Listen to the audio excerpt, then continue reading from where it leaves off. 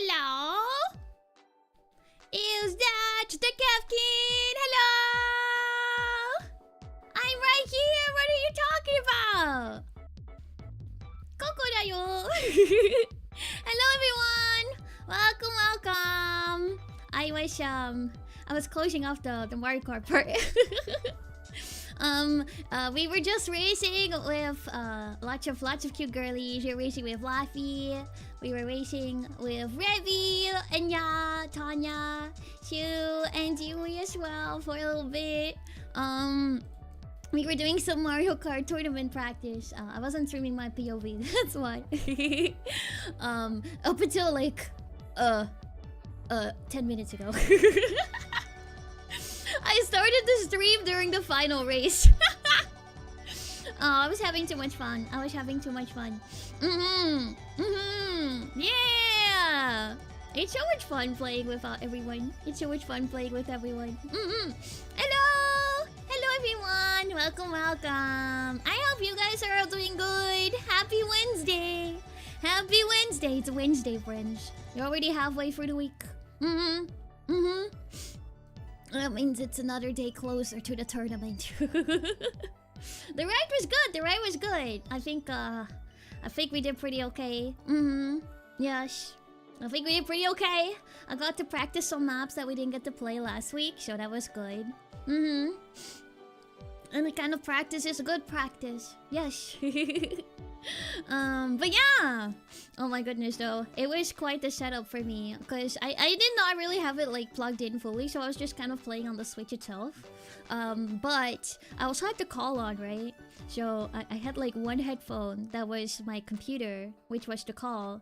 And I could not find my earbuds. So I used my other headphones to have audio from the Switch.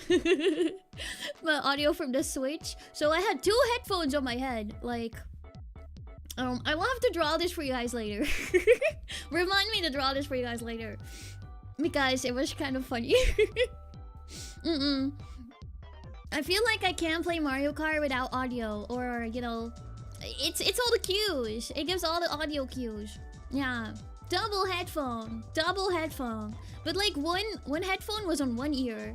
The other headphone was on the other ear, so we were kind of like crossed on my head if you can visualize that. I will draw that in a second when we switch over to the art section.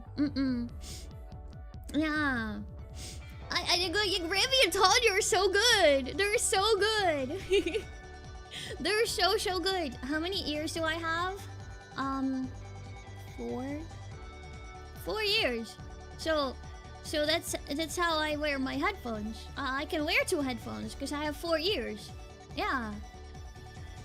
They're totally ears. Do I hear through all 4 of them? Maybe. Those are my personal secrets. Personal secrets. You can't ask a girl if she hears out of all 4 ears.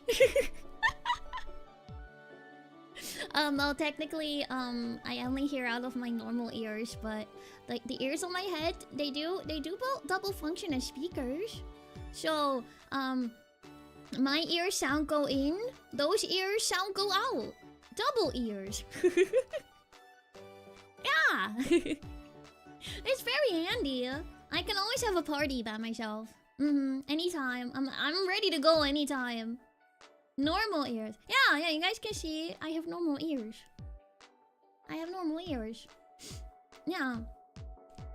The music isn't loud enough. Turn it up. All right, let's go. Doom doom doom doom doom doom. They do do brown brown. Do do do doom doom. Do do do doom doom doom doom. Brown brown. Ding ding ding ding ding ding ding ding. Yay! Okay. Okay, my bad. So when I sing, I amplify myself. Yeah, exactly. You gotta do something to have random idol concerts whenever you want to. I'm like a walking stage. Exactly. Wait, my nose is not the volume control. My noise is not the volume control. You're so welcome. You're so welcome.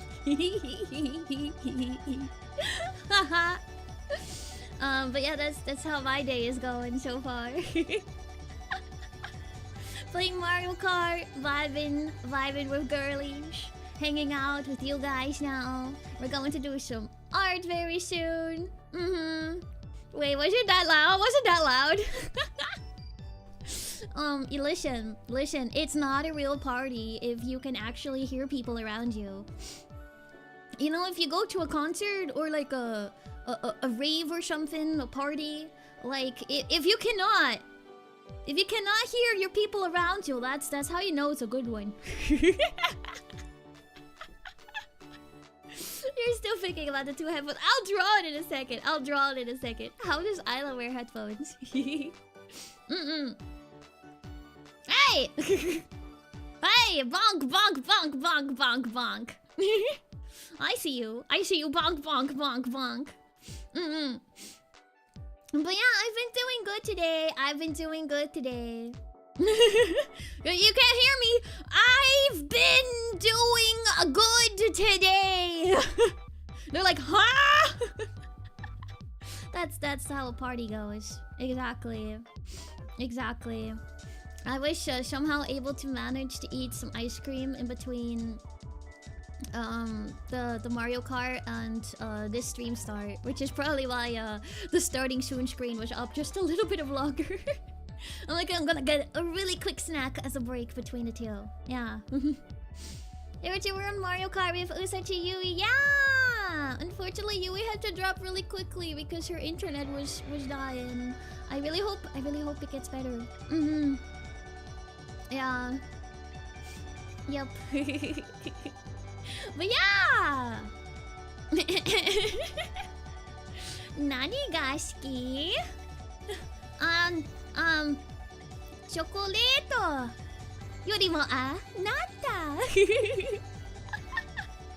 Ayo. It was marsh ice cream.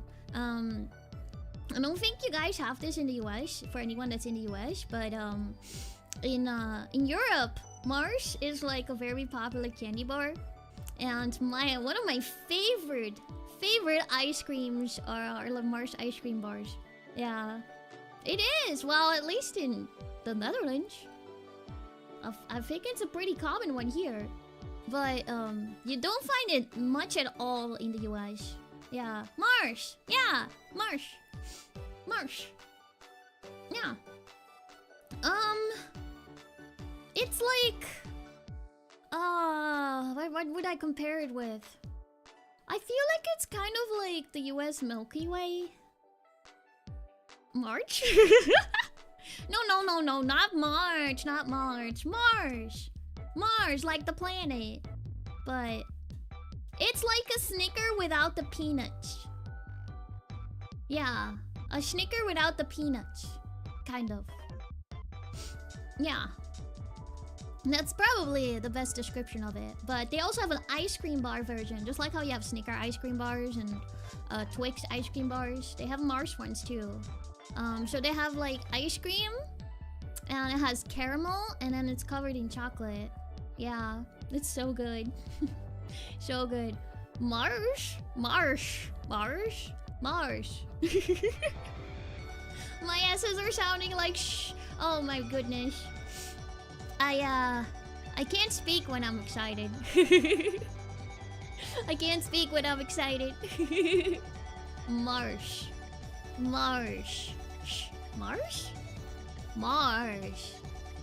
Can I not say Marsh anymore? Marsh.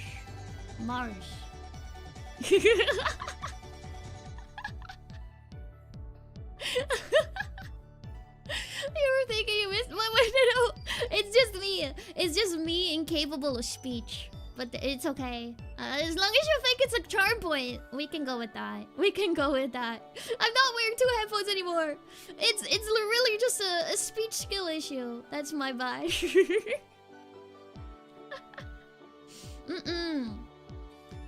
Yeah.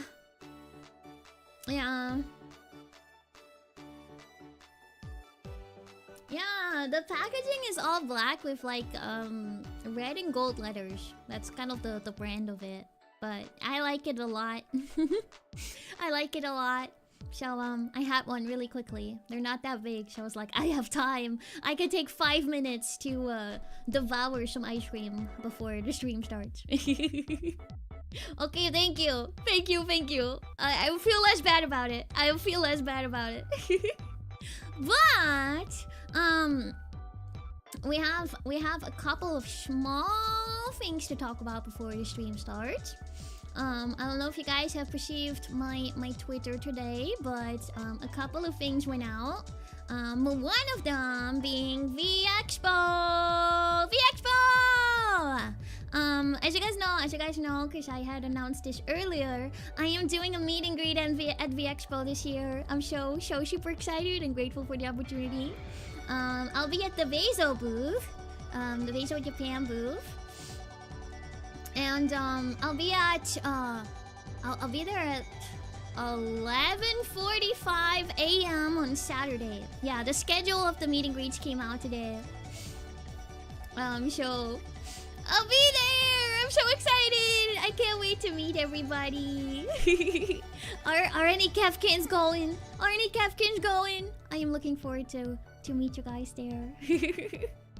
Yeah. So yeah, I'm at 11:45 a.m. That's me. That is me.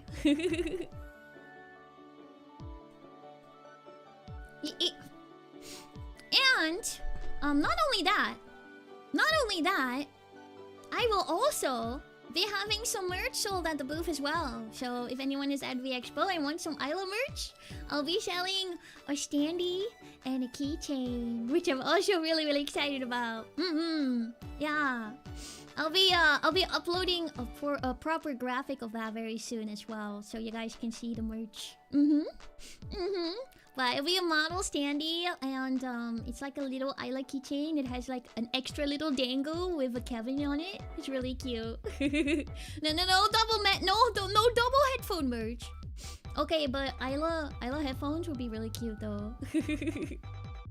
Yeah. I've been so excited to see you, Terry. I'm so excited. I'm so excited. Yeah. And that's already next week. That is crazy. It's been sneaking up on us so fast. Yeah. There's so many awesome people are going to the convention too. I'm very excited. Oh, true! You have those like headphone clippies. Yeah, those do exist. Merch ideas. But yeah, that is one of them. But we are actually at a convention even sooner than that too. Even sooner than that, in like 3 days. This Saturday, I'll be at San Japan in Texas. For this one, I'm there virtually. And I'm participating in the brand new Mirai concert. So I hope you guys are going to enjoy that. If anyone is going to San Japan, you can see me as part of the brand new Mirai concert, hosted by Otoharu Rio. Yeah. Thank you so much, Rio, for having me. I'm very excited. It's a very busy day on Saturday. We have concert, we have Mario Kart tournament, we have Repo collab. Oh my goodness. Oh my goodness. For the merchandise, currently it's going to be convention only, unfortunately. But I could look into possibly selling it online in the future as well, but as of this moment, it is convention only. Yeah. 2 card appearances in a week, I know! It's crazy. Yeah, for this Saturday, I'm so excited to be able to sing at a convention again. It's so fun. I'll be singing a really cute hype song too. And it's Genshin related, so I am double winning. I'm double winning! It's gonna be a Genshin song! But, for anyone that's not able to go to San Japan this year, they will be actually streaming the whole concert online as well. The stream takes place, it was just announced. Just announced as well. The stream takes place on September 5th at 2 a.m. European time. Do the math. Do the math. I think that... I can do math. 8 p.m. Eastern time? And 5 p.m. Pacific time. I don't know the math for JP time.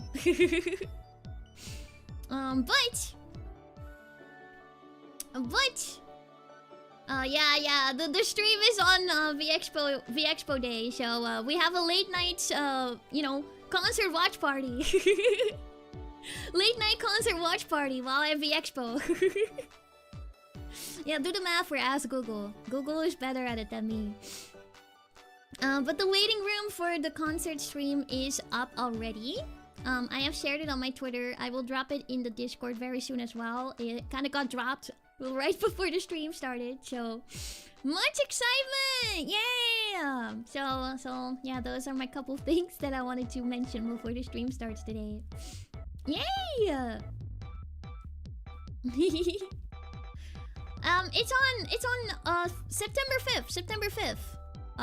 Which I guess that would be September 6th in Europe. The 2 a.m. It would already be September 6th. Yes. But yeah.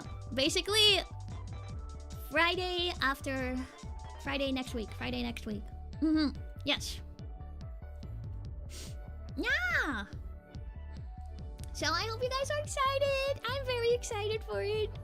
Yeah. So many events happening. I feel like, oh my goodness, this week, next week, it's been so busy, but so much fun stuff, so much excitement. I've been super excited. Yeah. You brought Roxy. Aww. Hello Roxy. Welcome, happy Wednesday to you, Roxy. Yeah. So that's that. That is that. I don't have any other crazy announcements to make today. But today we are going to draw. And I guess getting in the mood of like concert time and everything, we are going to draw an idol CHEKI!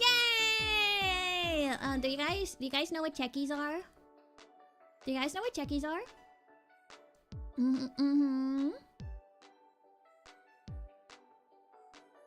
That's generally impressive, Ayla, especially with having to operate as an indie and having to coordinate all this yourself. I'm very impressed. Thank you!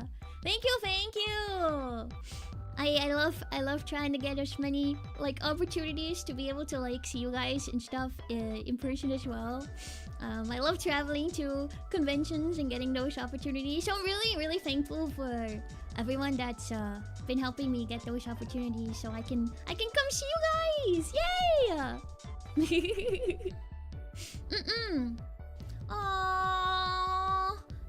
I hope Roxy recovers very well from her operation. I hope she recovers well. But yeah, the CHEKIs, they are Polaroid pictures. So CHEKIs are very popular in idol culture. So lots of idols, they will let you take CHEKIs with them. They're like those cute little Insta camera Polaroid pictures. And typically you can take a picture together with your idol and do a cute pose and everything. But you can also buy like pre-taken CHEKIs as well. And then the idols will also decorate them occasionally. And they write like a cute message on there for you. They're really cute. I've been able to get a CHEKI once with one of my idols, one of my Oshis. It's a great experience. It's a great experience. We did like the little hearts together, the little hand hearts. I was just like awkwardly standing there doing my little hearts. I'm like, hey yo, she's so cute.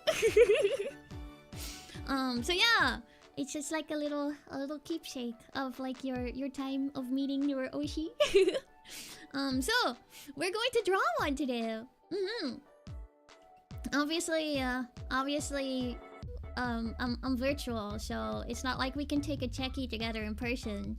So we will be drawing a virtual one. Yeah. Oh yeah, we're not talking about Albedo's VA. I do not have an idol CHEKI with Albedo's VA. I do have a picture with Albedo's VA though. Yeah, Mr. Koidao, I do have a picture with him. I was winning. I got his autograph and a picture together. But yeah. But yeah, we're going to draw a cute CHEKI, and then we're gonna decorate it as well. We'll see how much we can get done in one stream, but I hope we can finish it. That is the goal. No, the one idol I was able to get a CHEKI with is from Karen from Fruit Zipper. She's so cute. She is so cute. I was able to meet her once. She's so adorable. Yeah. But okay. Let me move over to the art screen. So that we can get started. And we can keep yapping while I draw. I also need to draw you guys the double headphones. Let's go! Okay, so I have like a base for it, right? Okay, let me... There we go. Music. Where's my tablet pen? I always lose this thing.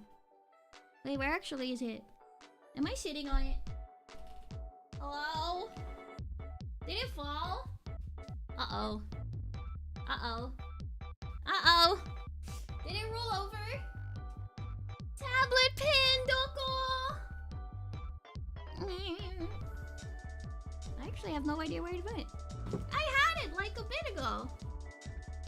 I was literally doing some test drawings of this earlier. Oh, it did fall on the floor. 2 pens for double speed. Honestly, I feel like I need 2 pens because of how easy you can lose the tablet pen. Okay, I got it. That's the pink butterfly dress one. They do have a pink butterfly dress, yes. They do have one of those. Fruit Zipper is their Ichiban Kawaii Tokoro song went pretty viral on like TikTok and Instagram and stuff. The Ichiban Kawaii Tokoro Kizuiteru. That one. Suki Sukiru. It's so cute. I like their music. It's very, very adorable. Yeah. Great start. Thank you. Thank you. Listen, we need a little bit of scuff. But okay. Before we start with actual drawing, I will show you guys how I was wearing my headphones. So we have Ayla, right? Ayla's right here. Right here.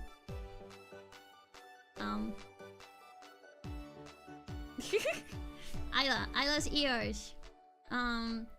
You know, other ears. Bangs. Cute. There we go. Ayla. Ayla. Oh, yeah, Kanan is the pink one. She's the pink one. Ayla? This is me. This is me. I got hair. I got enemy eyes, you know. I got little fangs. My little ears. It's me. So how was I wearing headphones? You may ask. I had... Oh god. Tablet. Cooperate. Thank you. I had... Simpler terms. Okay, this is person. Person, like human, but also not human. This human but not human has white hair with streaks. She kind of looks like toothpaste if you squint, and she got 2 ears that kind of glow a little bit, and they got little stars in them, and she got little fangs, like two little fangs. Very cute. Blue eyes with like a little bit of pink in them too, and she has ears. Yeah, 2 normal ones, 2 normal human ears, and then 2 mechanical ears. And her name is AylaYew. Not I love you, but just AylaYew. You get it? You get it? You know that person? I hope you think she's cool. I hope you think she's cool. Okay. So that person was playing Mario Kart with other cute girlies before this stream. Like less than an hour ago. And while playing Mario Kart, that person ran into the dilemma of having audio from the computer and audio from the Switch as different inputs. So, to solve that problem, to be able to hear both computer audio and Switch audio without putting one on the speaker, because it would enter the microphone, that person had to get very creative. Yeah. Why did I need audio from the computer? So I could hear the cute girlies. It was a Discord call with cute girlies. Yeah. It was collab. Very important. It was a vital thing of the operation. Listening to cute girlies. Yes. And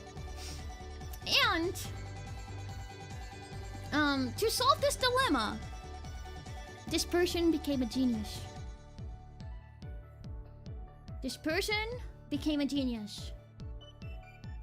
People have 2 ears. This person has 2 ears. So, if one ear listens to people, then the other one can listen to the game. Wow. Now how to accomplish that? The initial thought was, okay, we have headphones.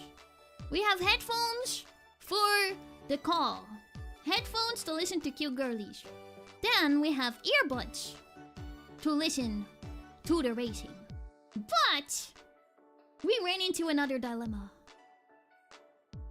Earbuds nowhere to be found.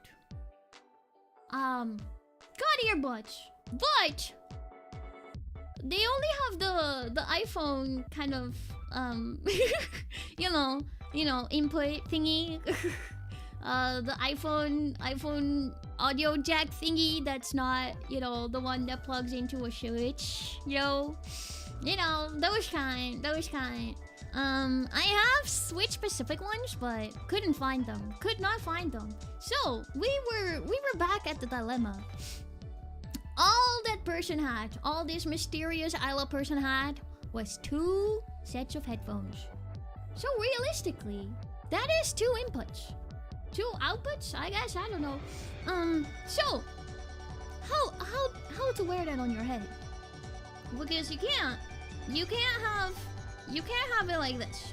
Because where does this one go? I don't know. It can't fit. No. Boo. So, how we had to wear it was, one headphone is on this ear. Then we kind of angle it so it goes behind, right over here, like this.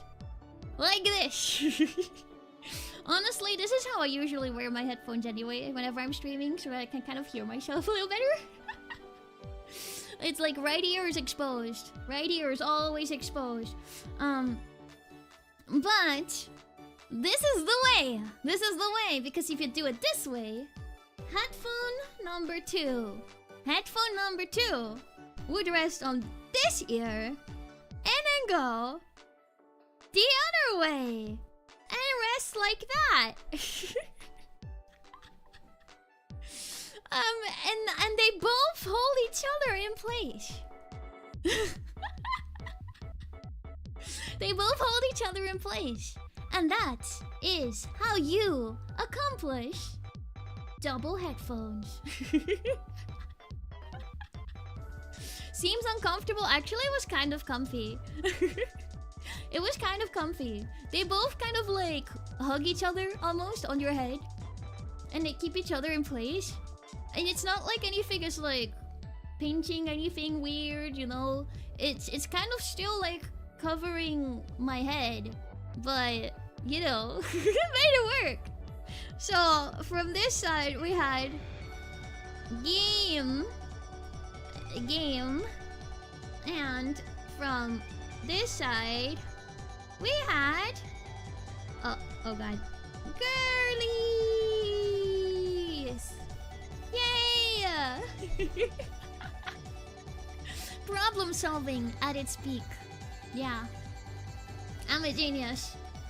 I am a genius, if I say so myself. This story made no sense. Wait, what did not make sense to you? What did not make sense to you? What was wrong? I thought it was pretty clear. I thought it was pretty clear. One headphone for the game, one headphone for the girlies. Perfect sense.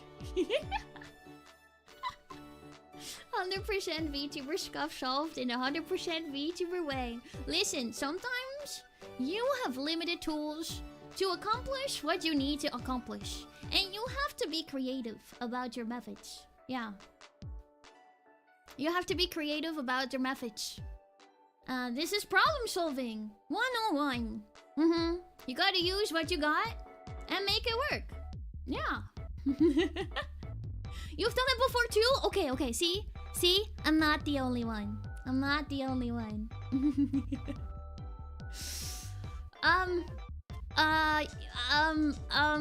But I guess I could also wear ears like this. Maybe, hold up, that was a very bad arch. Maybe I should wear them like this instead.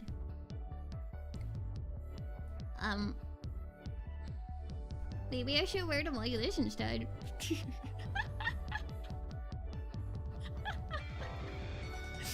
Double headphone. Double headphone. So many ears. So many ears. Yes. Yes. The issue with the story is I don't see Two-Face. Oh, my bad. We are kind of behind on the times here and cannot work in color yet. Here you go. White hair with here we go. Toothpaste colors. There we go. There she is.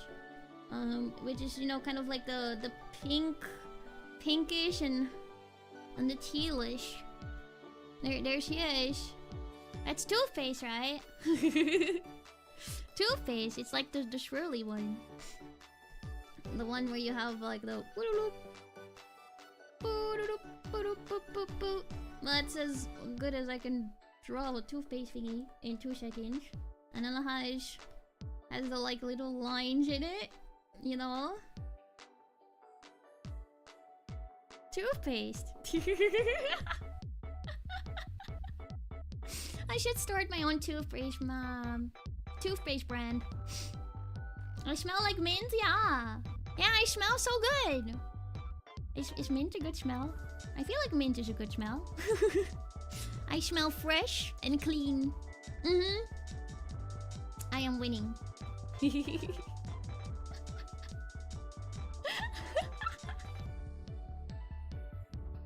Oh my goodness. But well, yeah, that was my story about how I was wearing my headset during the Mario Karting. Yeah. Yeah. Yeah. It's a good smell. Thank you. Yeah. You probably didn't intend for that because it seems like a cat smell, but because of the inner line that you made for the face, it looks like the cat smell was actually two big teeth and it's kind of... Oh my goodness. No, I can't see. I can't unsee it now. Wait. Tooth. Tooth. It's tooth. Okay, let's get serious. Goodbye. Okay, there we go. Actually, so, art. We must art. Yeah. Okay.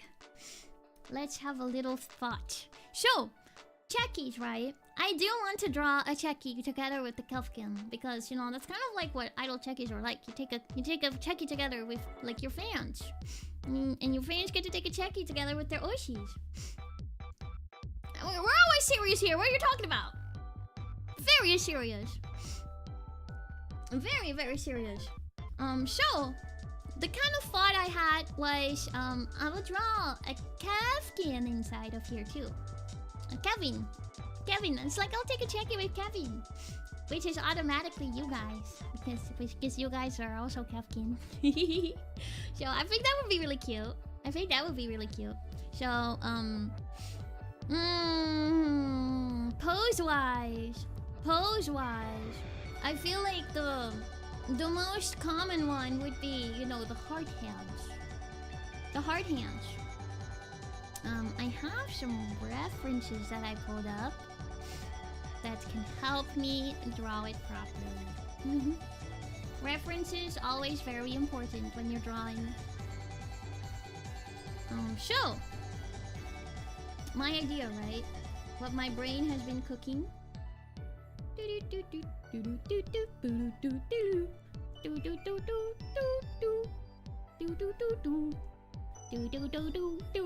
Sorry. I feel like I'm a little bit unserious today. I'm feeling a little silly today. Don't mind me. Don't mind me. Oh, she's awake. Oh, give her lots of love. So my idea is we have like a cute. Okay, this is where Ayla would go. That's me. That is me today. Wait, don't make fun of me. I'm usually silly, but not this silly. Yeah, but blame the sugar of the ice cream. We blame the sugar of the ice cream. So let's do like a very quick draft of like the pose. Very, very quick draft of the pose. This is Ayla.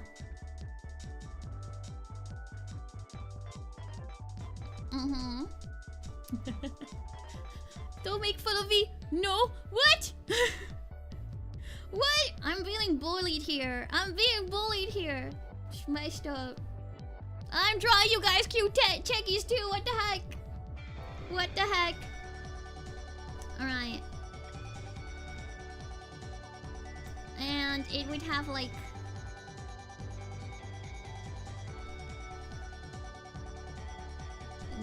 There's too many lines in here.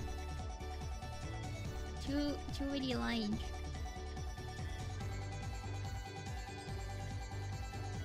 Alright. And she would have... the cute like the heart hands. Kind of draw them like this way. This stream is going to test my hand drawing skills. Hands are always the bane of my existence. This is just a rough sketch though, so they will get better. They will get better. So we be kind of like that, and probably like bigger.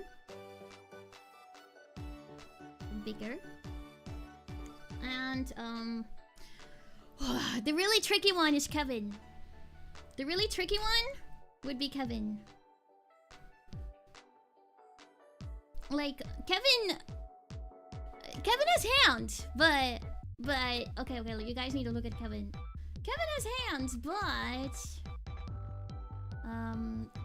look at his little hands. Look at his little hands. He'd be like a tiny. Doesn't even have a potionable foot. I know what to do. Actually, I know what to do.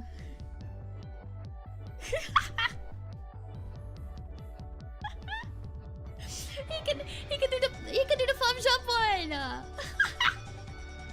Blocked. The heart's blocked.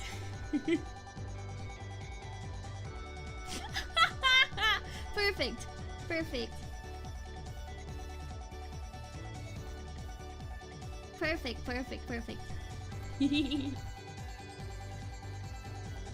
Okay, very rough one.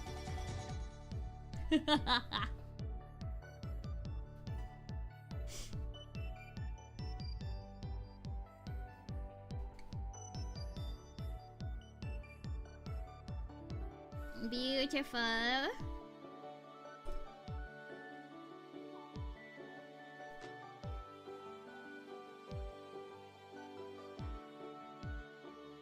We will refine everything. This is really just like a rough idea of the pose. Just a rough idea of the pose. He's confused, maybe. Maybe he doesn't quite understand what's happening. He does not quite understand. Kevin is just chilling. It's like reciprocating your heart. No, thank you. No, thank you. Okay. I might make Kevin like bigger. Ooh. So the real key is trying to fit it in this nice little block. Oops. This is what I get for drawing things on the wrong layer. Hold up. Let me move it over. Yeah.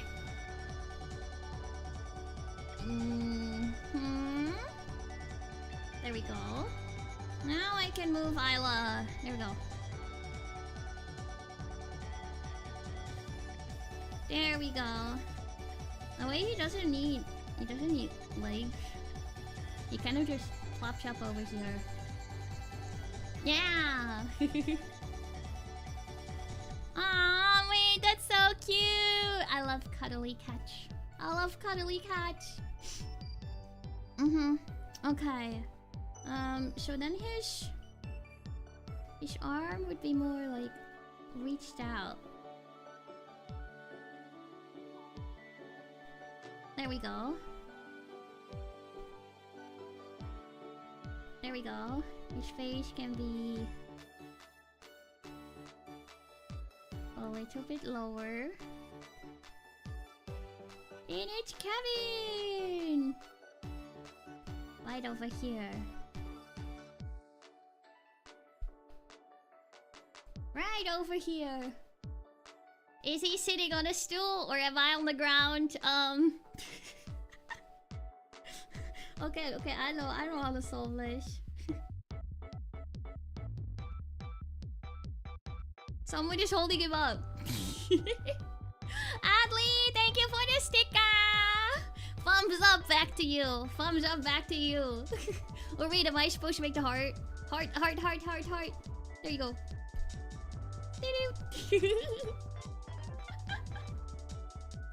It's gonna be so cute. Okay, okay. He's probably on the stool. He's probably on the stool. Don't question the CHEKI magic. Don't question the CHEKI magic. Yeah. Okay. Okay. So the rough idea is here. Then we have like huge background. And the thing that also happens a lot with CHEKIs is that we like to draw on them. So I could have like little like beep beep beep beep beep beep beep beep, and pics like little drawings on them, like meow, the little cat ears, and little hearts and stuff. Sad face. That's the idea behind it. That's the idea behind the CHEKI. And overall, let's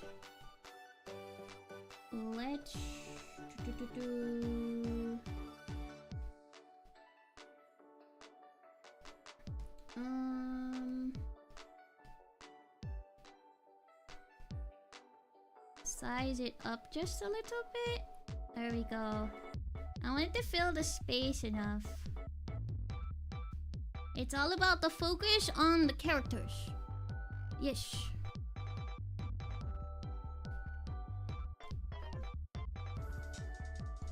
Just like that. Now we fill this space properly. Yay!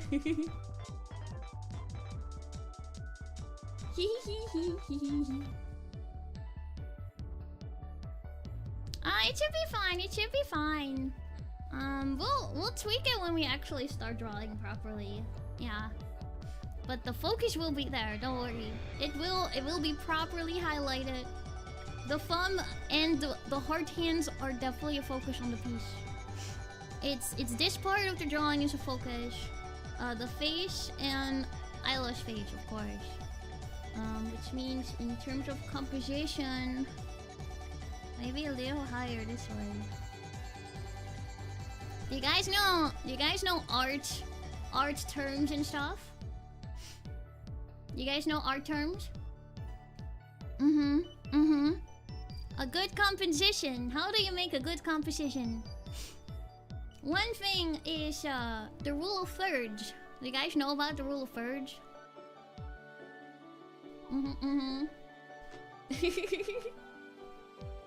I wouldn't call myself a master, but I have had art degrees and stuff. I know a little bit about the rules. Eventually, no, after a time though, I feel like you kind of start just getting a feeling for it rather than like doing the specifics. But the rule of thirds has to do with, you can divide, like, I'm bad at drawing straight lines. You can divide the space up in like blocks of 3. And like there we go, that's about good.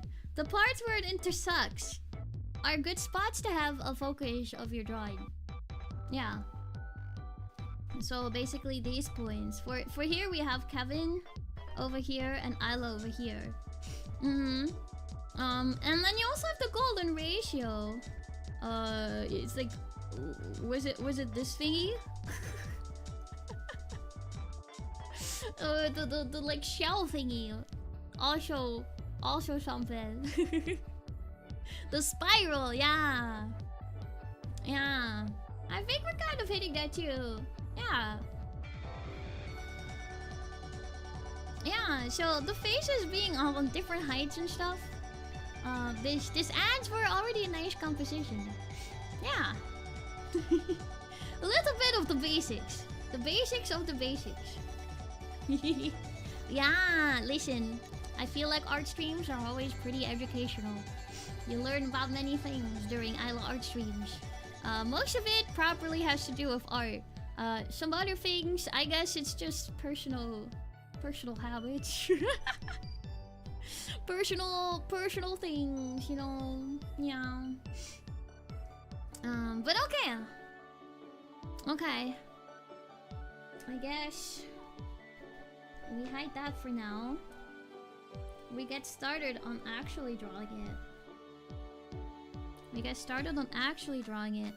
Would you guys mind if I take a really quick break to go get some water? It's somehow still kind of toasty here, and I ran out of water really quickly. So I will be right back. Keep Kevin company. Kevin will keep you company. You can look at Kevin. There you go. Very large Kevin. Don't scare him off too much. Staring contest! Alright, BRB, staring contest, let's go!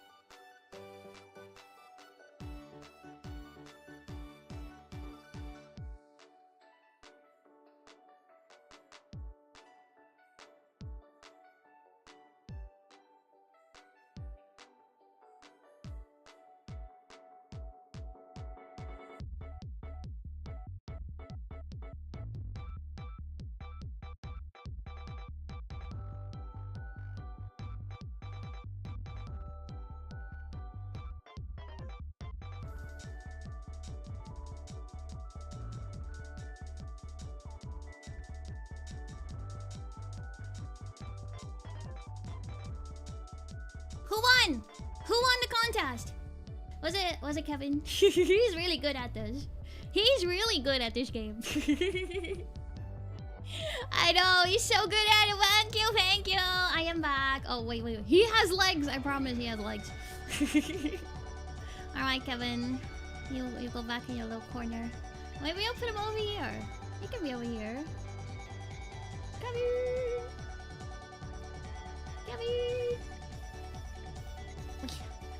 There we go. Kevin! Nice. Don't worry about his legs. He's like one of those creatures that can like retract his legs. Wait, do those creatures exist? Do those creatures exist? Are creatures existing that can retract their legs? Sounds scary. I know, it kind of does. It kind of does. He's like a turtle. Yeah, he's like a turtle. He's like a turtle, but only with his legs. It's like... yeah. He's also mechanical, that is true. He probably just took them off. Don't... You can't ask Kevin where his legs are. It's rude. That is rude. Also, I feel bad, but I totally did not get water. I got cola. But you guys expect nothing less from me.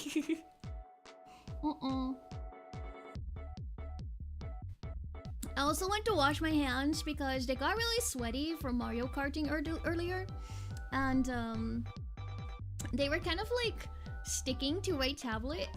Just making it harder to draw. Yeah. That's exactly what you expected, yeah. Yeah, exactly. That's what I thought. That is what I thought. Alrighty, yeah. Let's get drawn, guys. I hope I still got it. So, let's get started with me. Ayla. That is me. I am Ayla. Whoosh. There we go. Yeah, you know about it too. I feel like it's artist pain. Are your hands so sweaty that it sticks to the screen, and you're trying to like make a beautiful like circle, but then it's just like that's the issue I was having. It was hard to draw. I'm like, I need to go wash my hands as well, so I got a drink and I got to wash my hands. Was getting too sweaty from gaming. Yeah. A lot of artists have the glove, the artist glove that is like, it goes around your wait here, hand. Beautiful hand. That's a very large thumb. Okay, hand. This artist glove, it goes around like this way. So it goes around your pinky and your thumb. So whenever you're like drawing, right? You have like the pen. You're like drawing. The glove is that's the part of their hand that tends to like rest on the screen and stuff, so it doesn't get the screen dirty. And yeah, you don't get sweaty. Oh, the pinky and ring finger. I guess those exist too. It goes more funny hands. I promise I'm actually okay enough at hands to better than these. I guess it goes this way? That way? I guess those exist too. That is true. I never had one, to be honest. I've never had one of these before. They probably would be handy. I just have to clean my screen occasionally because it gets like dirty. It gets dirty, and then the tablet doesn't work as well anymore because it's like a little grimy. You have to go clean it. You kind of prevent that if you use these. I've used one once before because I think we had them at my school when I went to school for art and stuff. And maybe it was also me not being used to the tablets they have there because they had the like really big Cintiqs, and I wasn't used to draw that big yet because at that time I was still using a no screen like little pad like tablet. Now I am using like a screen tablet, a Cintiq, but it's a smaller one. But going from like not drawing on a screen to like the most ginormous one that they have was a little challenging. So I think it was more of I wasn't used to the tablet, but I did not enjoy the glove that much. But I think it was because the screen was also too big and it was making it glide a little bit too much for me. But maybe I just need to get used to it. Maybe I need to get used to it. Because I do like having a little bit of grip on the screen. So that's my one worry with the gloves, is that it's like making it a bit too slippery. And then I'll be like drawing, and I'll be like, or like, I'm like, no, where am I going? Yeah, it does make it slidey. Which, I mean, for some people, that's actually really nice because of the way they draw. But it's a little bit of an adjustment, that's for sure. A little bit of adjustment. So currently, I guess I'm just exposing myself as the dirty screen artist. The bare hand artist. Yeah. Okay. Big eye. Big eye. You can imagine. Yeah. I don't think I can ever go back from like screen drawing though. I made that transition where I was doing art stuff in like the pandemic time, right? I was in art college during pandemic time, and because we couldn't go to the school labs anymore because we had this like really big lab because I was like an animation student, right? So we had like a whole computer lab that we were working in all the time.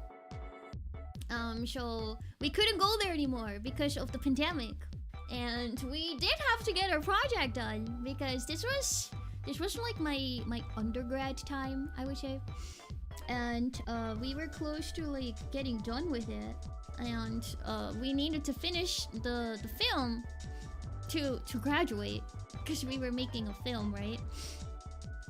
And if we were not able to go to the lab, we were in the period of time where you're in the lab like 24/7 because of rendering and stuff like that. We would be suffering.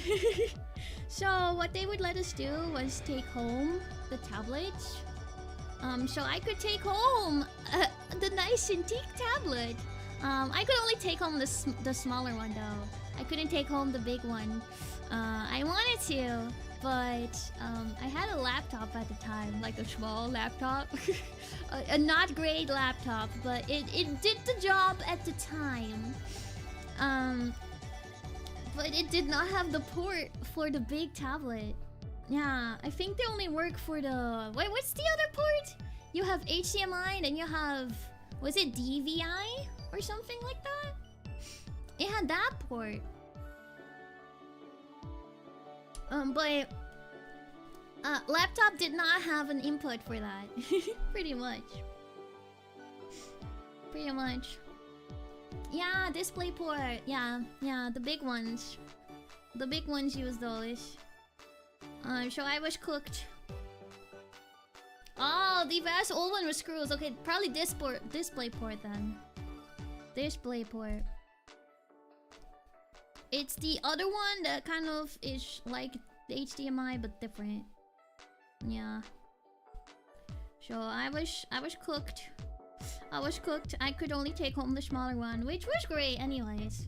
But then they let us just keep the tablets. Well, me in particular, they let me keep the tablet because I was gonna come back for grad school. They let me keep the Cintiq tablet throughout the whole summer break. And I had to bring it back afterwards. So I got to use it for like my personal projects while I was stuck at home from the pandemic, which was really nice. I liked that a lot. But then I had to give it back at the end of summer. And I go home from bringing it back, right? And I plugged in my old tablet, my little drawing pad, and I tried drawing with it. I did one line, and I was like, no, I can't do this anymore. I was saving money for a while at that time because I wanted to get like a desktop, and a new tablet anyways. Because my tablet at that point was like 14 years old. It served me for like 14 years, which was really great, but it was time. It was time. So that day I bought my current laptop, or current tablet, yes. I bought my current tablet that day. I'm like, I can't do this anymore. Oh, I see. HDMI is a brand, while DisplayPort is technology any company could offer. I didn't know that. You learn something new every day. That is crazy. Yeah. But yeah, that same month, I think, was also when I bought my new desktop. Because that's when I started streaming. And my laptop could not handle streaming. It was old laptop. She was going through a couple years already at that time. And yeah. This laptop had like 8 gigs of RAM. It had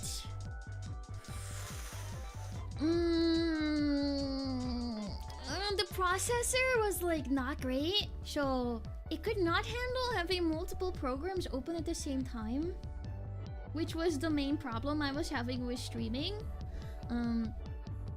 I could not have OBS and a game open at the same time, let alone like VTube Studio as well. So I couldn't stream. I could not stream with that laptop. So I bought a desktop.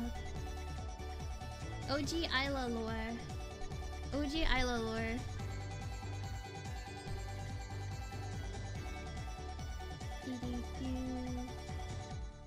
Like here?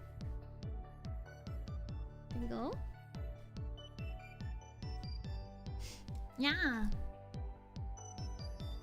But yeah, that's kind of around the time I started streaming too. And that beautiful tablet. This tablet has served me so well. I love this tablet. I have the it was brand new at the time. It's like a Cintiq, but without the fancy stuff. It's a Cintiq Pro 16, I think, or something. It has the same screen and stuff as a Cintiq, but it doesn't have like all the extra buttons and stuff that you can put things to, which I didn't mind because I don't really use those anyways. So that's how I got that one. But it served me really well. I like it a lot. RIP desktop, yeah. My desktop is still in the US. But I have better laptop now, and it's working perfectly fine. Honestly, sometimes it works better than my desktop. It has better stats than my desktop. Oh, I miss desktop Kundo! I miss it! I miss the extra RAM that I have on it. For when I'm doing editing stuff. Is the laptop still there? Yes. Yes. It is still there. It exists, but you don't want to use this laptop. This laptop, it basically takes like an hour to start up, and it literally takes you an hour before you're able to like open up a browser for it to function. It's so bad. It's so bad. Yeah. Pretty much unusable anymore. Especially now that I got a new laptop, it's like I don't even have a use to even try using it for. I occasionally would use it to like put an HDMI into my TV, and like I could like play some stuff on my TV, or like watch some stuff on my TV that I normally could only like watch on my computer. Yeah. So that's kind of what I use the laptop for, but I don't even have to do that anymore. Oh yeah, I would play like DVDs on it, because you know it had like a DVD drive, which, oh my gosh, none of the current like laptops and stuff even have a DVD drive anymore, or a CD drive. I'm like, I can't play any of my CD stuff. It's all just like electronic now, only virtual. The times have changed. Times have changed. Hi Isaac! 15-minute break! 15 minutes Kevkin time. Let's go! Thank you for dropping by. Yeah. I have like an external like little DVD player now that I can use if I really need to. Yeah. But yeah, it doesn't play Blu-rays. The PlayStation play Blu-rays. I don't have a PlayStation. May I ask about your humble beginnings in streaming? Because obviously you didn't always reside in the forest with a bunch of mechanical foxes. That is true. Once upon a time, I lived another life.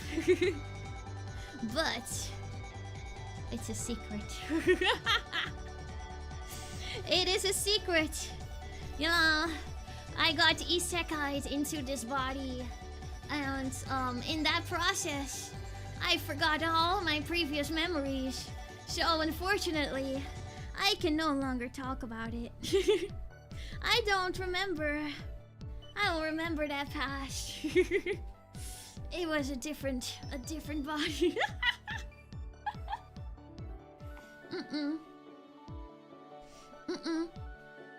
But yeah, I did stream starting like 2020. A bunch of lore drop today. If you know, you know. If you don't, you don't. Yeah.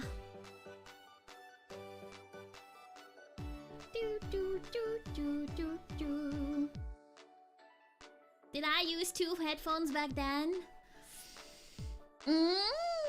No, only one. Only one. That's a skill I developed when I got isekai'd, you know. You know when you get hit by Mr. Raccoon and then boom! You're in a new body? Well, you always get these overpowered skills, right? You always get these overpowered skills.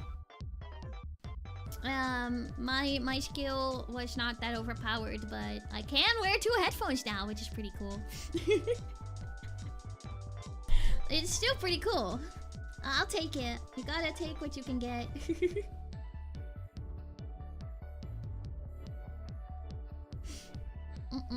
You gotta take what you can get.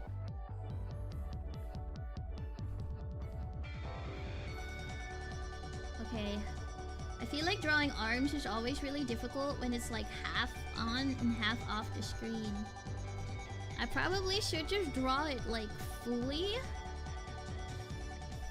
Because something about the body looks off to me, but I might notice it when I actually start drawing in like the clothes and stuff.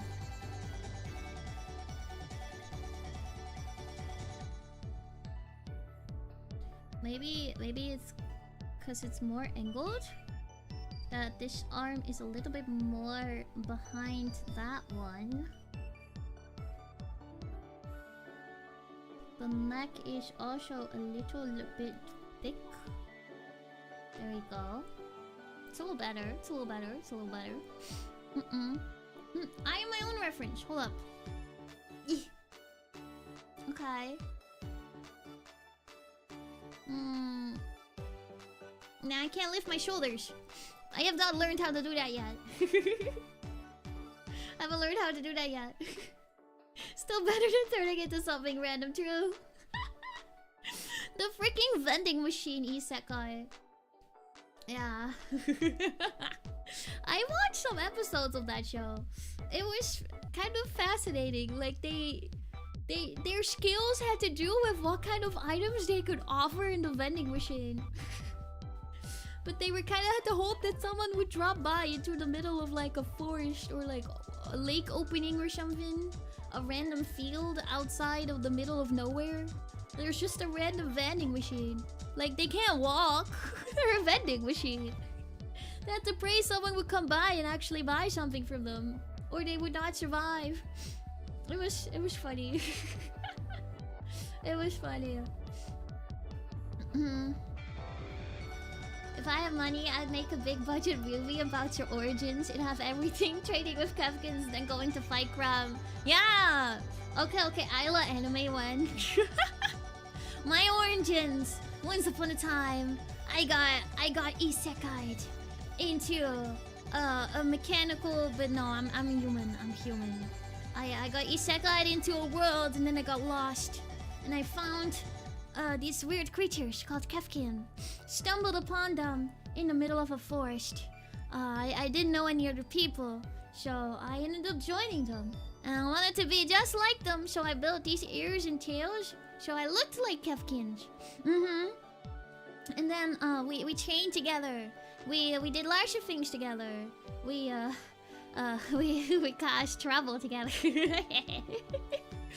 I get to sing for them, which is a lot of fun too. And then we go play pranks on people, cause that's what we do.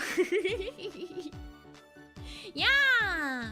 And you know, once upon a time too, I wanted to venture out and get to learn more about people. So Kevin and we ventured out of the pack and trying to look for more people, get to meet more people, learn more about the world. So here we are, and now I get to learn so much from all of you guys. Yes, so much. Into the Aylaverse. Yeah. It needs to have a really long title though, if it's an isekai anime. It's like, that one time I got reincarnated into a virtual world as a human amongst a pack of mechanical creatures.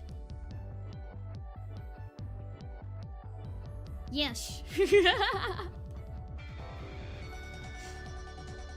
Yeah.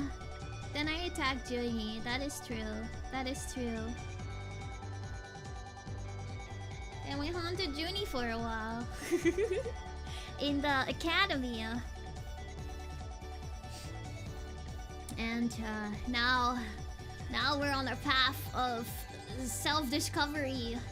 Exploring the world. Meeting more people. Meeting more other creatures. Yeah, making friends. And, you know, expanding our pack. That's what we're doing now.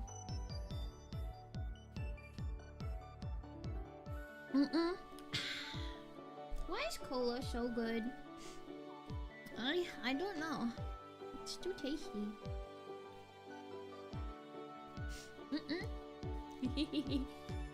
Fun information. I know. I feel like art streams are always like yapping streams. They're kind of zatsus, to be honest. I'm just yapping while I'm drawing. And half of the time I drop lots of lore. Yeah. It needs to be a paragraph long. Yeah. If it's not a paragraph long, are you even an isekai anime? Are you even an isekai anime? I feel like a lot of people don't like isekais though. But for me, to be honest, they're kind of one of my favorite animes. They're kind of one of my favorites. I think it's because they're kind of predictable. They're kind of predictable. I mean, people hate on them because they all follow the same storyline. But that's why I love them. It's like, okay, this is a person. They get isekai into another world. And they get overpowered stats. And then they just unga bunga and everyone loves them. And then they go on adventures. That's it. Then there's like some like bad guy or something. And they have to fight the bad guy. But they have no opportunity to lose because they're overpowered. But for me, I love that because, I don't know, the predictability in it kind of makes me feel comfort. It's like I sort of know what's gonna happen. I liked it the first time, so I'm gonna like it the rest of the time too. I will enjoy them. Also, I really just like the idea of like, I don't know, getting transported to another world. I think it's really cool. It sounds really fun. They get the opportunity to like try something new, explore new things, explore like a whole new world, which is really interesting. Yeah. I also really like fantasy stuff in general. Yeah, I think it's an interesting concept. Whee! Hair goes this way.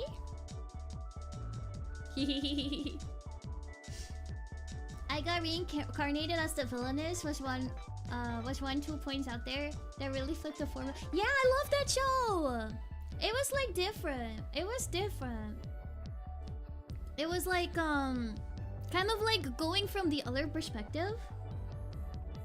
I have been enjoying seeing them kind of like take the same. It's like an isekai, but they take a little bit of like a different approach with it, which is really fun.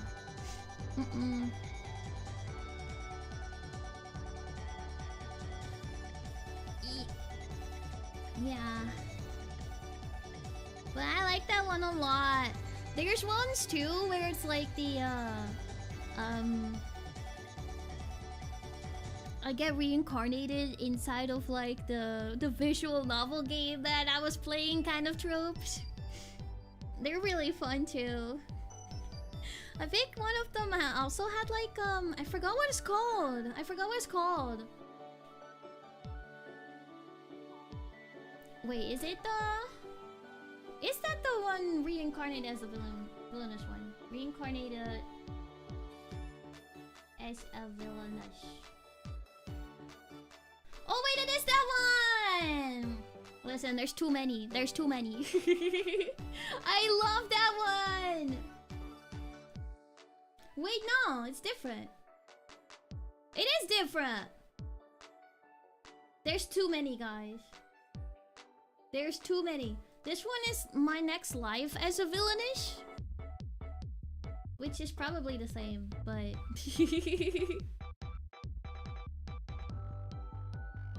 My next life as a villainish. I like that one a lot too. She is funny because the main character, right? She gets reincarnated as the villainish of the visual novel game that she really likes, right? Which means that she knows the exact point of time that she is going to get doomed, right? Because, you know, the villainess doesn't win in the game kind of thing. So she would get like, I don't know, I think she would get banished or like, you know, killed or something in the game. So she was trying to find really hard to figure out a way to like basically survive her doom date. Yeah. So she would do everything to like stop it. She would start being nice first of all, not be a villain. Then she would like try to help like you know, all of the good guys and stuff. Try to avoid being the bad guy as much as possible. And then everyone around her, including the heroine of the story, falls in love with her. Everyone falls in love with her, but she doesn't even notice. She's still like paranoid about like, I'm gonna die. They're gonna like banish me. I'm like, oh no, I'm never gonna find this spot of like being saved. I love that show. I think it has 2 seasons. It has really good music too. Oh, I think I watched that one too. I watched a lot of isekai. I don't know. They're really nice for me to watch when I'm working because they're predictable. It's like I don't really have to fully pay attention to them to like enjoy them. I can work while still getting through the whole story. They're kind of comfort shows for me. Yeah. Yeah, even the ladies fall for her too. The ladies fall for her too. Everyone falls in love with her. It's so good. It's so good. I love that one.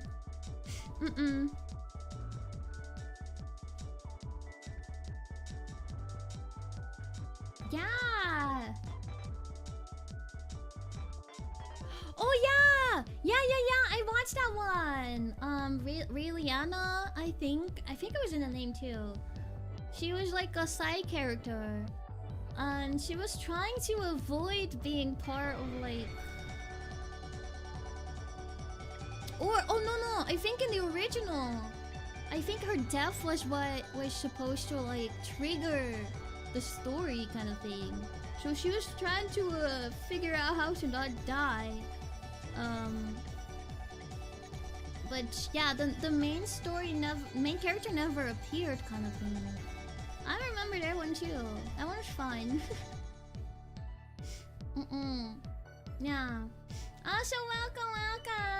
Have pat.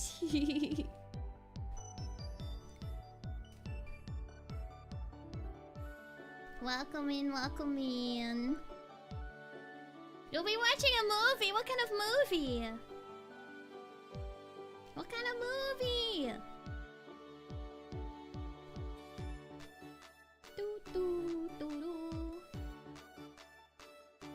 I skipped a hug, my bad. Hugs and hat patch.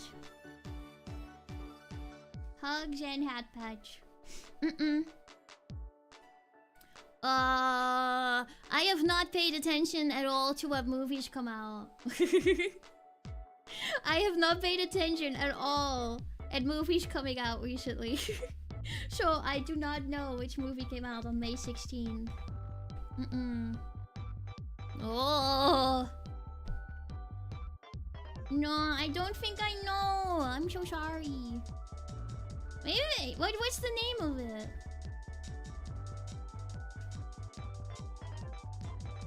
It's been a while since I've seen a movie, especially in theaters. I think the last one I saw in theaters was the Sonic movie. I saw that one like 3 times.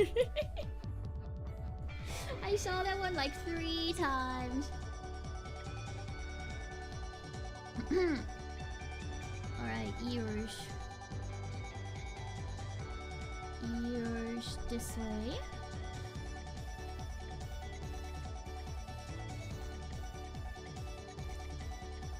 This way.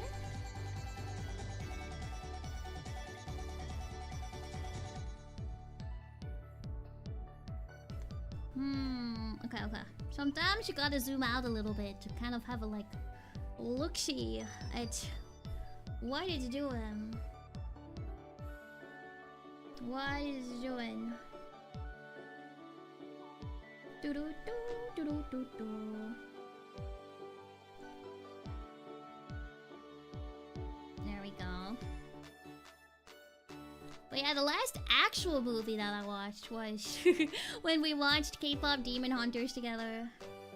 That was the last actual movie I've seen. That's the last actual movie that I've seen. Before that, it's been anime for me. It's been anime for me. Yeah. Alright. I think this is turning out pretty cute. It's turning out pretty cute. I'm liking it so far. Her mouth is a little high right now though in the sketch. It's giving me hold up. This kind of feeling. Wait. When you put like the mouth between the eyes. It's giving me that kind of feeling right now.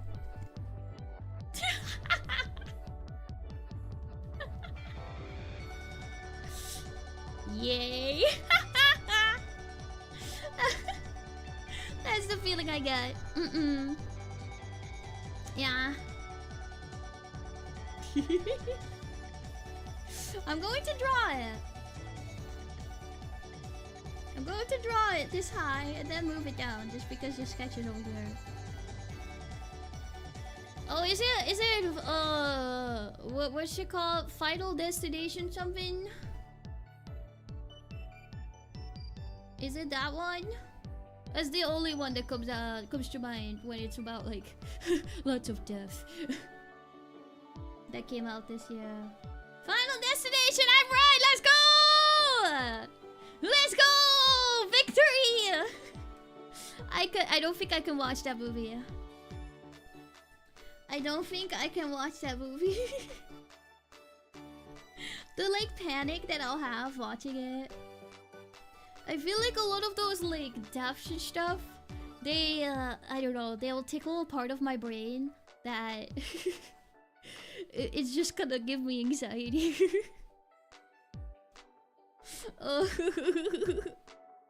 I don't like watching gruesome death scenes.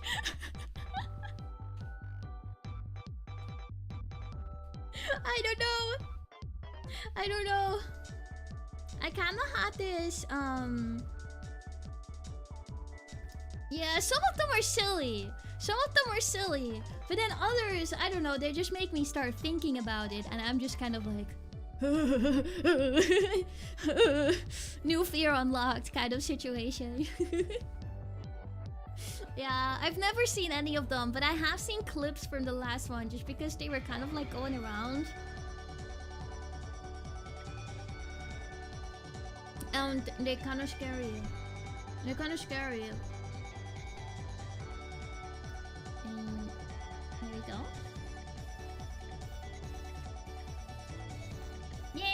Okay.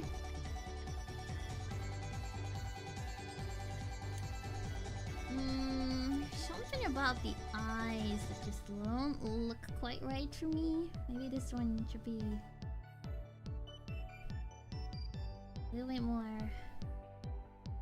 that way.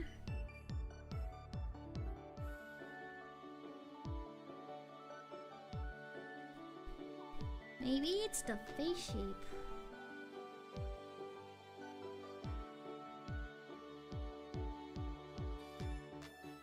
Okay.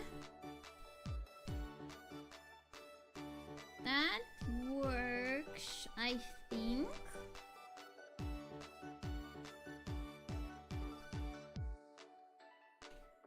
Okay. Okay. Whew.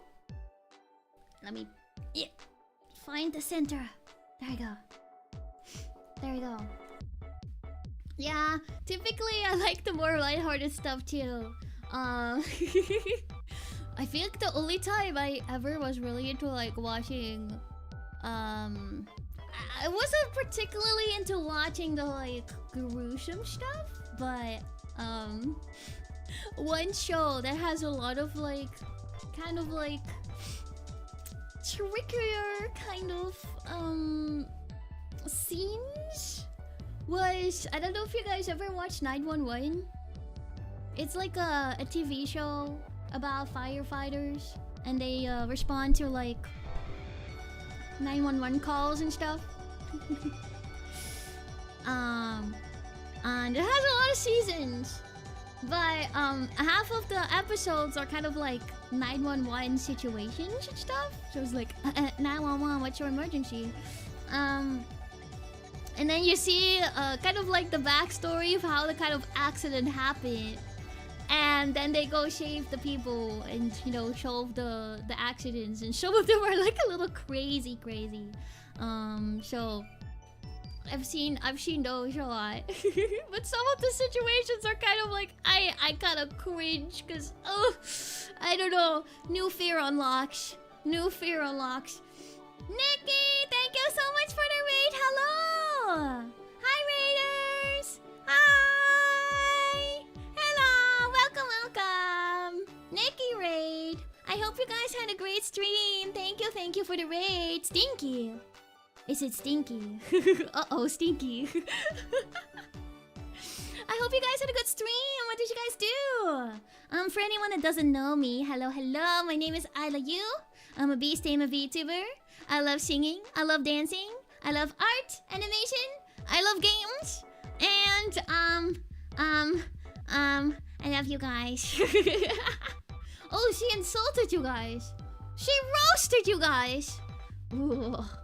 Uh-oh. I'm not much of a roaster, but I hope you guys had fun getting roasted.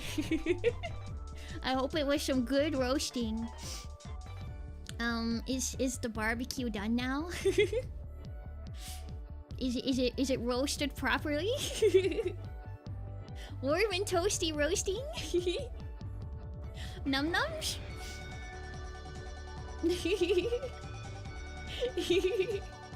I'm glad to hear that you guys had a great time.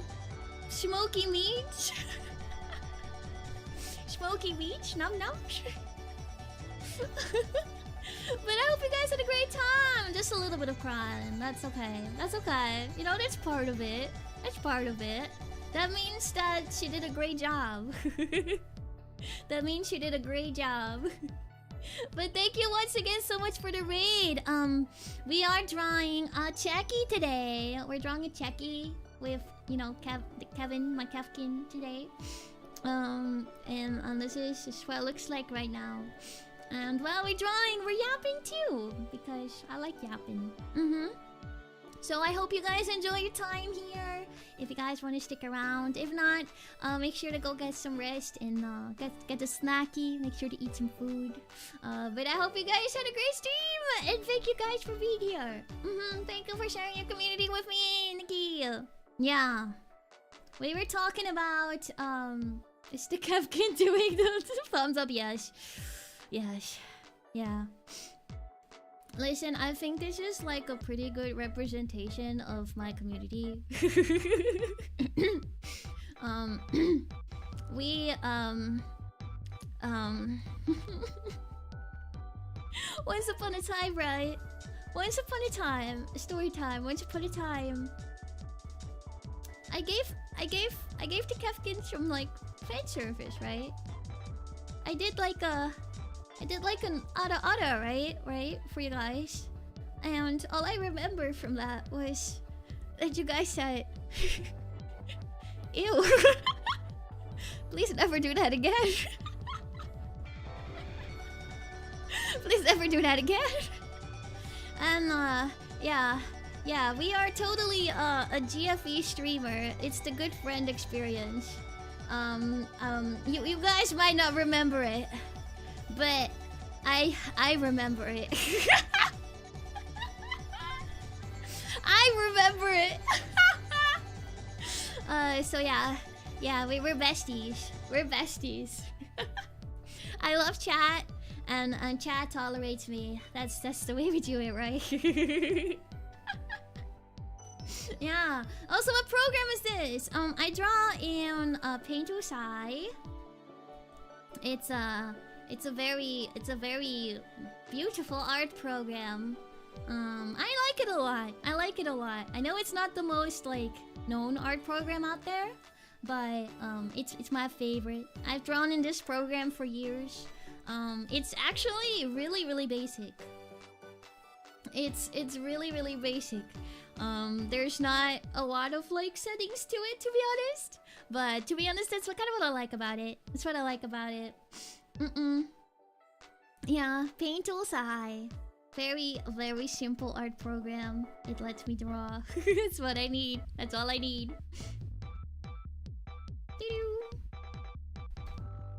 Yeah. I hope you guys tolerate me. Don't worry. I know that you guys love me. Yeah. Yeah, Paint to Sai's been around for a long time. Really long time. Like, I've been drawing in this program since I first started drawing, which was a really long time ago. Love is stretching it, just kidding. When? Oh, thank you. Hey, yo. Do I have any opinions on Krita? I really don't, because I don't think I've ever used it before.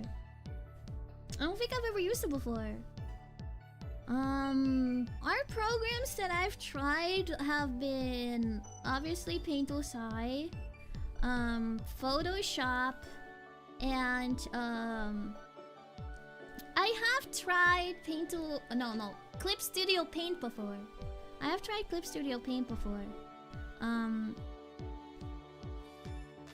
I don't think I have a subscription to it. I feel like I should, but I don't think I do, or I don't remember what my what my subscription is for that one. I feel like I've definitely used it before, but at the end of the day, I feel oh god. Paint to Sai just has something for me. I don't know. I like the way all their tools function. Maybe it's just because this was the program I learned to draw in digitally, so I'm just used to all of the ways it functions, and I feel like it functions like differently than most other programs. Yeah, just a little bit differently. At least in the way of like the stabilizer, and some of the brushes and stuff. I have been interested in kind of like trying to learn like another program like Clip Studio though. Especially because it has so many like settings and stuff and brushes that can really help with like making artwork nice. I usually draw like my backgrounds and stuff in Photoshop just because I think, especially for like background drawing, you kind of need a lot of special kind of brushes to kind of help with like adding a lot of detail a lot more easily in backgrounds. But for character art, I always stick to Paint Tool Sai. Yeah. What about doing everything in Blender? Listen, I could 3D modeling and drawing and like you know, texturing and stuff. I could, but it would have a completely different look. It would have a completely different look. I honestly kind of want to try using it more for like background. It's like a really nice way to get like fancy backgrounds really easily. And accurate looking, because you know 3D art already has like perspective and all that kind of stuff accurately in there.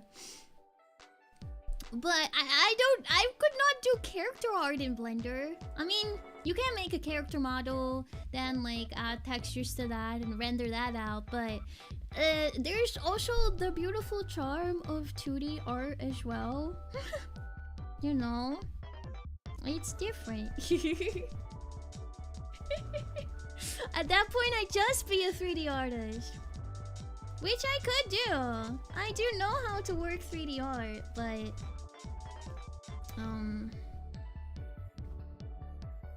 I like keeping my skill set open. This one. Yes.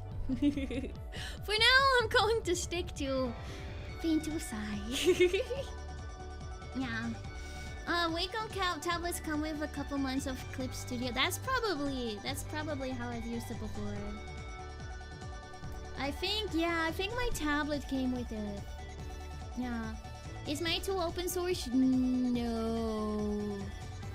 I can't remember if Paint Tool Sai 1 is free. But I have Paint Tool Sai 2, version 2. And I paid money for it.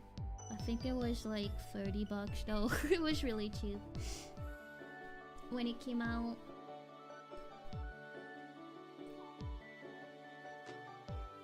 Ah. I'm not that old. I'm not that old. I promise. Okay, hands. Hands.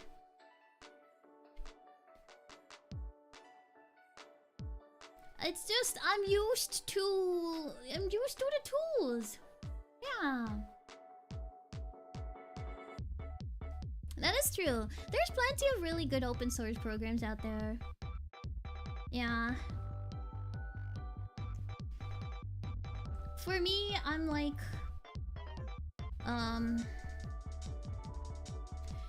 it'd be like having to learn a whole new program, which I'm not something I'm against doing, but I think it's good to like learn new stuff sometimes. But also especially for art right now, it's like this method works and I have like a whole art system, art method, art what do you call it? Process? My process, it works in this program with these controls, with these tools. I would have to redo that all if I learned a new one.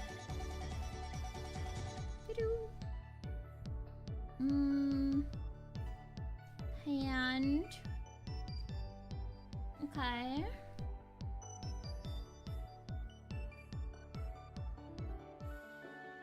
There we go.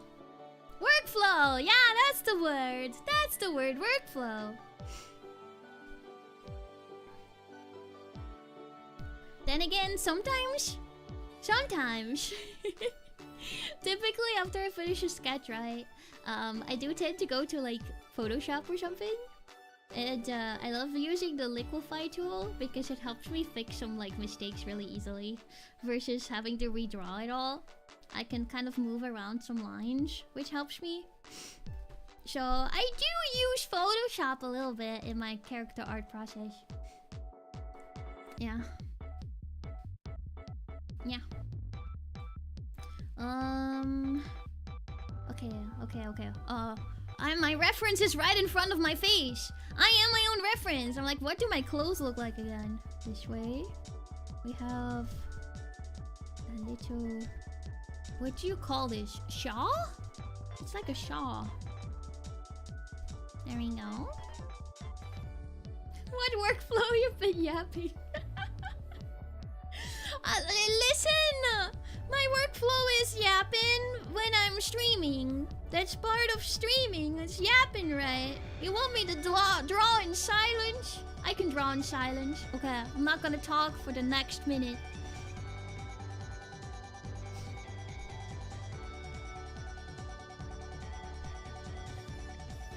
I can't do it. I can't do it. I can't do it. I feel like I'm being judged if I don't talk. I don't know. I feel like I'm being judged too much in my art process if I'm not talking. I think it was like 5 seconds. It was like 5 seconds. Yeah. But I am making progress. I am making progress. This art wasn't here. Yeah. I'm being judged either way. No way. No way. Man. Man. This is crazy. This is crazy. Right. Okay. I think that works. Then we have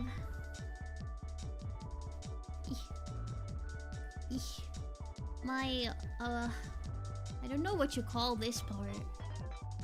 The top.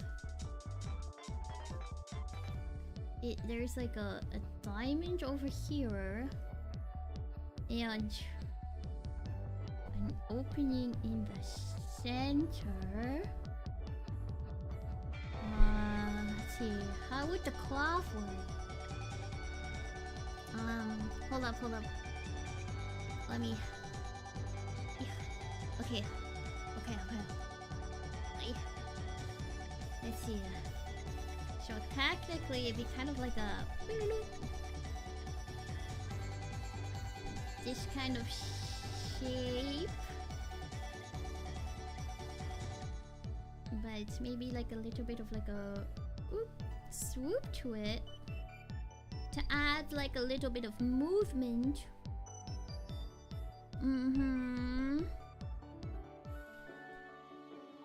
then we have the split it. There we go. There we go. That works.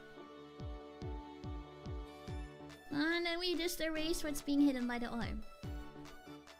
The center. Okay. And this part goes away. Cool.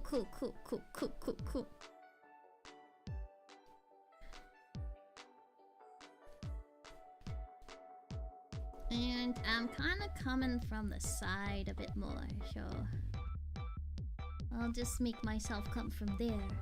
Yay! Okay, cool. I can go down now. Don't look at me too closely.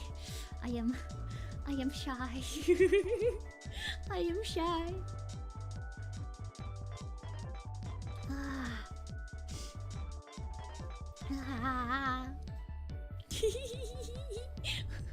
Now I have to draw Kevin. Look at Kevin instead. Alright, Kevin. It's all you now. Don't be shy. Okay, I'll do my best. I'll do my best to be brave. That's actually not a bad circle. Did you guys see that? Did you guys see that? It's not perfectly round, but it did connect perfectly together. But you can make it round from here. There you go. We don't want it perfectly round to be anyways. We want it to have like a little bit of like a cheek to it, I would say.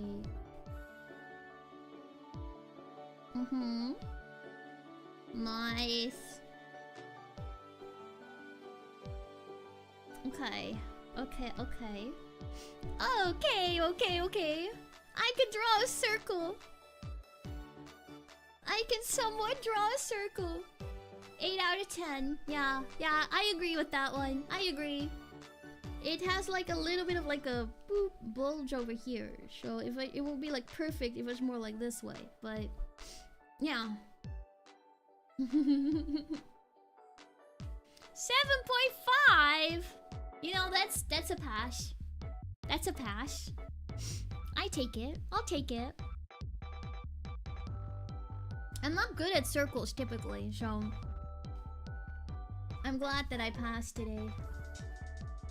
Alright, I want like his face to be a little bit lower, maybe like a little bit more angled than what we sketched before.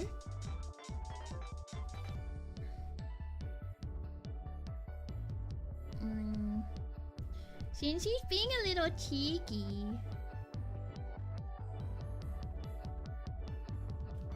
what if we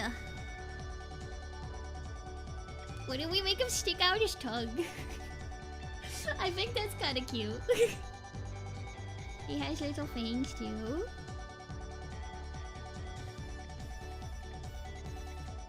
It's like a little blep. It's a little blep. Kevin's so cute.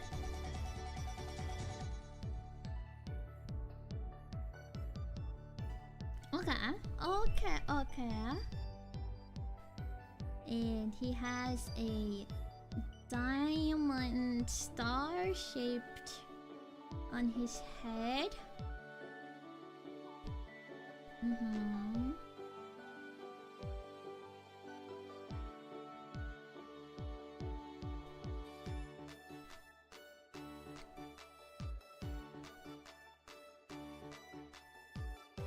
The blep has to be more prominent. Thank you, Martin. It's coming along well, right? I think so too. I'm not too disappointed with today's work.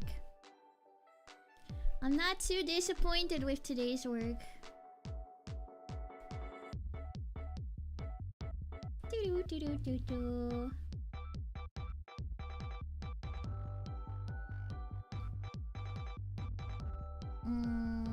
Maybe let's see.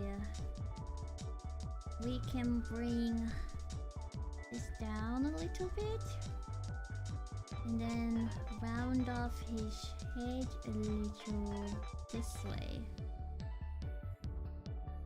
Slightly adjust the shape just a little bit. You know what I haven't done this whole time? Guys, what is rule number 1 of digital work? What is it? Tell me. Pop quiz right now. What is rule number 1 of digital work? Save! You've passed. I have failed. I haven't saved yet. If for some reason my entire PC would crash right now, we would lose everything that we've been doing. Okay, we have saved. We are good. We are good. Can't believe I failed lesson number 1 of digital artwork. That is a little crazy. I have failed as your art teacher. I am sorry. I will go return my degree. I will now take lessons again. think I need to go to school once again. Yeah. Summer school! Oh man! Not summer school! There goes my summer break. I'm not in school anymore. The adrenaline. It is kind of like drawing on hard mode. Listen, I've done that before in the past where I worked so hard on the drawing and I thought I was doing pretty good.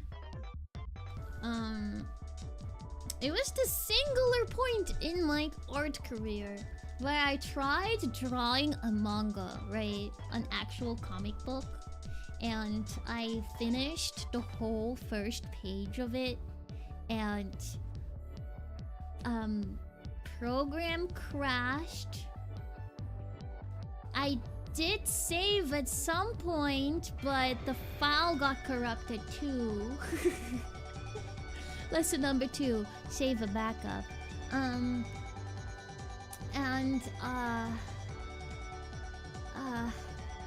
Yeah, I lost all of my progress. And that's when I rage quit that one. Well, rage quit is a big word. I kind of was like, nah, I don't think I want to redraw this whole page again. And I went back to drawing normally. I was like, maybe comic drawing is not my thing.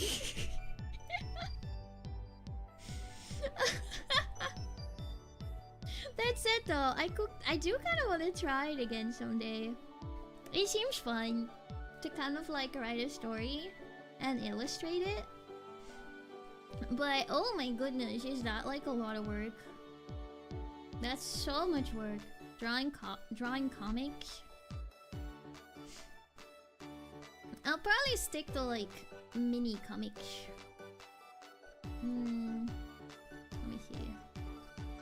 How will I make your ears fit on your head? Kind of like that. Does that look right? Ayla's hair is in the way too. I'm Ayla. My hair is in the way. Not this one. This one. There we go. Something looks weird about Kevin, and I can't put my finger on it. Whoa!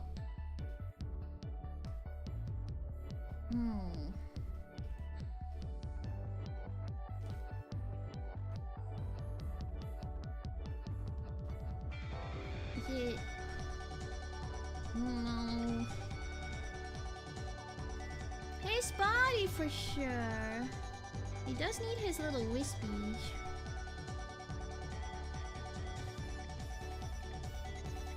Maybe it's the angle of his face.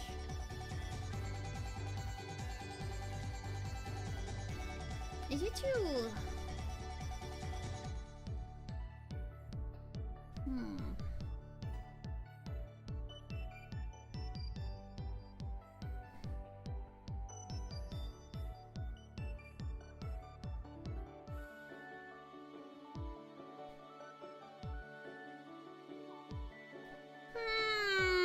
Kevin! Why do you look wrong?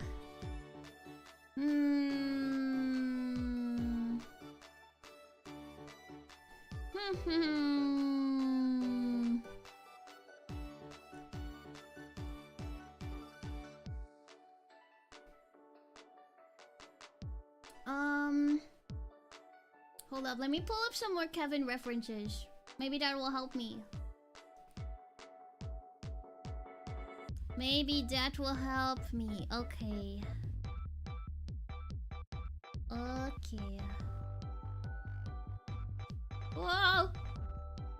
Lost my Kevin reference. Come back! Kevin! Okay. Okay. Okay, that helps.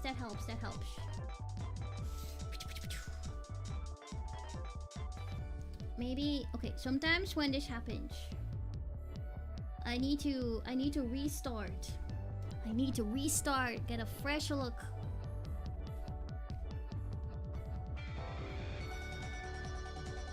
Maybe it's his eyes, to be honest. What if, like, this shape is better rather than completely round?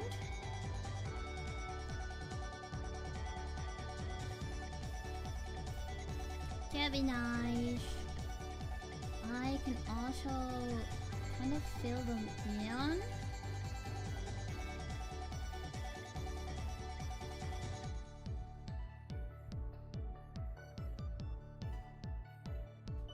Have a better look that way. Alright, Kevin. We're gonna get you right. It definitely has to do with the angle of the face versus the mouth versus the eyes.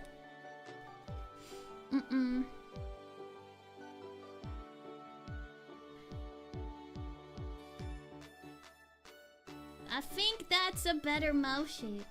You guys see the difference? You guys see the difference? I think his mouth was off.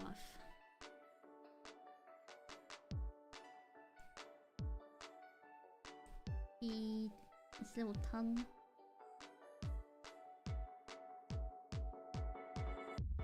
His little tongue. Yeah! Okay. And we have his face.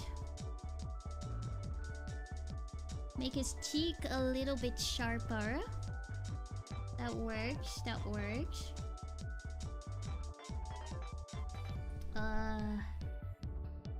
Okay, okay.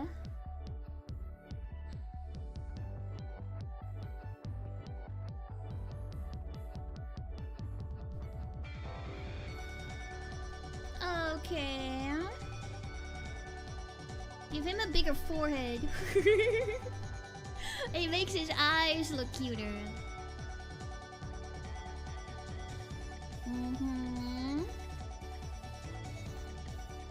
And his ears are definitely off too.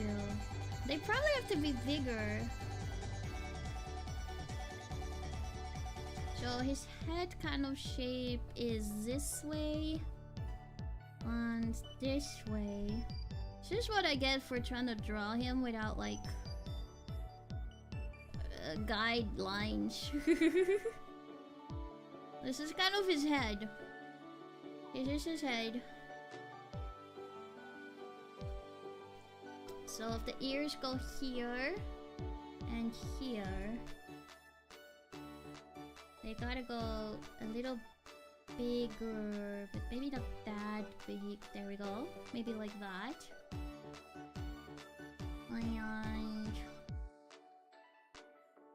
like that. Okay. Okay. This ear looks a little off. This ear looks a little off. It's the angle. It's the angle.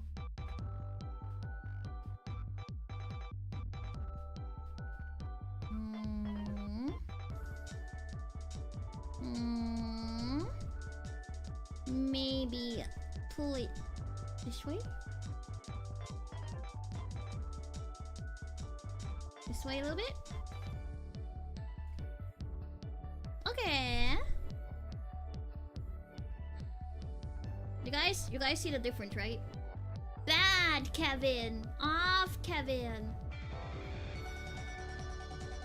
Better, Kevin. His mouth is in the wrong spot. It should be... Oh, that's the wrong layer. A little bit up here.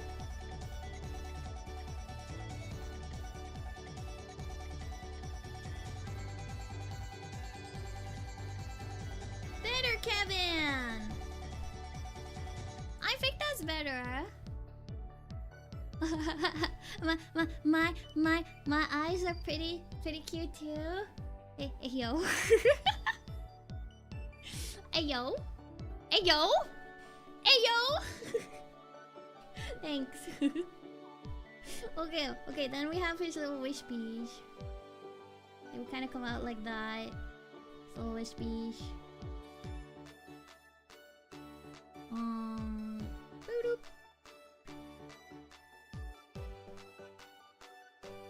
Like that. And you have his diamond shape on his forehead. Let's make his forehead bigger to make the eyes even cuter. I promise, it's like the chibi method, right?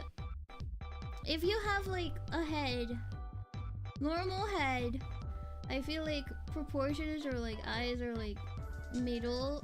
Eyes are in the middle of the head. Mine was like here, kind of like it feels like Iki Man, right? Iki Man.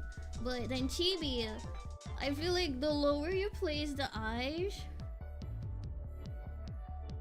you could have big head, and then like the lower you place the eyes, the cuter.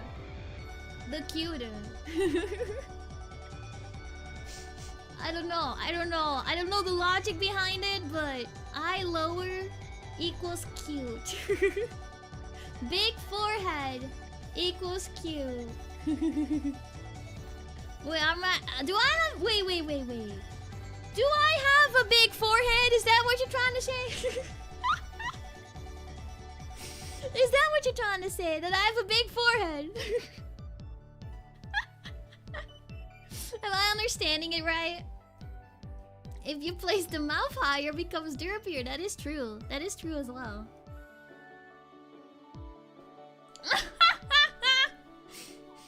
Okay. I mean, technically, I do have a pretty large forehead. If you look at my head, it's like it's you have. Okay, hold up. Let me move these guys. My head is pretty. There we go. Pretty here. My eyes are definitely like kind of like down here. Then I have a lot of head up here. Ayla right here. That is me. Woo-woo. Big forehead.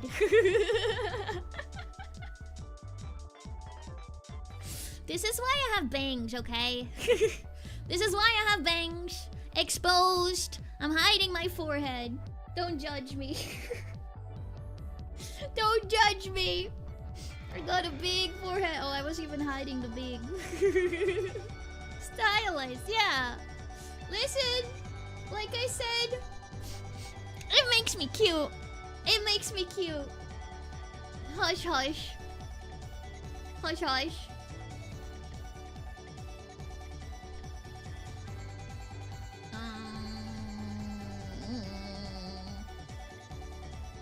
Oops. Wrong thing. There we go. Must be tic-tac-toe under the bangs. Listen, we did do that on when we drew the Mocha P model. We did play tic-tac-toe on the forehead. We did do that. That is true.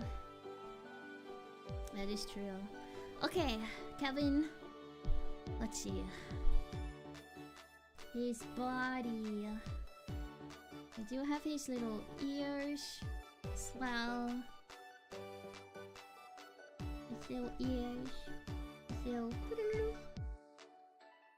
His little cheeks. And I'm not gonna make it go all the way to his neck. There we go. It's kind of more like that.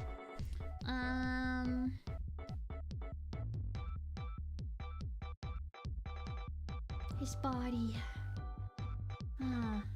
You have a big forehead too. That means you're also cute.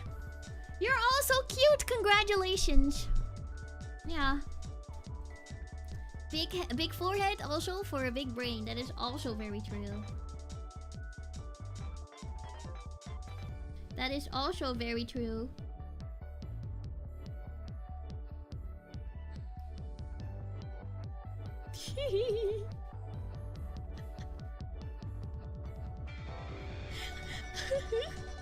He's literally looking at me like, ha. You regret sharing that fact. Don't regret it. Own the cuteness. Own the big brain. Own the genius. Yeah. And his tail is over here too.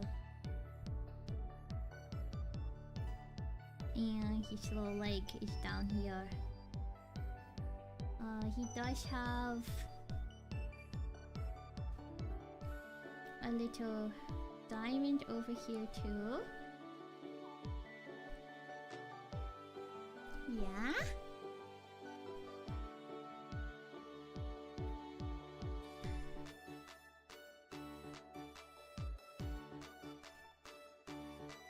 And that kind of fills the space.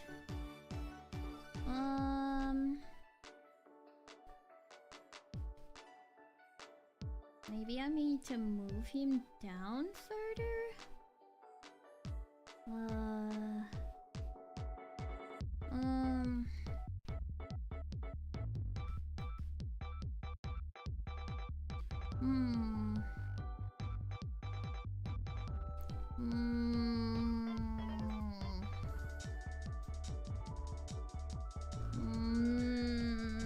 His body isn't quite fitting in this spot as nice as I want it to. Maybe it is his body shape. Maybe it's his body needs to be more like this way.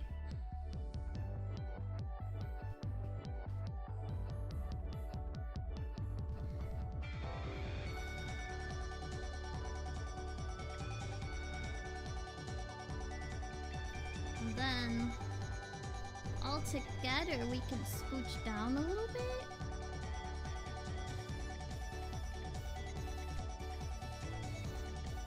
I think that works okay enough.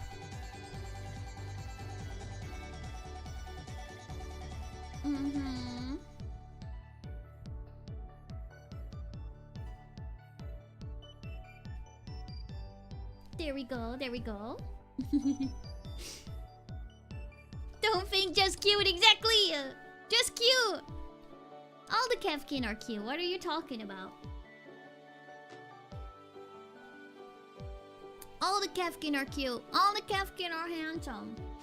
Have you seen a Kefkin before? They're adorable. Facts. Facts. I don't make the rules. Well, I guess I make these rules. Yes. I have decided all the Kefkin are adorable. Sorry. You're just gonna have to live with that. I don't have a nose. There we go. I don't have eyebrows. I thought something was missing about my face. We cannot forget the eyebrows. There's been many times where I've forgotten to draw eyebrows in the past. I will not make that mistake. You're too humble. You know, that's not a bad quality either, I suppose. Yeah. There we go. We can remove those lines from the back.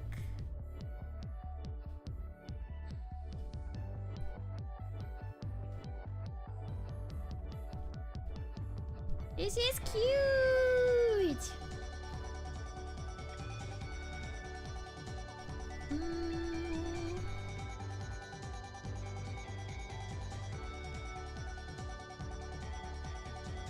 Just a little bit of a better angle. There we go. There we go! I think that's a good enough sketch. I think that's a good enough sketch. Hi, Zhuni! Hi, Judy, that's kind of rude. What the heck? I'm gonna bonk you. Get out of here. All my Kefkin are cute. Hush, hush.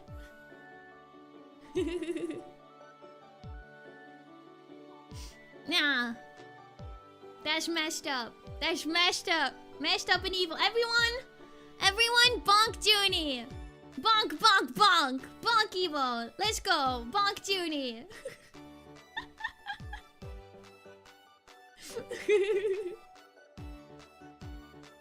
Good. Good, good, good, good. But hi, Zhuni. I hope you're doing well. Welcome, welcome. Get bonked. Get bonked. Okay. I guess we can start on the most exciting part of this process, which is line work.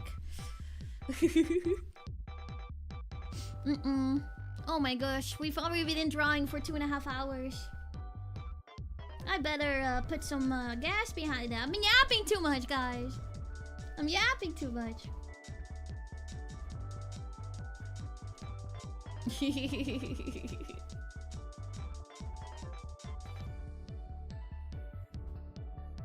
Yeah. Formal apology, please. Formal apology. It's okay, Zhuni. We know how you are. Zhuni always says like the meanest things and then instantly apologizes. It's so funny. He never means it.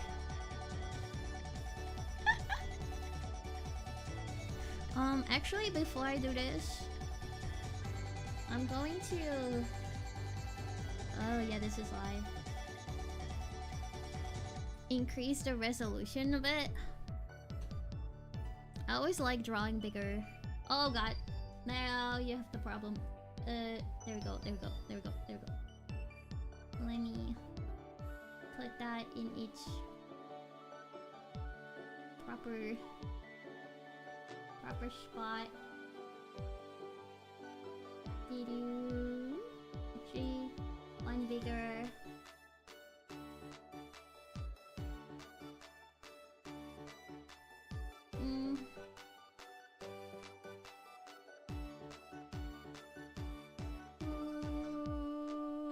Boop, boop.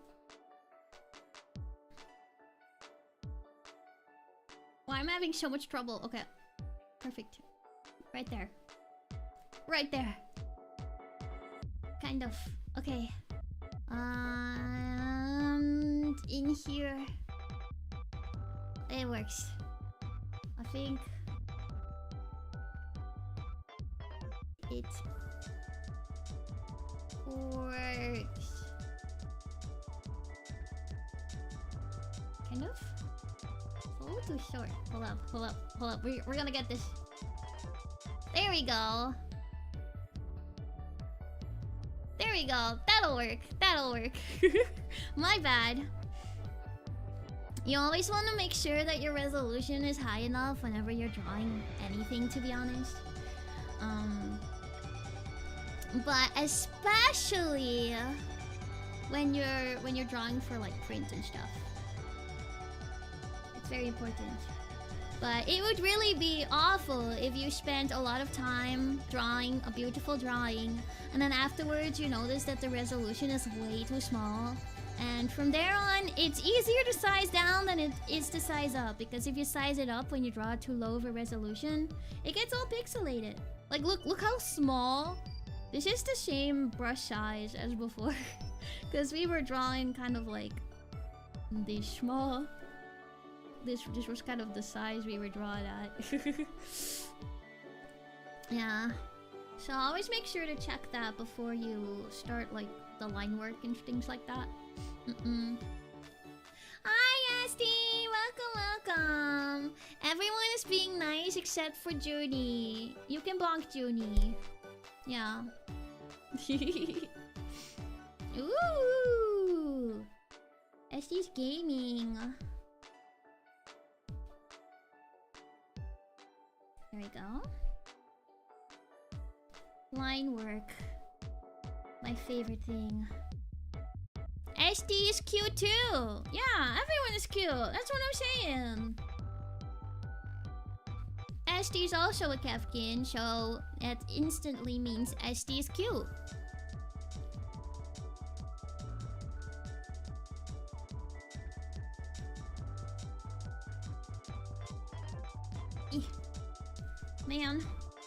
Man, oh, everything is getting exposed now. My beautiful line work. That's beautiful. Beautifully done.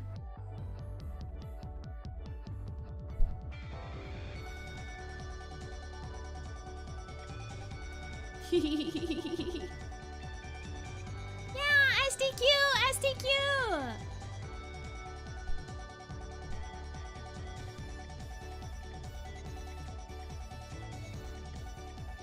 Yeah.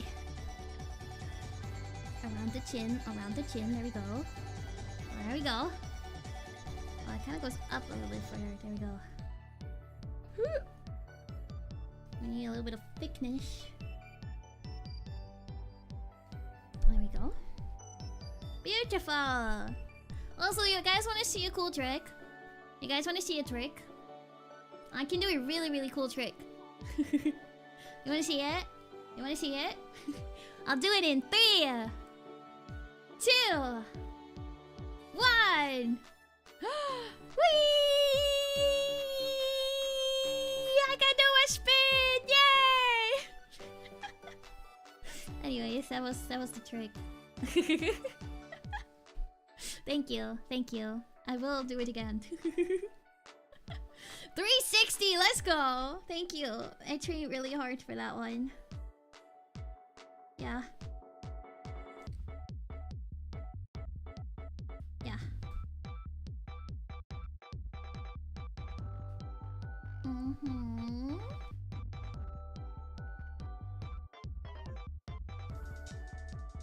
A little bit less severe of a curve. Like this. This is what I love about digital art, is that you can adjust it at any time if you need to. It's really easy to adjust lines without having to like erase it and redraw it kind of thing.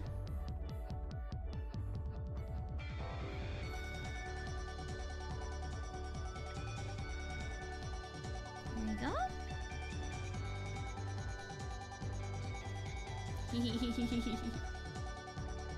What I like about Kefkins is that they're all cute, but we have the subspecies of Buffkin, which is somehow super cute, but also freakishly big and strong. Exactly. Exactly. We're strong and cute. That's a double win, guys.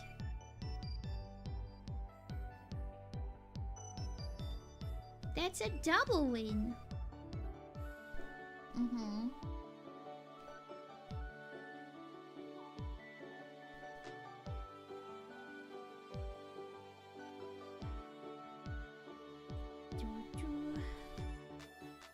Okay. Okay, I think the teeth are equal.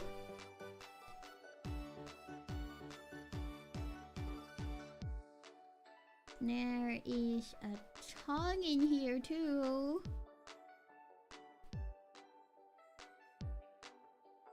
My nose.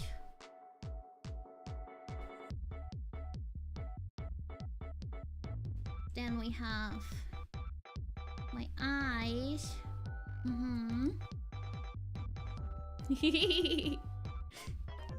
Yeah, be careful cuddling Buffkins. Buffkins don't know their own strings anymore. We've been training so hard.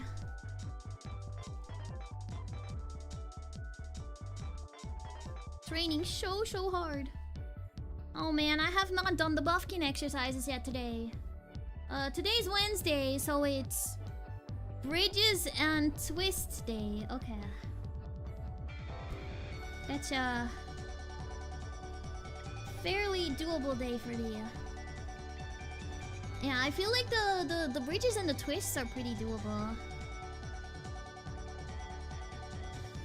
The bridges kind of... I mean, they're kind of meant to like train the glutes. So, the glutes are suffering, but... The twists are just a nice stretch. The twists are just a nice stretch.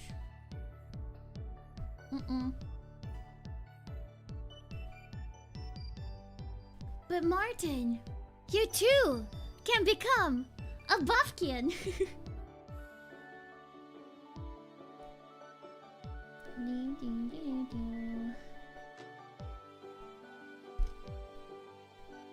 Yeah.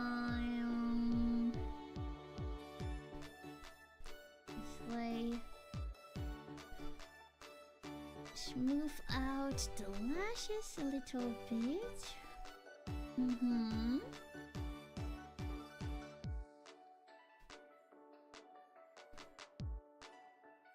I have that like lower lash over here. I have a little bit of like a bigger side lash.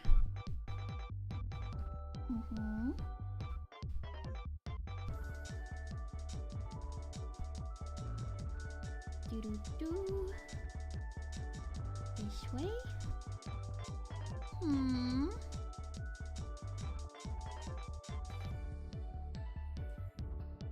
Same on this side.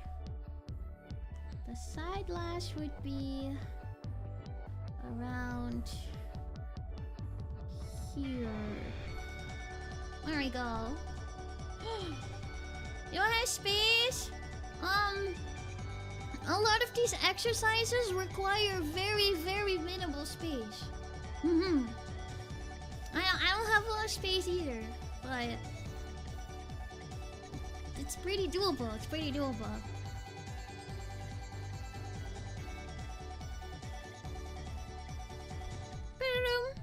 Another sick trick.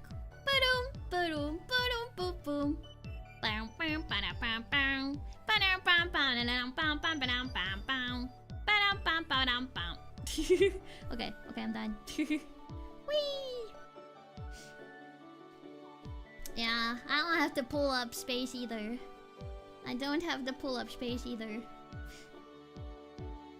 Very minimal of the buffkin will have pull up space.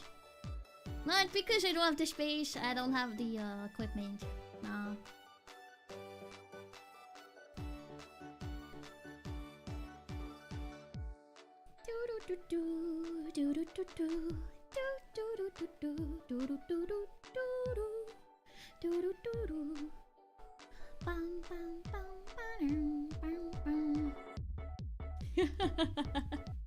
I hate it when people find counters to my arguments. It's okay though. You don't have to do the exercises if you don't want to. You don't have to.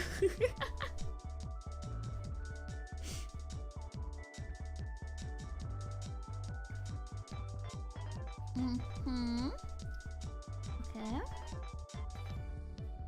I think that works. Make sure it's about the same thickness. Very careful around the eyes. And we have like a little bit of like eyelid. Going to draw that too.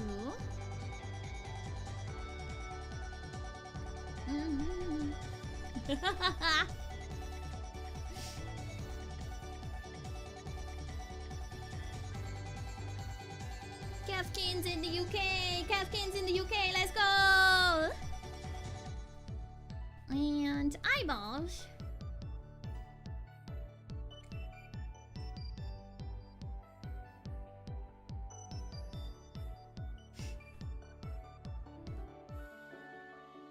Hello! Welcome! Oh, you should! Oh, okay. In that case, join us. I've been in that process too. That's why it helps when we're all doing it together. We can motivate each other, you know? And today's not an upper body workout day though. It's the bottom. It's the leggies. Tomorrow would be a good day to start because tomorrow is push-up day. Yeah. Tomorrow is push-up day. So lots of upper body and core day, I would say, as the core. Fudge. Oh no, never mind. I'll start the day after tomorrow. Instantly out. Yeah. Wait, for any of the raiders that might not know, We actually do workout exercises together every day. Well, not together, but you know, we're doing it together. We have a Discord. We actually have a separate channel in the Discord. Where we have our workout program linked, and we do some little exercises every single day. And you know, it helps. It helps, like, kind of like reporting on it to kind of motivate all of us. Yeah. And I do them too, of course. Honestly, it was mostly for me. What if I did push-ups and supine press yesterday? You can do it on a different schedule. We have other Kefkin that don't follow the days.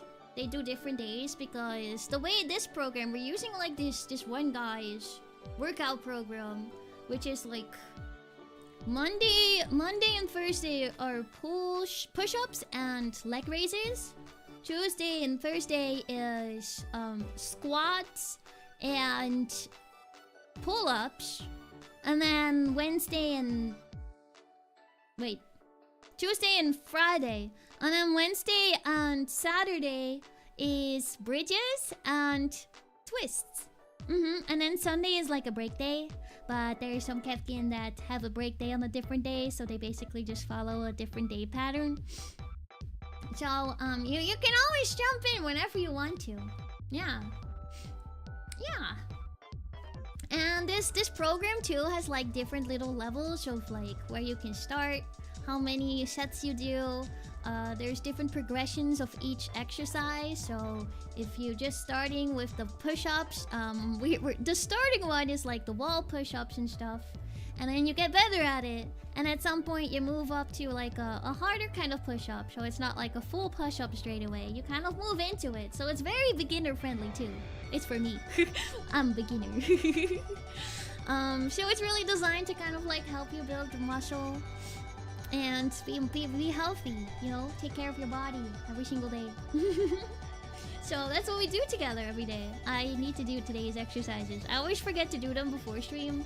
And I always have to do them at like 2 AM because that's when we typically end streams. But that's a me problem. But I still do them. I promise, I still do them. Yeah. Don't worry. They're not too bad. We're not gonna put you through straight up push-ups straight away. I do the wall ones too. I'm learning. I'm training the muscles. And one day we will become buff. Okay, I think this works for the eyes.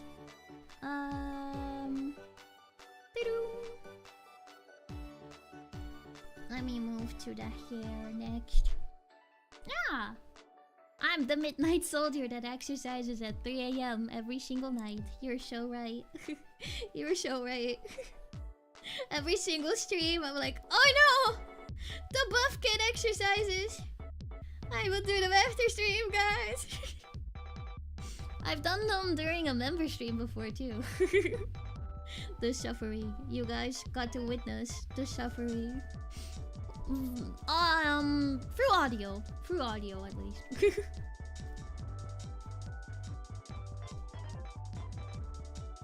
Hello, welcome. We're talking about buffkin exercises. Because all the Kefkin are training to become buffkins.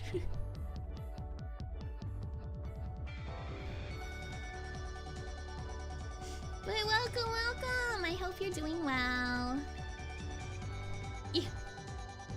Alright. That works.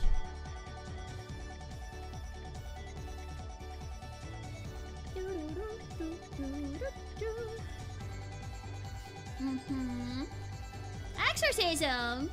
Exorcism of what? Of what? When did this conversation become about exorcism? I feel like the buff kid exercises are fairly innocent. No demons involved, I promise. Yeah. Yeah, did you not know that I'm always curling a dumbbell during stream? In reality, this over here, this is a lie.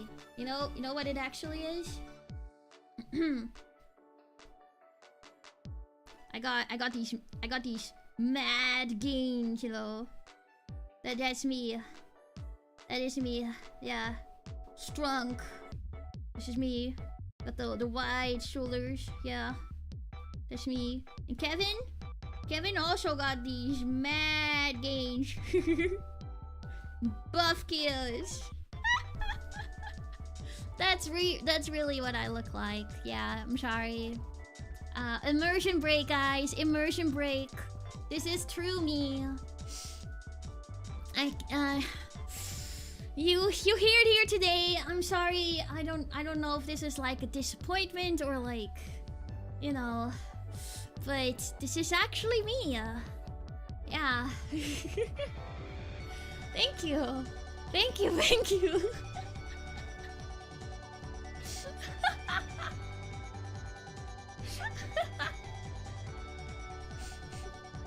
Maybe not. Maybe not. Maybe not. I'm more like a stick, to be honest. I'm more like a stick.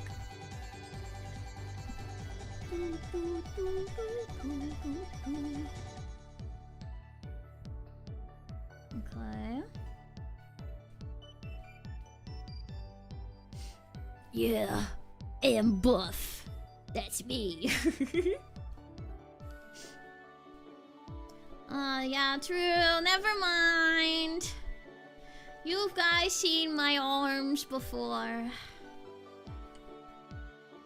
You guys seen my arms. I can't even fake it anymore. You guys see through me so easily.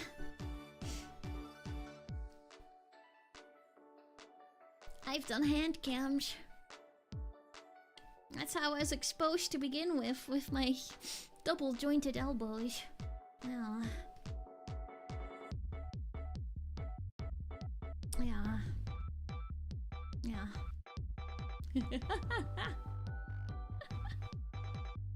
More muscles let you give better hugs. Wait, that is the nicest way to say that. That is so true. It's definitely stronger hugs.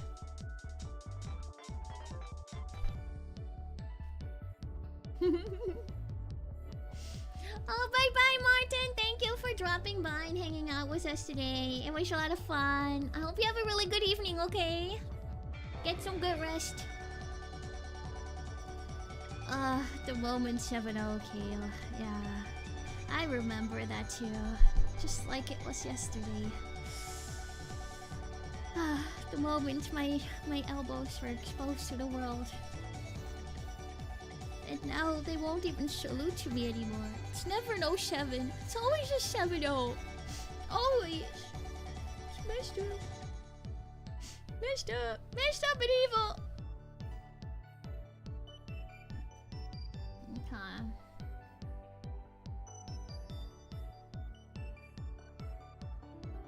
Probably like this.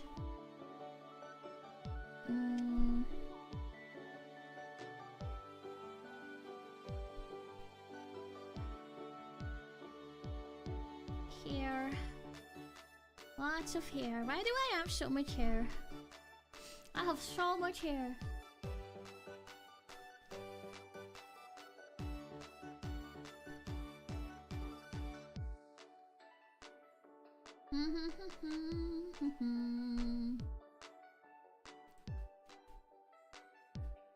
No, you guys, I am strong, remember, because I got isekai'd.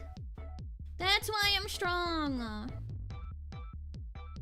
I got the isekai buffs, you know.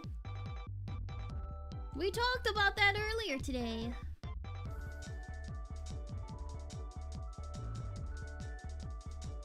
Okay. It's coming along well. It's coming along well.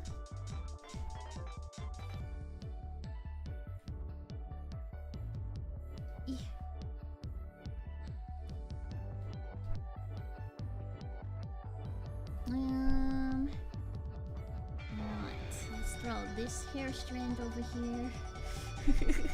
It's truly the artist's way of like drawing 20 lines before you get the right one. Frank the Monster, thank you so much for the super! Elbow showed, how are you still monetized? I know. Don't tell them. Don't tell them. Don't expose me, okay? It can be our secret. It can be our secret. It's so scandalous. My elbows and my hands were exposed on stream before.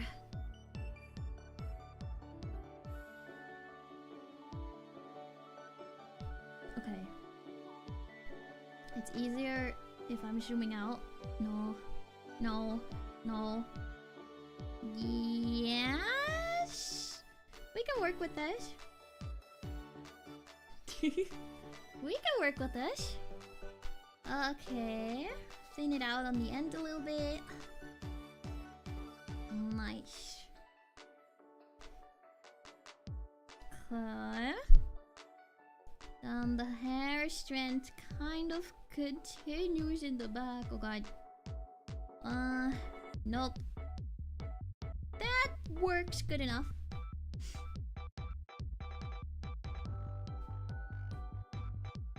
Yeah. Wish. Okay. Eventually you hit it.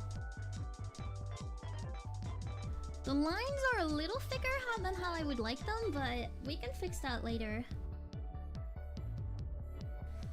There is another hair strand, but if we put it on a different layer, we can do something like this.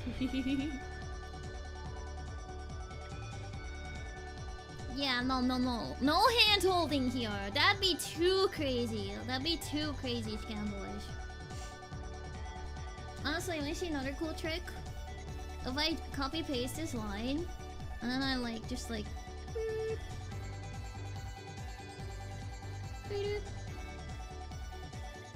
do a little bit of this. Perfect. Ha ha ha ha ha. Nice. Also, wait, I have a genius idea.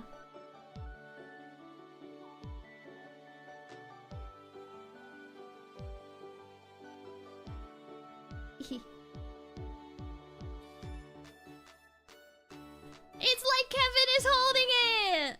Isn't that cute? Isn't that cute? Wait, that's so cute! Perfect. I should have done this from the start! What the heck? That's so cute!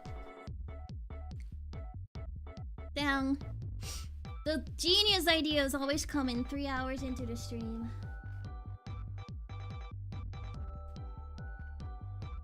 Three hours into the stream.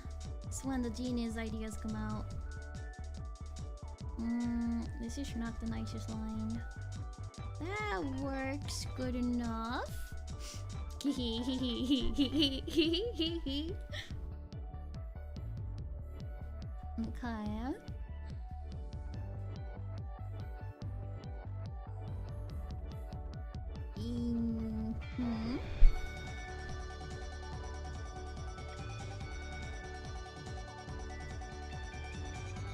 Clean up the lines. I have such admiration for people that like they have like a very like messy art style, but it looks so good. I wish I could do that. I really wish I could draw like that. I'm like a very much a clean artist, I would say. I like drawing everything like super clean. But those artists that just kind of like they just go at it. It's like messy. It's like messy, and then they kind of like slowly clean it up kind of thing. That kind of art drawing method is really fascinating to me. I kind of wish I learned how to like render like that more. I can do it. I have done it before. But it's not typically my workflow when I do anime kind of art. I'm more like that when I'm doing like background art or things like that. Yeah. Messy art style, but so good. Well, I like to do half of that. Yeah, the good part, right? The good part. Absolutely the good part. Yeah, but I love those like really messy drawing. But especially when you zoom out, it just looks gorgeous. Yeah. I think they tend to like pay a lot of attention to like hues and like saturation and contrast a lot. They're really, really cool drawings. Maybe one time I should do some like art studies like that. That'd be kind of fun. It's not. I don't know. I don't know. I believe.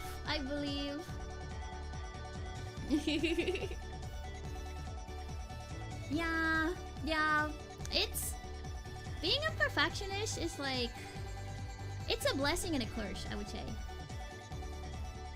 It's good to like want everything to like be perfect, where you kind of like put a lot of care and stuff into your work. That's like really good.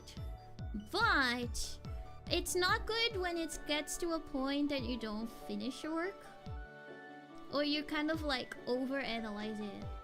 That's when it becomes a problem. I've had to fight those battles before as well, so I understand. I understand. I'm now at a point where I can recognize when I need to let something go, and I need to not overanalyze it anymore. But I still sometimes can get like a little bit like perfectionistic. I think I kind of worked that into my workflow though. I kind of worked it into my workflow. You'll probably see it later when we get to like finishing the drawing. I hope. I don't know if we're gonna get to that today though, because we're not working very fast. But maybe we'll get to it. We'll see how late I want to go today. If it's gonna be a 6-hour stream, then maybe we'll get to it. But it kind of is like my workflow. I do first really messy sketch, then I do a cleaner sketch. Sometimes I do a third like ultra clean sketch if it's like a really complicated drawing. But typically only two sketches. It's like the really messy one just to get the shape, and then I do the actual final sketch. All the long yapping, that is also true. I tend to stop a lot to yap, but I do that, and then I do line work. Line work is a one kind of thing progress. Then it's base colors. Then it's the basic shading. I kind of move from like thing to thing. I usually start with the eyes because it's like my favorite thing to shade. I don't know. It just adds that much life to the character. I like doing the eyes first for that reason. And then I slowly just kind of add like all the layers of shading into it. Sometimes I also do kind of like a general like overlay with like some like lights and darks just to get an idea of like where all the lighting is coming from. It helps with the shading. And then at the very end, I do like a whole lot I can't even yap anymore. A whole another layer of like details. Like I basically will put everything in their own folder and then just draw on top of everything. I'm not like in my layer folder structure anymore. I just start drawing over everything, add like little details, fix up little things that I might have like made mistakes before. This is my fine-tuning perfectionistic progress at the very end. I could do that forever, but I know when to stop. I know when to stop. Because sometimes too, you don't want your art to be too perfect. Like, the thing I learned is that you want your like focus of the artwork to be like really nice and like clean and stuff. But anything around it can be more messy. Like backgrounds tend to be more messy typically, especially when they're like in the background. You can like blur them even and stuff. So it's kind of more like an idea, or you can be really messy with it because it kind of adds a lot of depth to the drawing if they're not like, you cannot make them too detailed. The further away, the less detail. But also like if I make the face like really detailed and like below here I would like make it more messy, that makes it draw more attention to like the clean part. So part of drawing is like figuring out where you want people to look first. It's an important part of art, to be honest. Yap is essential. Yeah. Yapping is very essential, guys. It's the most important part of the stream. It wouldn't be fun if I wasn't yapping, right? I mean, it could still be interesting. I watch many artists that are just drawing, but I like yapping with you guys. Can't help it. Can't help it. Okay. Yeah. Neck goes this way.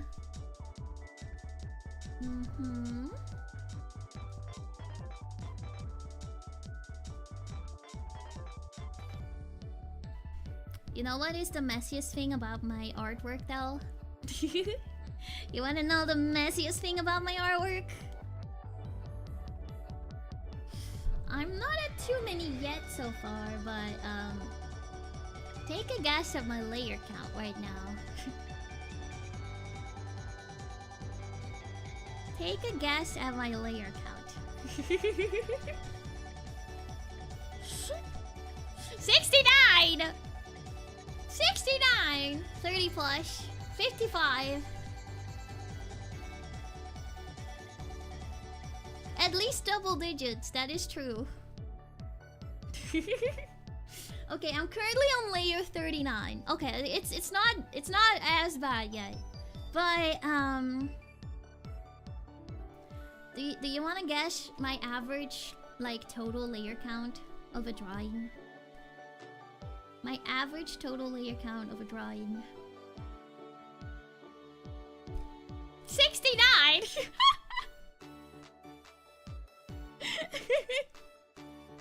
Yeah, you were close. 300! Funny number. Funny, haha. 2! I mean, at the very end it only becomes 1, but 60 to 80. I see. We're all over the place. Well, technically at the very end it becomes 1 layer, but because that's when the drawing is done. Or even 2 if it's like a foreground, like the character in the background kind of thing. But so you're not wrong in that one. But like my total unmerged layer count typically is kind of between the 200 and 300, yes. It's a lot. That's probably the messiest part of my art. I usually keep them fairly organized though, for the amount of layers that I use. I don't name them all. I name some of them, but not all of them. Yeah, 200 to 300. Okay. I will explain my progress. Also, I'm not drawing these right. They're not like bows. They're kind of like bows, but not really. I know my own character design. Okay. My progress. Sketch. Let's see. My sketch alone has...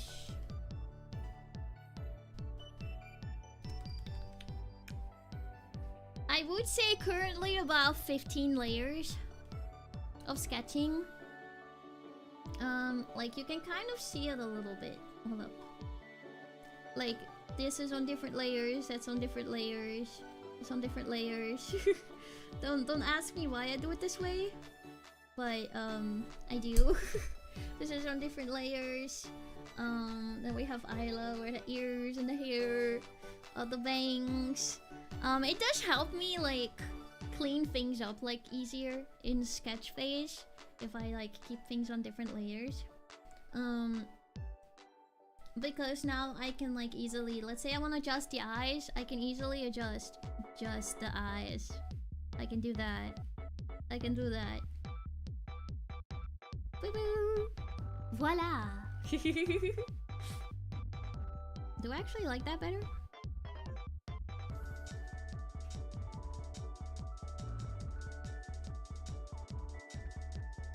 Oh wait, it did it! It did it!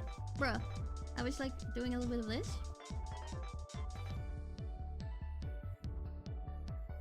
Does that look better? I think so. Bruh! Okay. Anyways, let me do it here too.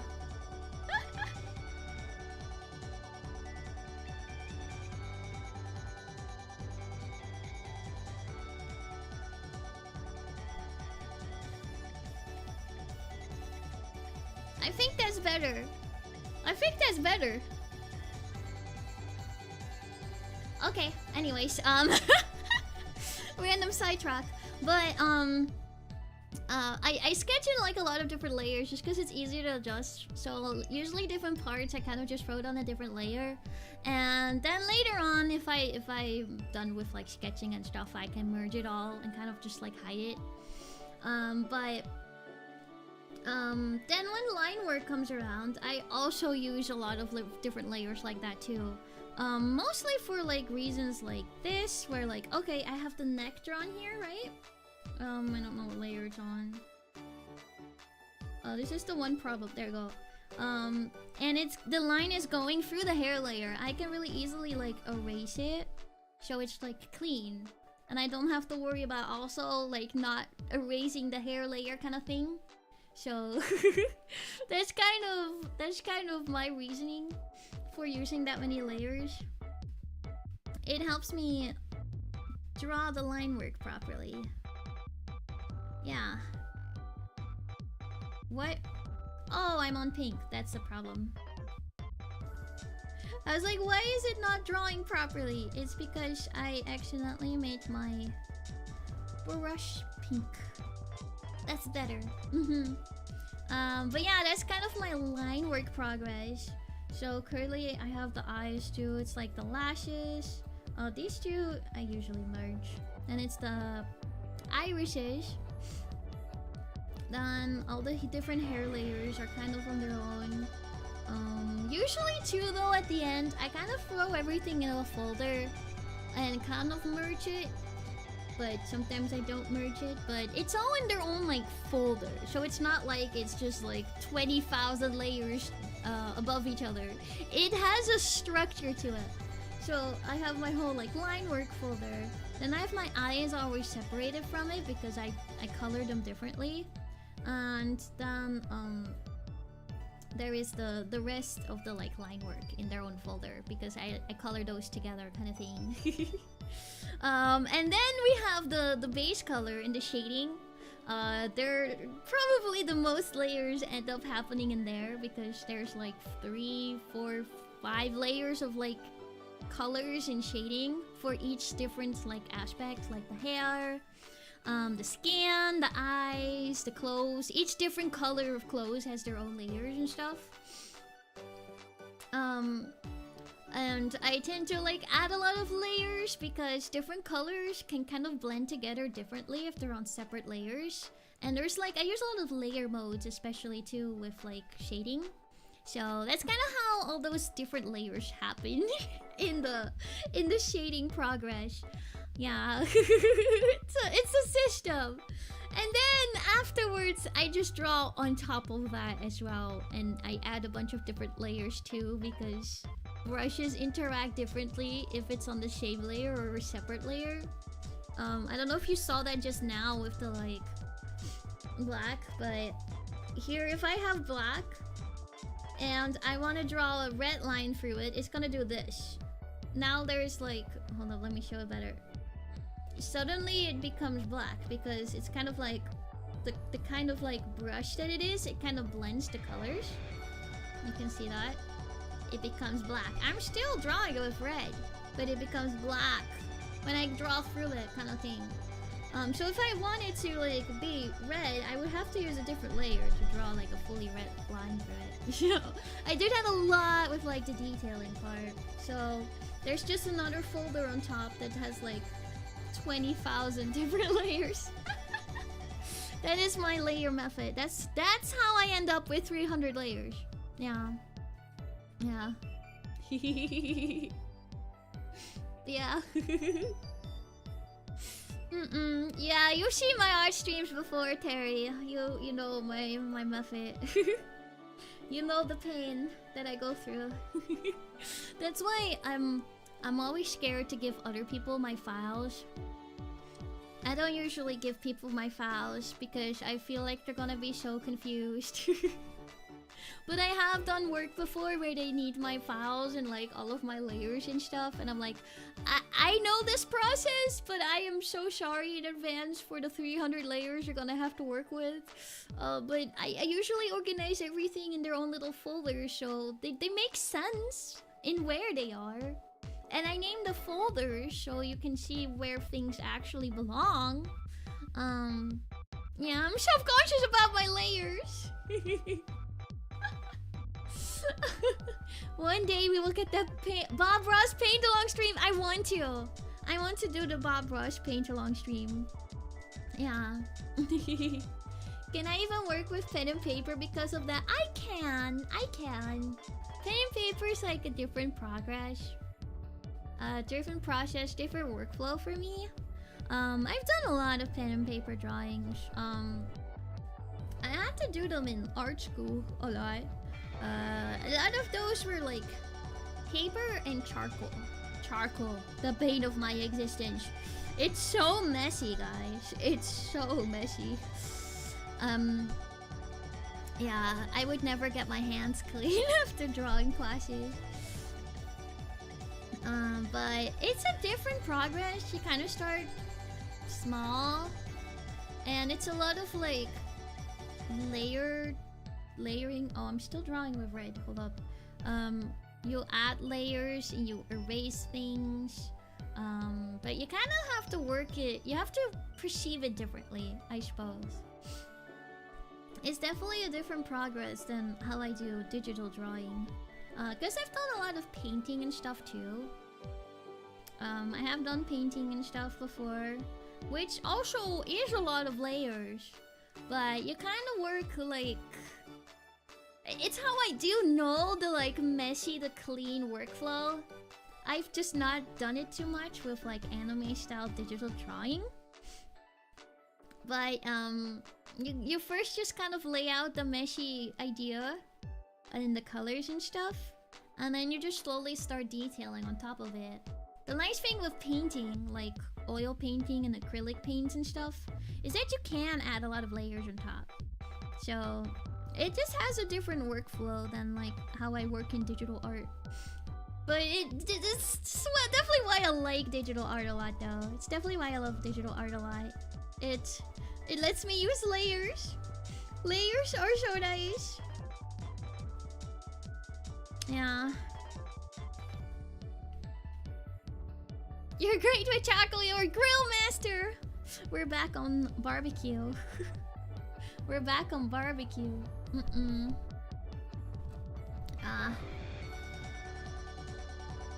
Yeah. Many people work differently though. There's people that don't use many layers at all. They kind of take the painting method and directly apply it digitally. Which I think that's really cool. I like that idea a lot. I don't think it's for me though. I don't think it's for me.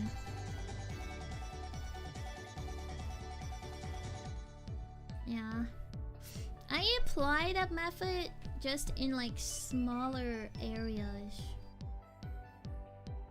My fear with that just is always that I work really hard on the part, and then I accidentally like mess it up. Like the thing I know with my layers is that everything has its own layers. I move on to a different layer, I cannot erase the work that I've done. Yeah. But there is something really peaceful about like drawing something really messy and then really slowly like cleaning it up. There's something peaceful about that method.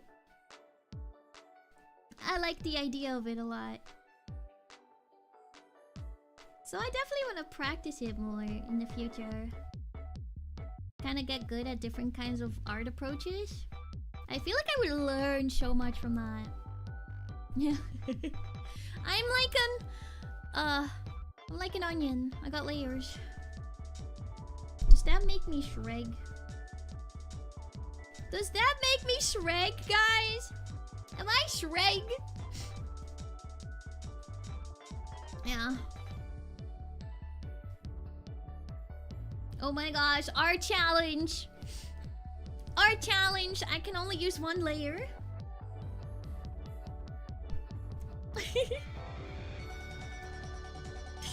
Shrek. Shrek. Wait, that makes it better? Would you guys love me more if I was Shrek? Get out of my swamp! That is crazy. I can't believe you guys love me more if I'm Shrek. He's pretty funny. Okay. The braids. The braids. Hey now, you're an all-star. Put your game on, go play. Hey now, you're a rock star.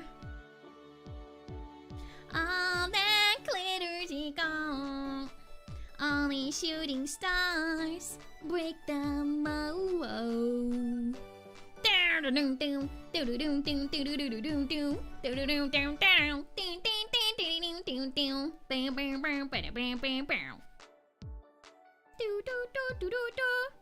So what's wrong with taking the back street?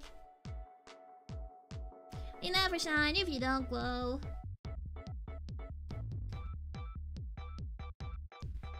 What layer is this? 33. That's the other blessing though of Paint to Sai. I think a lot of our programs actually do this, but people don't know it's a thing. But it tells you what layer something is on. Initially, right, before I found out this existed, sometimes it was a little bit of a struggle trying to go through my 20,000 layers, which I kind of combated that issue anyways with starting to do my like extra little detail polish on top, because I kind of hide the mistakes anyways. But you have that one like little line somewhere and you just don't know what layer it's on. The true pain of trying to figure out what layer is on. But Paint to Sai lets you like hover over it. If you press Ctrl Shift, it tells you what layer something is on that you're like hovering over. There's on layer 1, layer 33, layer 28, layer 29, 39, 39. So it helps you find what layer it's on, and you can go there and erase it, you know. It's nice. Your niece likes Shrek 3 a lot? Honestly, Shrek is kind of a deep movie. It's kind of like a joke, but at the same time, it does tell like some good story. Share some good messages. Yeah.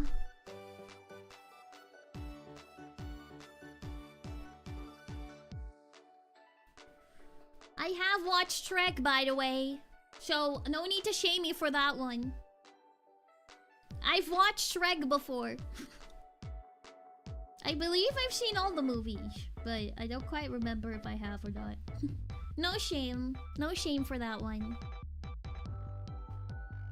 Okay. There we go.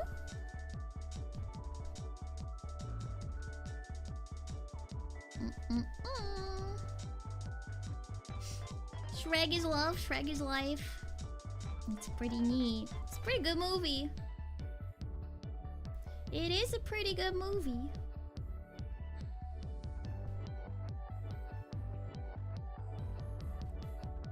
There we go, there we go.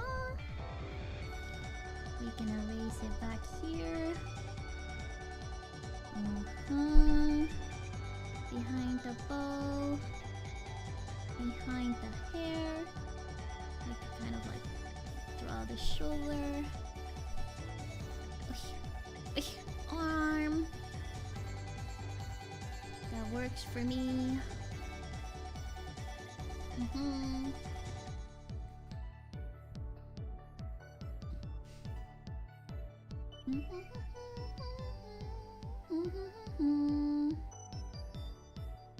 Honestly, wasn't Shrek like an actual direct like jab at Disney?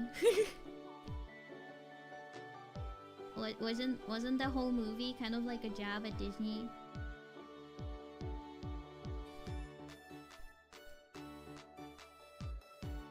Alright.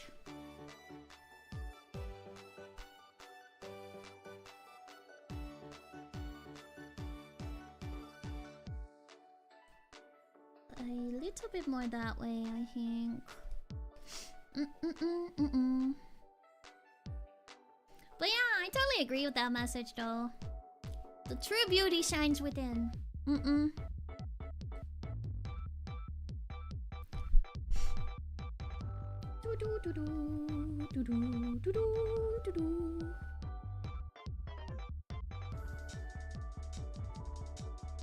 What layer are you on? 36. 36. Okay. We have a body. We just need to do the ears, Kevin, and my hand. We're doing it, guys. Know what I'm forgetting?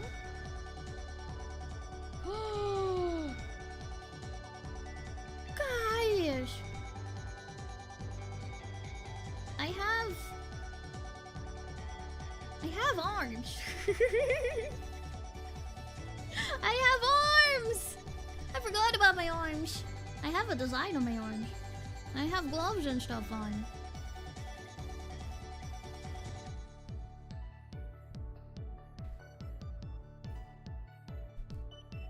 I do have sleeves. Okay.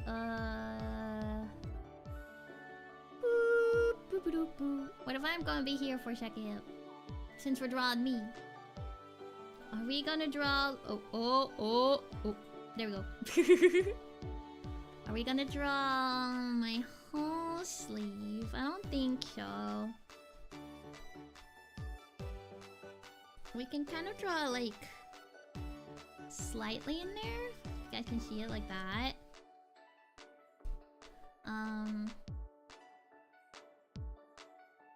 But kind of keep it at that is probably fine. That way it's not like taking up too much space. Because my sleeves tend to do that.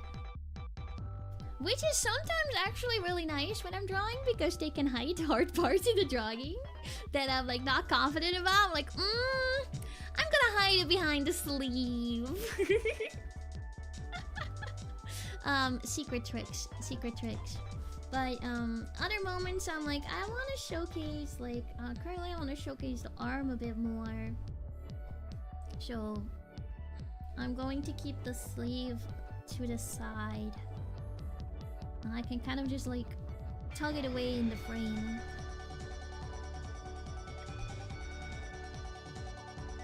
There we go. Arm has arrived. Like hands, exactly! Exactly like hands. You got me. Hands are difficult. I think I've been getting a lot better at them all. But they are still very difficult. It's just like a interesting shape, you know? every time I think I start to understand the shape of the hand, it's something that you draw in so many different like angles and stuff that it makes it difficult. It makes it difficult to understand how something would look if it's like slightly more angled to another direction. Yeah.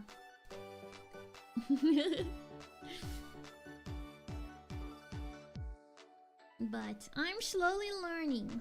I'm slowly learning.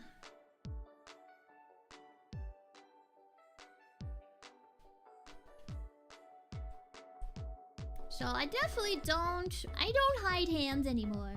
You know, I used to when I was more of a beginner artist. More of a beginner artist, I would say. Okay, it's on this layer. I'm gonna hide it for a second. But I'm trying to actually challenge myself a lot more with drawing different hand positions. Because if you don't draw it, you won't get better at it. Yeah. Would it not be super useful to have a 3D model first? Even if it's not rigged, you can use the 3D model for reference. That is true. That is true. 3D models are really good for reference. I am working on it. I'm working on it. I can expose that because I've definitely mentioned it before, but I am working on a 3D model. I'm working on it. But, you know, 3D is a lot more difficult than doing a drawing. But also, 3D hands are easier to make than drawing hands, I believe. For me, at least. 3D hands. Yeah. But I definitely could use it as reference when I finish it. Sometimes I do use like posing programs to like kind of help me kind of like look at specific poses. It's always really good to use references when you're drawing. Especially if you're trying to like understand a specific pose and stuff. Yeah. Yeah, I think this hand is actually pretty decent.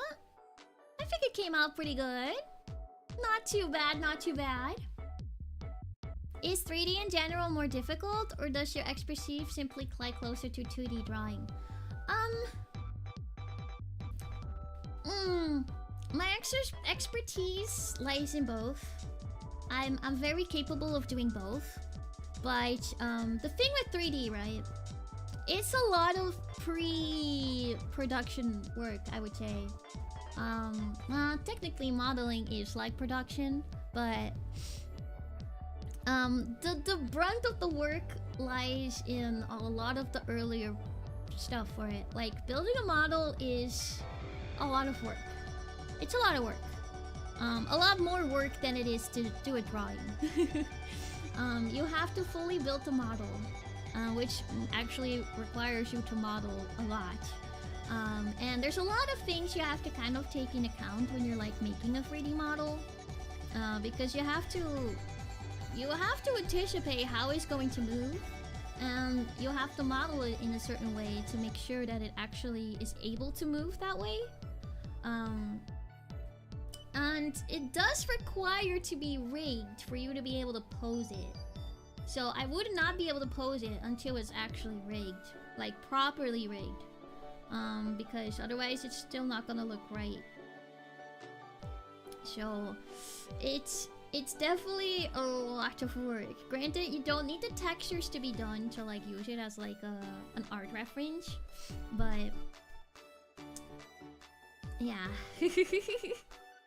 The progress is just like making the model is more work than doing a 2D drawing, but after you make the model once, you can use it and basically make endless poses and stuff without any effort. I mean, it requires a little bit of effort, but it's a lot easier. Yeah. So they both have their strengths and their weaknesses, you know. but it just requires a lot of upfront work to be able to like use it at first, which is also not necessarily the easiest kind of work either. Modeling is doable, but it's also a little bit difficult sometimes. It depends on what you're modeling. Yeah. But I believe I'm making decent progress with the model though. It's getting there. It's getting there for sure. A little update on it. Basically what I have done is the face, the main body. I started on I got part of the hair model, like the bangs and everything. The ears are in there. I have part of my clothes. I won't fully spoil what part because 3D model has different outfit. Different outfit. So it's a little different, but yeah.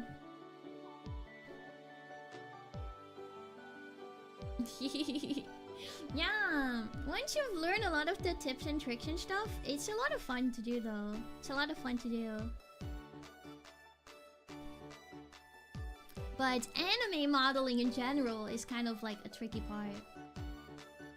Yeah, it really is magic sometimes. I get fascinated with it too.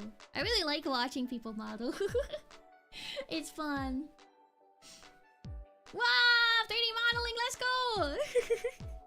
Every time I say I'm modeling, I feel like people are gonna misunderstand. Like I'm like actually like, you know, a model for like a magazine or something. But no, I'm doing 3D modeling. 3D modeling. Yeah. On the catwalk. Pose. Pose. Pose. Pose. And then we walk back.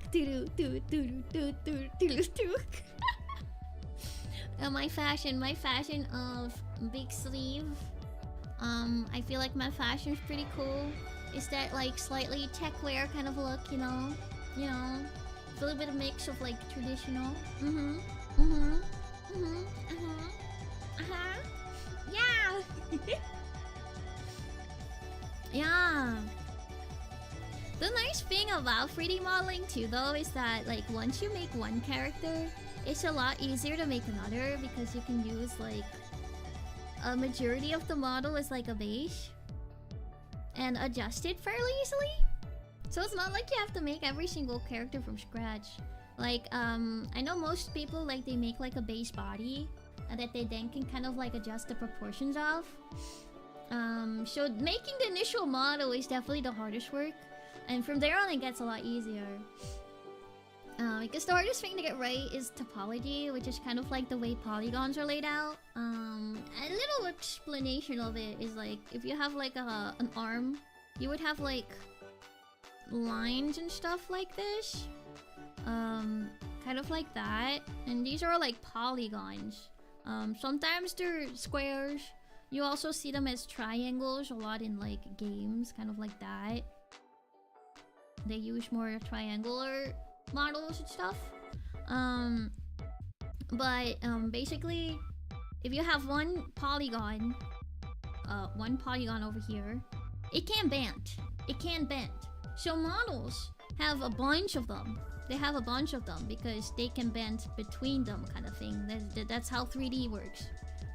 This is how you have like a different shape, and you have like a bunch of them really close to each other. And they can kind of smooth things out in between as well, so it looks like a kind of smooth shape kind of thing. That's modeling. That is modeling. So it's really all about putting the polygons in the right positions. But when you're thinking of 3D models, they are like very specific to how you have to model certain things. Because first of all, they have to have like a clean line flow.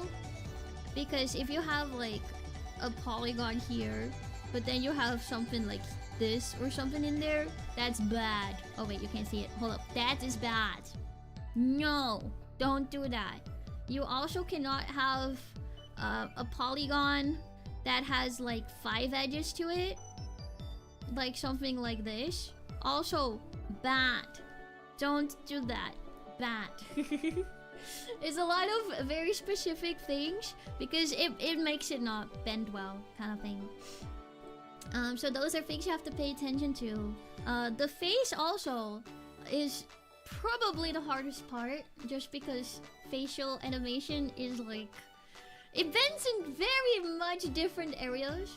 Like the mouth, you kind of would have like a whole like area around the mouth, and it kind of like has lines coming from out of here. It kind of has that kind of shape. Anime noses are also a concept, because they're very flat.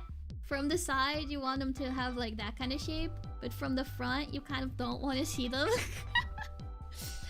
So they're usually just textured on the front, but this is what they look like from the side. So there's like a whole point coming out kind of thing. But the eyes, you also want to have it like as a round shape around it. So you have to like kind of figure out how it all fits together. It's kind of like topology. And that's the hardest part of character modeling. Yeah. Character modeling is the tricky part. I don't know where I was going with that. But that's what makes modeling difficult. Modeling itself is pretty doable because you kind of just move around little polygons and vertices, which are the little points of polygons around. But making it all like function properly, that is hard. That is hard. I am okay at it right now. I'm okay at it. I think I'm decently enough. But how do you want your anime nose? It really depends on the style. Yeah. It really depends on the style. I learned to do more like Disney style animation in school. So I learned to actually model a nose. So anime style is definitely a new thing. But I think what I did came out really well. I'm excited to show you guys when it's done. But yeah, hair is difficult to animate. A lot of anime hair that you see in like concerts and things like that, it's like simulated. So it has like physics to it, so it automatically moves. A lot of movie hair though, I couldn't guarantee you, a lot of it is kind of more done by hand. Things are simulated sometimes, but then they're also like adjusted as well. There's always like a person behind it. It's really difficult. Usually they have like literally a separate role, a separate job of a person that only does hair in a movie. Then there's a person that only does clothes simulation. The clothes can be simulated as well, so the physics and stuff are correct. It's one person doing just that for the entire movie. It's interesting though. It's interesting, but it's difficult. It's difficult. It's difficult for sure. You wanna see me with a normal nose? Okay. I'm scared for this actually. I'm scared for this. Where's my nose? Okay, it's over here. We throw it on another layer for a second. Oh, wait, bring back my nose. There we go. Nope. Okay. Normal nose, Ayla. Oh god, this is gonna look weird. I remember how to draw a normal nose. This is odd.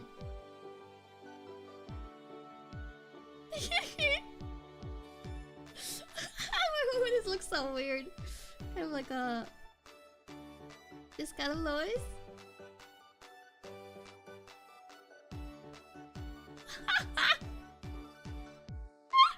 It's too realistic.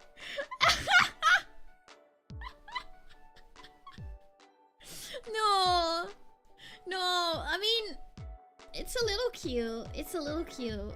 It has something. It has something, but No. Let us not do that. There we go. There we go. My dot nose has returned. He was a little cute up close, but then after the zoom. You don't like my nose? You don't like my nose? I thought it was cute. Okay. Back to work, back to work. I'm getting distracted again. Talking about 3D. But yeah. It's a process, 3D models. And that's just modeling. Then you have to think about texturing and rigging as well. Which is... rigging is difficult. Rigging is very technical. Rigging is very technical. I don't know how to build rigs from scratch. I have done them before. But you also have like programs that kind of like help you. They help you with the rig a lot. Auto riggers, basically. But there's different ways you can rig too. It makes it also really difficult. You're kind of always experimenting with rigs, especially because every character is different. You need them to move differently. So there's a lot of wrong ways to rig, but there's also a lot of right ways to rig. Yeah. Most important rigging knowledge. How many bones and where to connect them for jiggle physics. Jiggle physics. I've never done like physics rigging before. Cause the most of the rigging that I've done is very rigging is definitely more mechanical, technical, I would say. Than wigging. I'm wigging, guys. I'm wigging. No, it's very technical because rigging is basically it's giving the character bones. It's like giving it a skeleton, so allow it to move. But a lot of it has to do with coding and yeah, there's not as much artistic stuff happening in the rigging process. Because most of it is building the skeleton of the character, and the other process it really depends how you use the character. If you use it for mocap, you don't have to do this part. It's a different kind of skeleton, but it does require you to build the skeleton in a more specific way if you use it for mocap, motion capture. But if you use it for like animation, I believe for me, I think you have a bit more freedom in the rig itself, because it's more meant for hand animation. It doesn't have to work with a program. But it does require you to also apply controllers to it, so you can hand animate it, which is not required for motion capture because they kind of just directly use the bones. But as an animator, you never really want to directly animate on bones themselves. You want to use controllers. So the rigging artist has to make a control rig for you. Yeah. But you can still have physics to that too, as well. Water balloon simulation! Shame! Shame! Shame! Okay. More ears.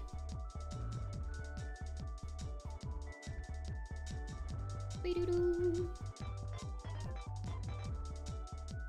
Yeah, there we go, there we go.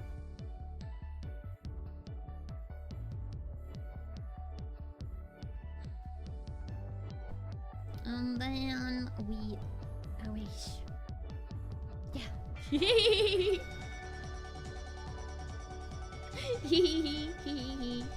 But yeah, especially like connecting controllers and stuff to rig, a lot of it uses math. So if anyone wants to be a rigging artist, you kind of need to know math. You need to know math. And coding as well. I don't have to be up here anymore. I can be over here. Safely, tucked away. I know! It's math! No! Because, well, it's mostly to make things easier for you. You can avoid math, but if you use math and coding, it can automate a lot of the tedious steps that you have to do when it comes to rigging. Or you can be like me and use scripts that other people have written. Let other people do the math, so I just profit from it. That's what I would do. Profit off of other people's hard work.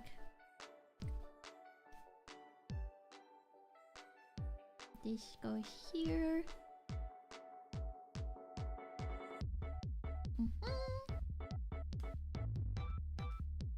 You're a coder was thinking of trying rigging. You're gonna have so much fun.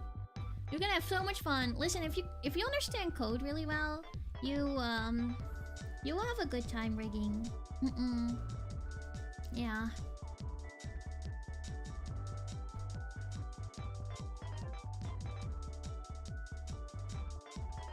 Yeah. But the most artistic part about rigging, I would have to say, has to be the facial animation. Which, I mean, sometimes that part doesn't even get done by riggers. Basically, the way facial rigging works, it's actually really similar to Live 2D. It's really similar to Live 2D. You use these things called blend shapes. It's like... how to describe a blend shape? Okay, you see my head, right? You copy paste my head. Okay, basic head of me looks this way. Just normal. You copy paste my head, and you have additional Ayla over here. But probably just a head to kind of keep it easy. Additional Ayla. But this Ayla's face looks like that.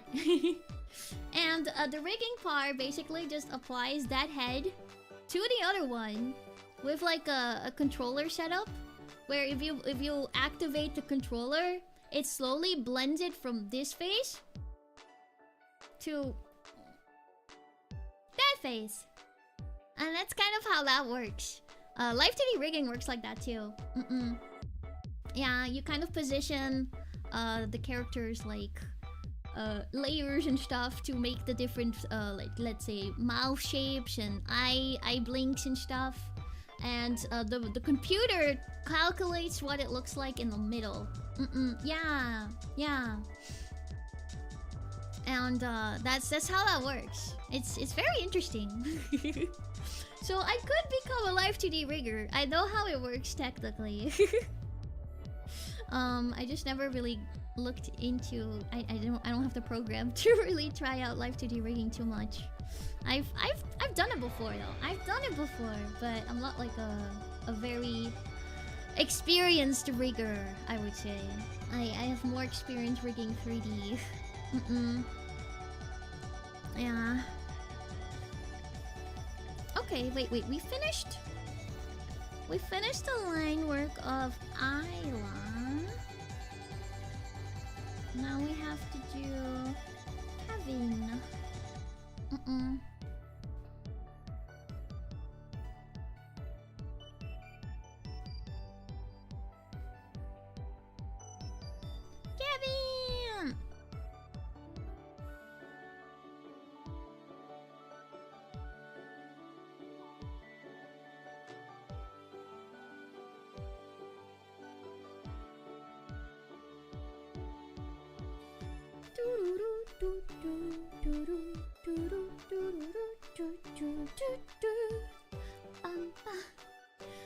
First thing that came to my mind was that Monhan character editor has blend shapes too. Yeah, it works very similarly. It works very, very similarly.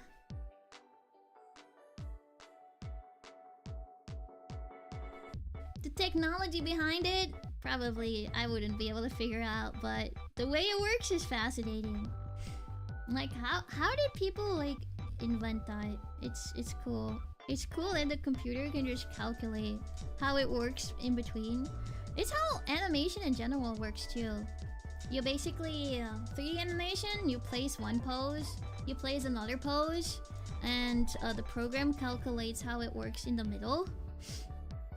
But you have to fine-tune it a lot, so you have to like add middle poses if you want it to like move a little bit up before it moves the other way, kind of thing. But that's how 3D animation works too. It's very fascinating. It's very fascinating.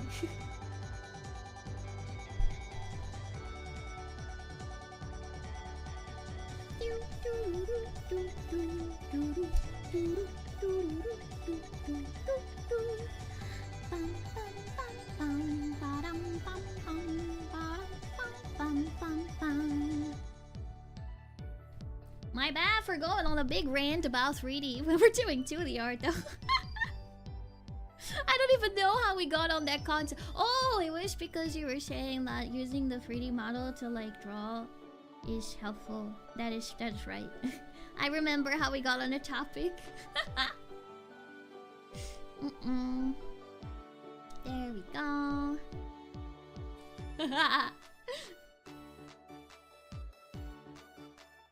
No. I like going on yapping tangents. You know me. I love yapping, especially about stuff I'm passionate about, like 3D. I love 3D a lot. And 2D art too.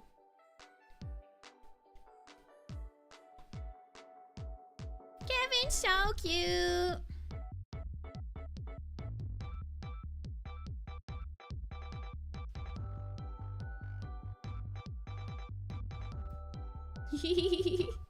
Yapping's so fun! Yapping is so fun!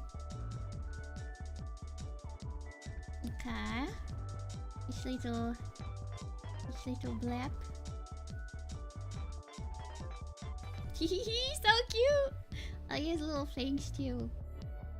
Can't forget his little teeth. He's so cute! Your boss might have told you you spend too much time in the coffee room. Are you supposed to be working right now? Ooh, shame.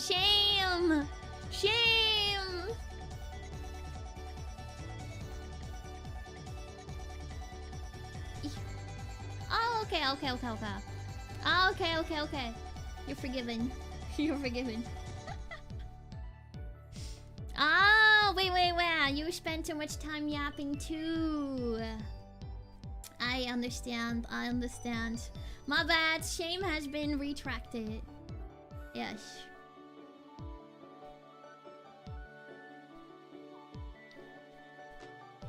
Boop.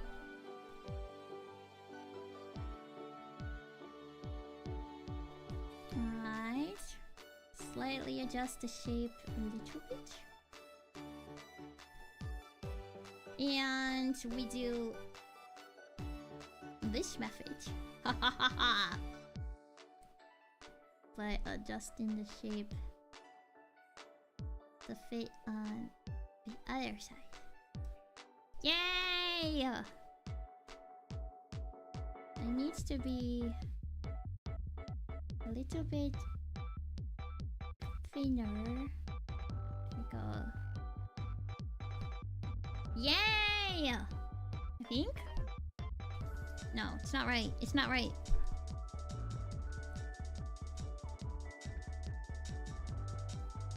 Just the shape. A little bit more that way. I think that's better. Yeah!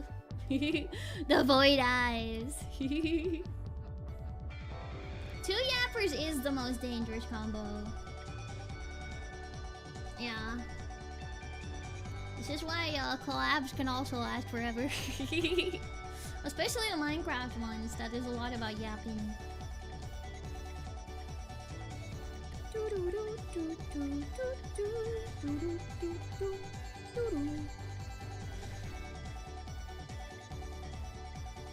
Okay, a little bit like that.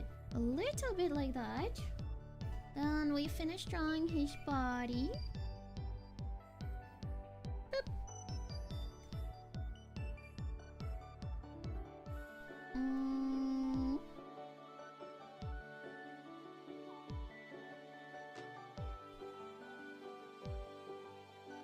Like that, okay.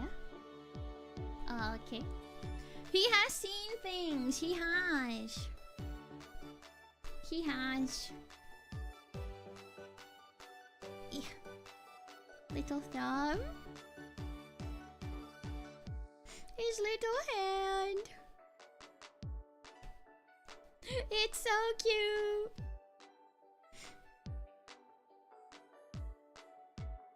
Yeah. Okay. And finishing off the arm.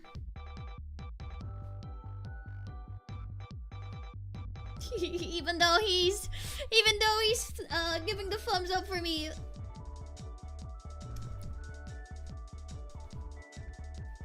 Okay. I will be in front of Kevin, so I have to erase this part of his thumb. There we go. But my hair can be behind Kevin. Ooh, I forgot his wispies. Doo-doo.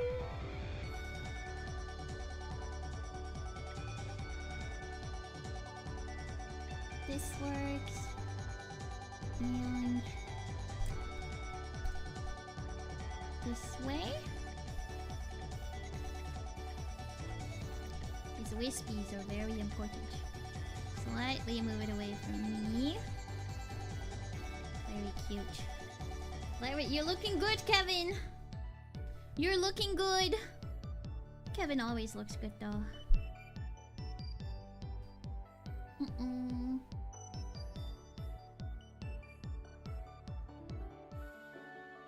His little...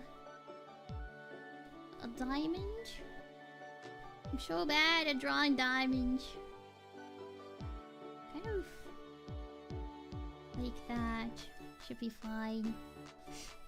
We'll adjust it. We'll adjust it when the time comes. Okay.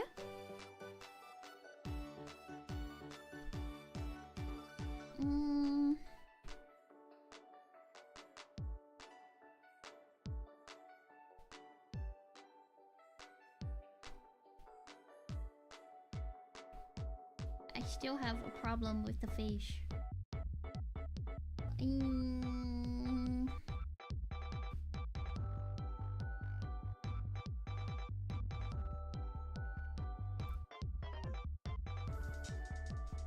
Flip it around. Okay. I think we can work with that.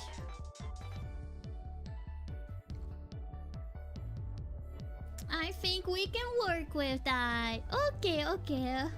4 hours in. Oh my goodness. Well, we got line work, guys. We got line work. Will we finish this drawing today? I don't think so. I want to get at least the colors in there. Somewhat. I want to get the colors in there. And probably draw the eyes. Because it's my favorite thing to draw. And we'll see where we're at after that. We'll see where we're at. Okay, this is the tricky part. Because... I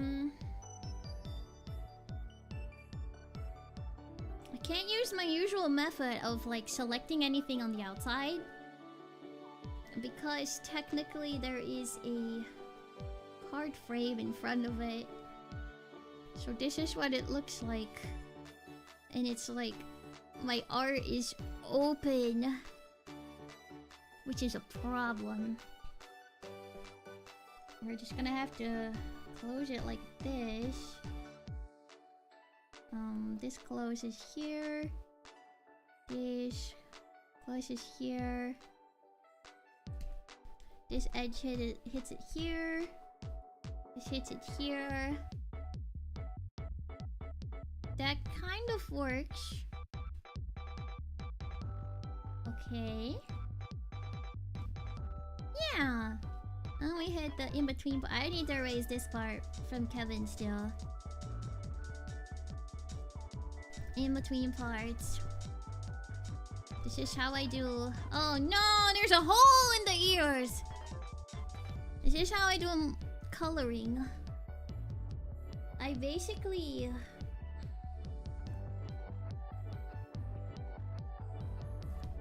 make everything like a base color. That's like the characters itself.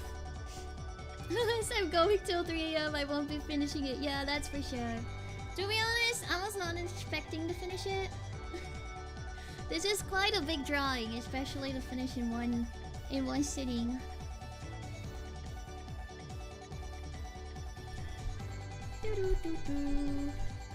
We can finish it early next week. We can see if we can finish it next week.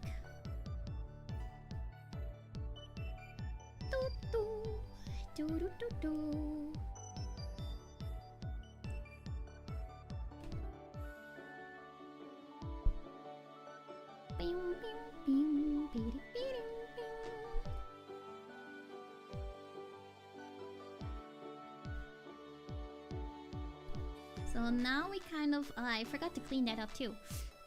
Right over here, the ear. This is the tricky part. It's like noticing everything that you've missed in the line work after you start coloring. Every time. Sometimes I even notice things after I'm like done coloring. I'm like, oh, why did I do that? But that's what the final stage of the artwork is for. You like go through it all and clean everything up that might still look messy or not right in like a final polishing pass. Exactly. So the most of what I have to like look for when I use this is like the little things that the auto select is not counting properly. It like cuts it off a little bit, or it has like a little bit of bleed. I forgot this part. This has to be erased. But this is also one of my favorite parts.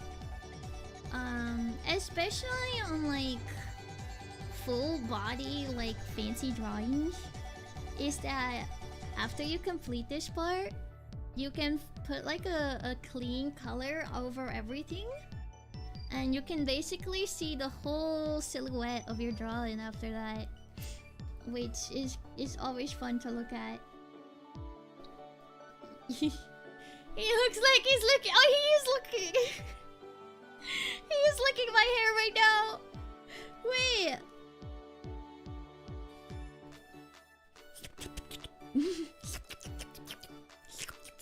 Nom nom nom. Kevin, don't eat my hair. That's cat behavior.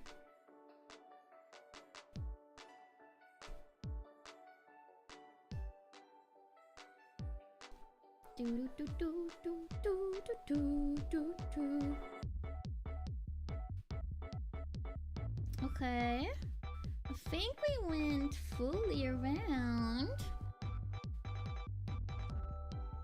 Ah, no, I get Kevin licks. I get the Kevin licks. He thought my hair was mint flavored toothpaste. Okay, I'm going to fix that right now. Let's see. Layer 36. You're in this folder. This layer. No more lickies. No more lickies for you, Kevin. And over here. There we go. That's better. I forgot this one too. And then this one is layer 33? No. No, wrong one. Oh. 35! 35! I wanna go this way. Oh, and 34? 34. Okay, there we go. There we go. There we go. Yes. I don't think I missed anything else. At least at a first glance. Okay. From here on, I usually... I add my folders. There's a folder for skin color, eye color, hair color, and then everything else. All the other colors. So I will start with like a skin color. My skin is kind of... That is way too yellow. I don't know if it also looks more yellow on the pink background. I think it just looks more yellow because of the pink background. Then we have... Eyes are easy.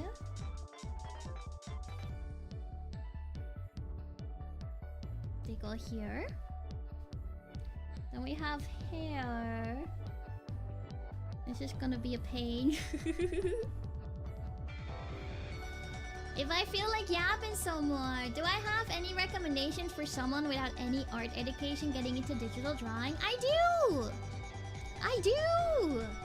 So, a lot of my recommendation of people getting into drawing is... Well, first of all, do it a lot. You want to do it a lot. That's very important. A lot of it is practice. 80%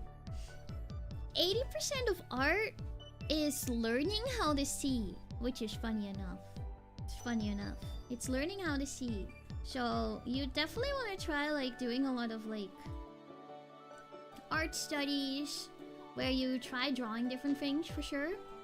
You want to research other artists.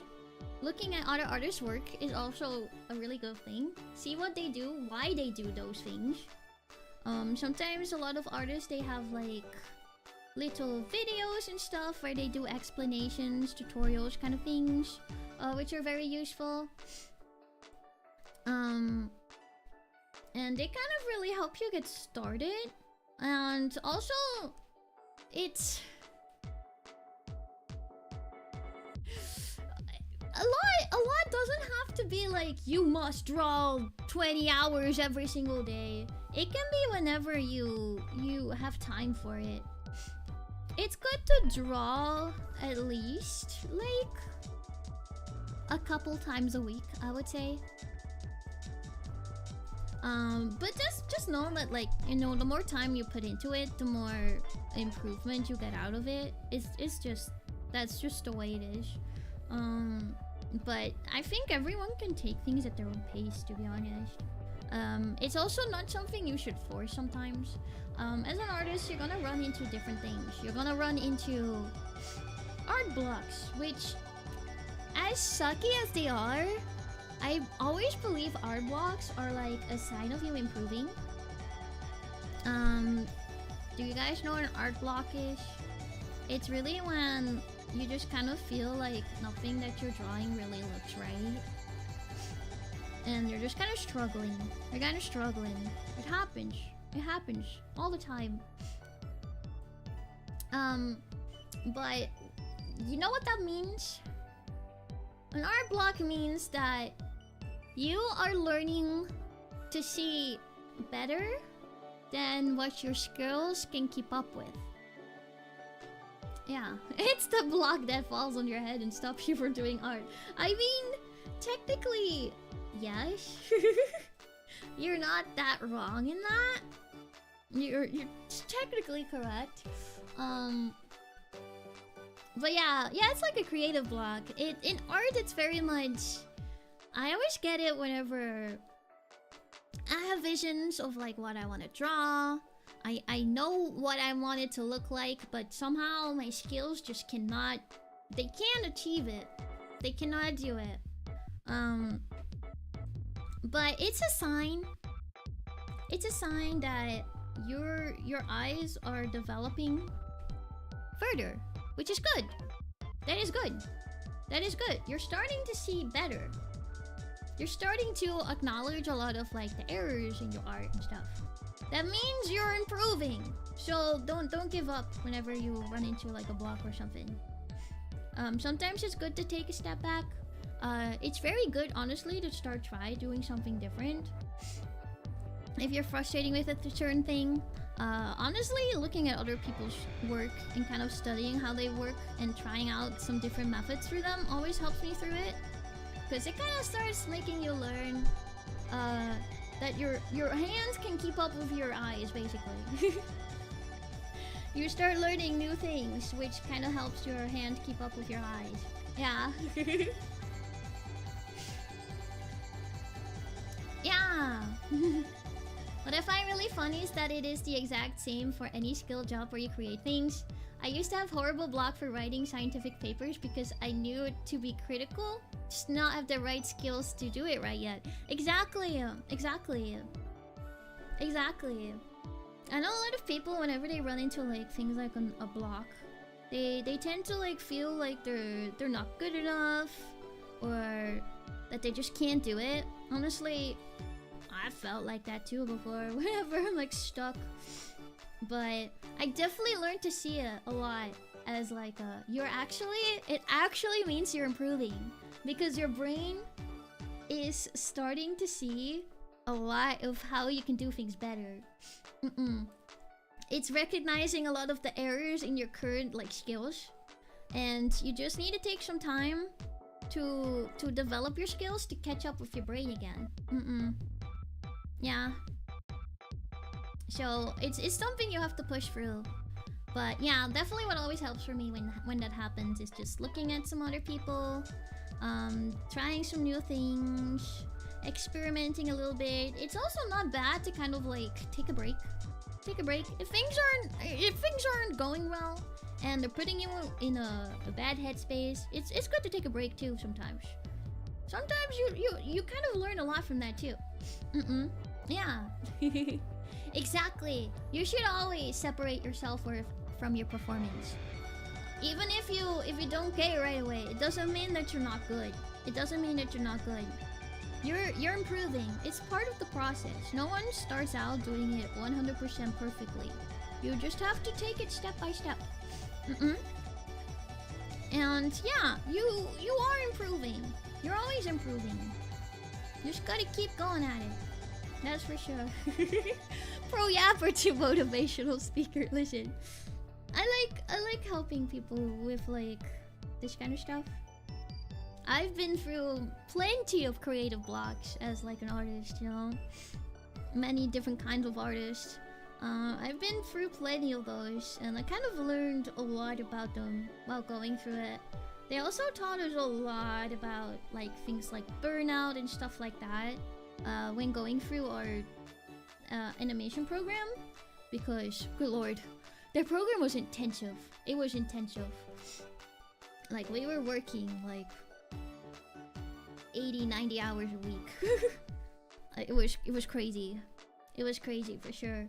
But you definitely learn a lot about the mentality, because I feel like the mentality is at least half of the job. Yeah. Your mental setting, your mental state, especially in artwork, a lot of it is your mental state. Yeah. It's your mental state in art.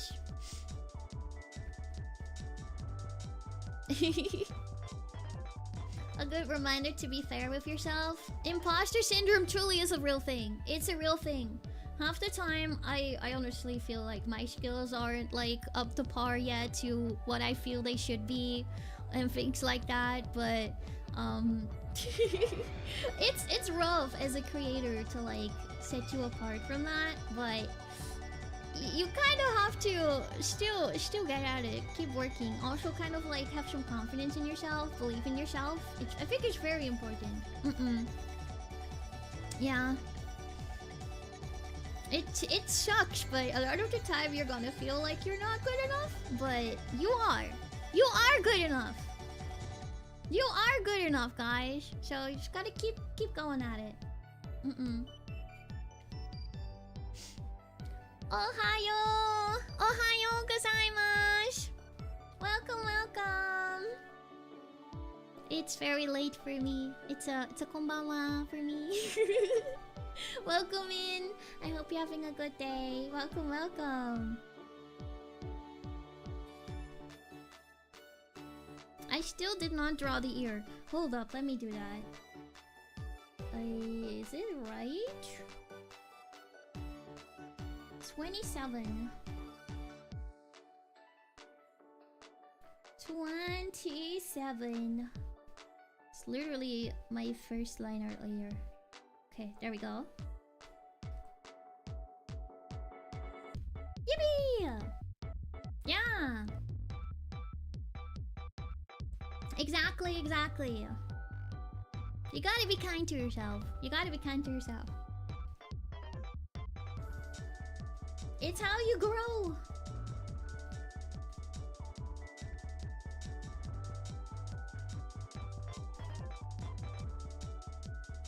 I also tend to believe, like, if you yourself are really passionate and, like, confident in your work,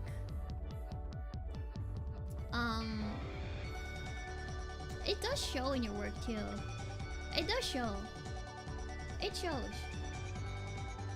And also, honestly, this might be the actual biggest part.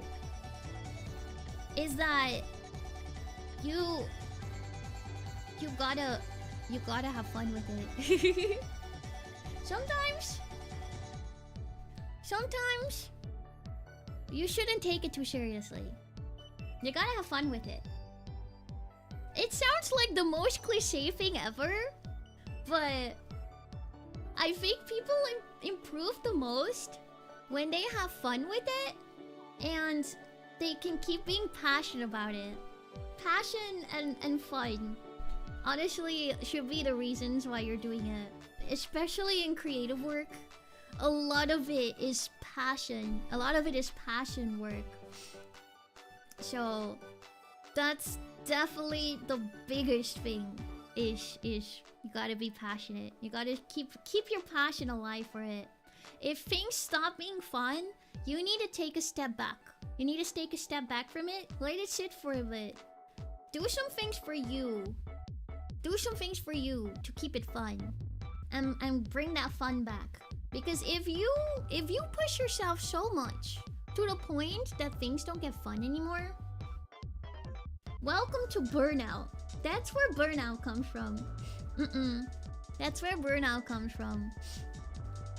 So be kind to yourself. Take breaks if you need to. It's not a bad thing if something isn't fun for you, because we all go through that. It's normal. It's normal to get frustrated and things for a second just don't become as fun. You just have to take a step back and then find your fun in it again and then keep going. That's my best advice. This actually had nothing to do with starting as a digital artist.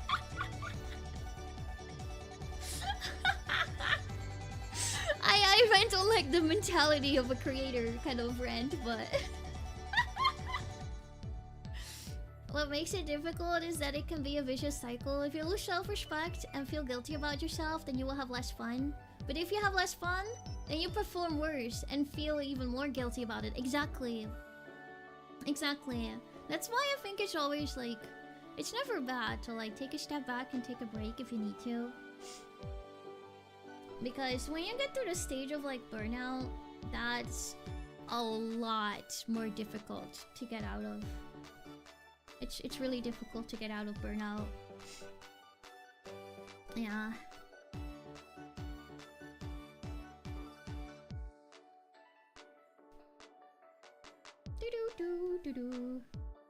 But yeah, those are my mentality tips. It's hard sometimes, but never lose the fun. Never lose your passions, guys. Never lose your passion. And be kind for yourself. In the world of creation. Off topic, but before you filled in your hair white, it was really neat seeing you how nice your hair looked with a brownish color. True! Honestly, I do really like how my hair looks with a brownish color. Also like kind of like a soft blue. I've liked that color on me before too. Hold up, I should fill in the different colors and show you guys. I think it's a little bit more light.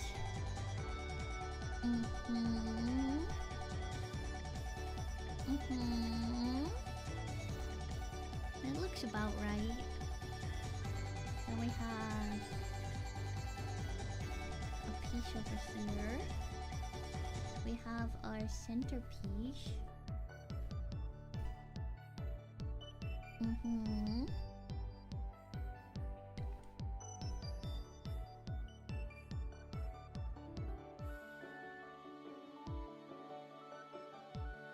From a personal anecdote, I can say I've worked way more this week than ever before, but I decided that I was going to do things in the way that I like and feel good about. And honestly, working hard has never felt so good. True! True. Definitely. I agree with that so hard. I love working hard. I love working hard a lot. Like, working really hard. And, for all of my passions out there kind of thing. But I do it in a way that I'm careful about it. I keep myself safe too. I keep it in a way that I have fun with it. That's for sure. And it makes the hard work feel a lot more fulfilling too. It makes you feel really fulfilling.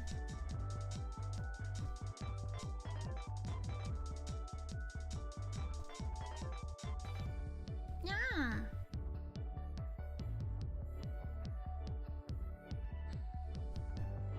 Get rid of that because my hair is weird. Make it a little bit of a gradient.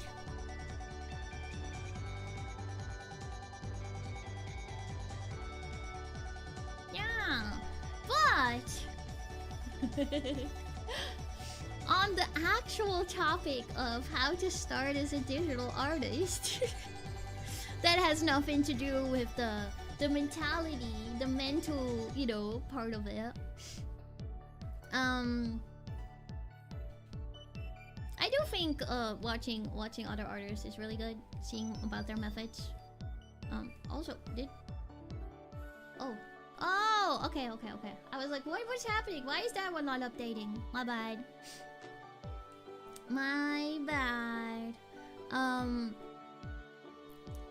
First thing would have to be program. Yeah, honestly, it is the most important topic when honestly starting to learn like a new creative skill. It is a really important topic that probably people don't think about enough, but when it comes to the actuality of art, yeah, watching other people is good. 'Cause you have to learn a lot of different methods. Definitely keep experimenting, because there is 20,000 ways to do one thing. There is a lot of different ways to do art. And you kind of have to find the method that you feel good with, that works for you. Like, my workflow might not work the same. It might not work as well for you. You're like, ew, I don't need this many layers. Ayla, what are you doing? So it's important to find like a workflow that works for you. So it's good to like try out different things when you start. Try out different methods. See how other artists draw and kind of like see if you can kind of like learn from their ways. try out how they work, and if you like it, you can apply it to your own kind of art. If you don't like it, you don't, you know. The more they yap, the more layers. Maybe. It keeps it safe. It keeps it safe. Then... yeah, you gotta find an art program that you like. You gotta find an art program that you like. There's many. I use Paint to Asai, but you also have Clip Studio Paint. Some people like drawing on their iPads a lot, so they use Procreate. It's a very popular one. Then there is programs like Photoshop.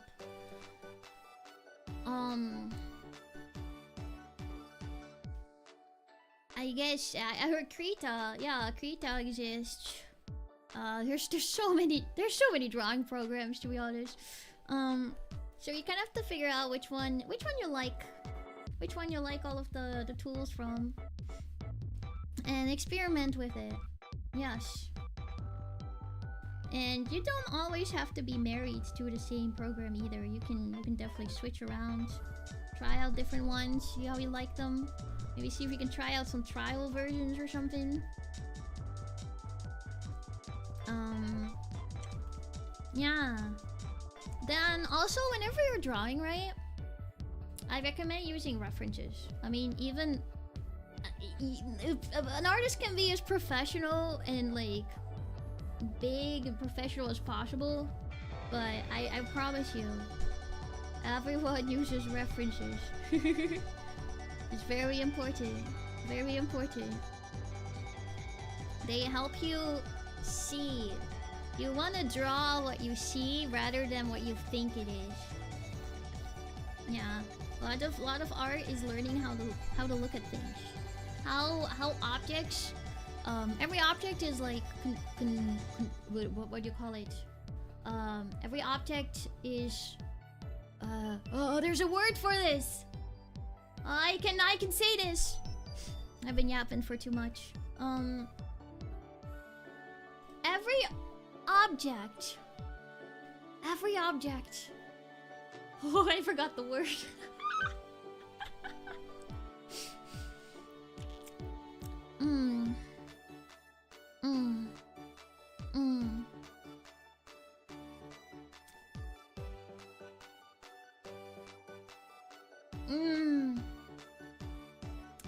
Okay, I'm just going to explain this simpler.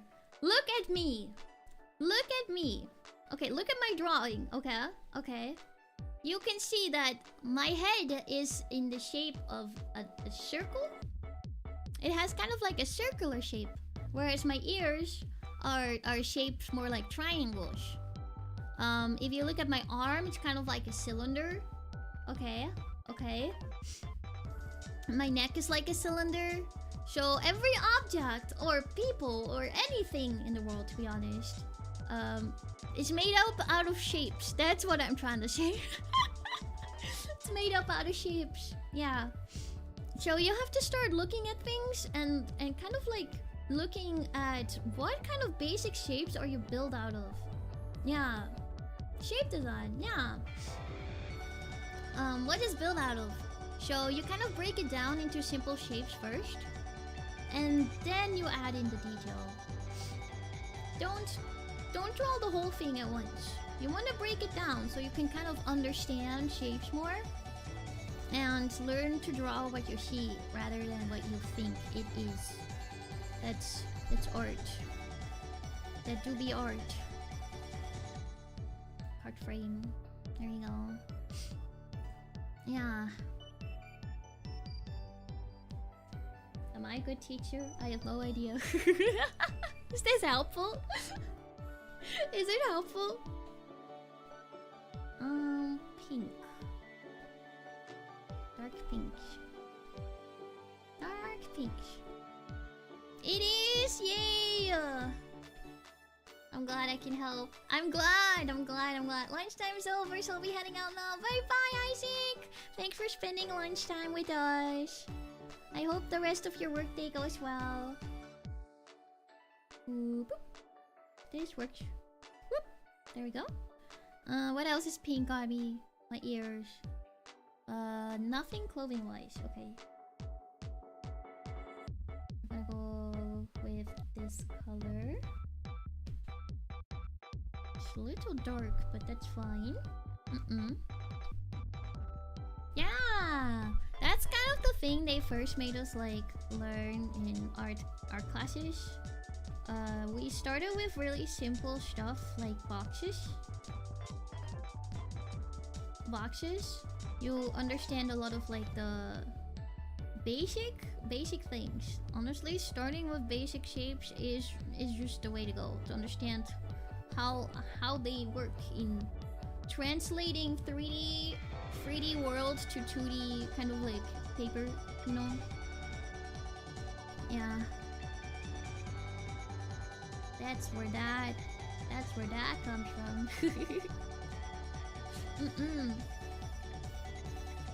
And yeah, so I've drawn a lot of boxes. I've drawn a lot of chairs. Lots of chairs in my art classes. And skulls for some reason. Skulls. I've drawn a lot of skulls.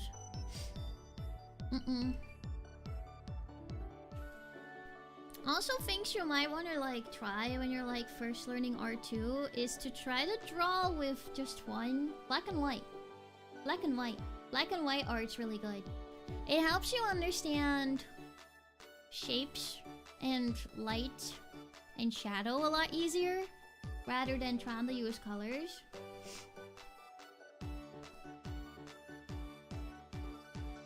Working in black and white is a really good exercise. Pretty much almost all of my art classes, we only worked in black and white. It was charcoal, lots of charcoal. But we did not use color that much. Until like way later. I learned a lot more about color in like my actual animation courses. But not as much in my art classes themselves.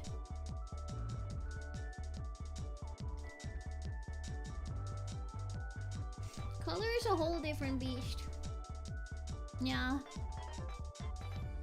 Yeah, definitely.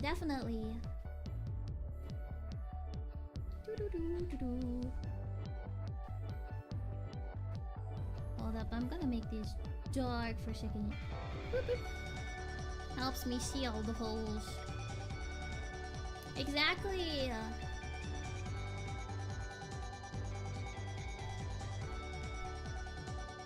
Also, it really depends too, like what exactly you're trying to draw. But if you're wanting to learn people, we were doing a lot of like gesture drawings. It's like you give yourself a certain amount of time. We usually would draw. It's how we start every like figure drawing class. I've done like figure drawing. Also, hello, welcome. We had like live models, but you can use like photographs or anything. There's actually websites I think as well that like give you like random poses of like people, and you can draw them. But you give yourself like 15 minutes to like kind of sketch out the basic shape of the person. Yeah. And it kind of helps you learn a lot about like breaking down things simpler rather than trying to like make things too detailed, because you're not ever trying to make a full drawing. You're literally just going for the shape and the pose. It helps you learn proportions and everything like that. And you get through a lot of different poses really quickly rather than spending a lot of time on one drawing and then, you know. It's good to just spend like a little bit to get like a basic sketch. It's really simple. Like, hold up. It would really just be like, oh, okay, the person is here. Oh, there's like a body here. It's like standing like this. You would kind of just get the basic overall things down. And you give yourself like, I don't know, 10 minutes per pose to just get something down, which is a really good exercise. So if you're trying to get really good at drawing people, I recommend that. Yeah. And then afterwards, we would just spend like a long time on like one.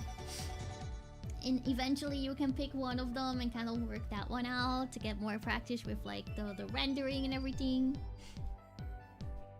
It's a lot of different things you can do. These are all just suggestions, by the way. Things that can really help you get started into like really studying art. But also if you're really just trying to do it for funsies too, just kind of draw what you want to draw. That's like if you really want to study like poses and like really study art. But also if you're trying to casually draw, really just draw what you want to draw. You want to draw your favorite characters? Draw your favorite characters. You want to draw, I don't know, fancy sceneries? Draw fancy sceneries. You want to draw me? You can draw me. Whatever makes you happy is honestly the best way to start. Yeah. Thank you! Thank you so much for spending time with us today. It's so much fun. I hope you have a really good rest of your time. Yeah. Woohoo! Of course. Also, I was gonna show you guys again. What would I look like with different colored hair? I could be like this. It's kind of more like a soft. This kind of tone? It's pretty interesting. I really like this one. Maybe it's a bit more like this tone. Blue hair Ayla is interesting. Teal hair Ayla. Purple hair Ayla? The reddish brown one is fine. What if it's like black hair Ayla? It's also interesting.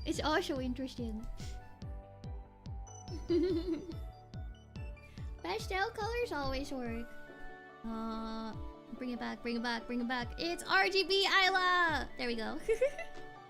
RGB Ayla, let's go!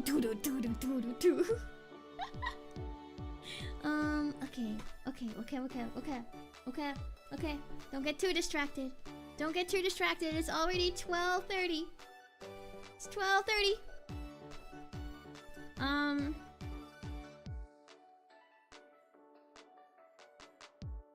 Trying to understand what I did with the line work down here.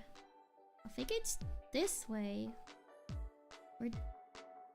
Where is this one coming from?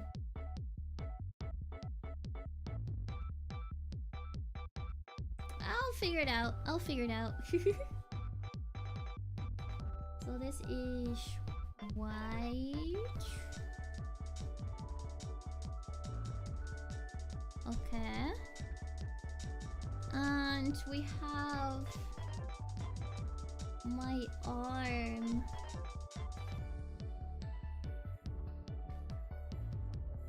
Which is over here. It's like a kind of black sleeve. I have. How does my sleeve work? Hold up. Hey guys, sorry. I need to perceive my hands. Sorry. Look at my hands. Okay. It's like the... Okay. So it's like... Hold up, you guys can't see it. It's from here to... It's like a ring thing. Then it goes down like that. Kind of. Hand exposed! Don't look too closely! There we go. And then it connects to the rest of my arm. Whoops! That's fine, that's fine. We covered that up. This is also black underneath anyways. Then this should be white as well. I'm understanding my clothes.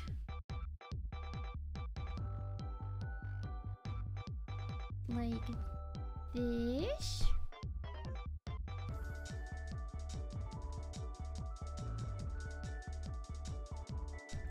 And I forgot the tassel. Oh, oh, oh. My mic is in the way of my tablet pen. There we go. There we go. And we fill in the tassel. Okay, there we go, there we go. Alright. No more looking. No more lookies. No more lookies. You guys get to look at my head. There we go. I'm here now. Okay. I'll be a little taller. So when I'm drawing and looking down, you can't bring them back. No, I can't expose my hands to you guys that easily. Scandalous. Okay, we have a couple of patterns to draw. There is our little diamond shapes. Oh god, never mind. I have to become smaller. I need to study. I need to study what I look like. Okay. It's like a diamond shape. Like this. And we have some like this as well, some smaller diamonds. They kind of go down. You can't see it too much on the other side because it's covered by my hair. My choker too! You're right. How dare I? There we go.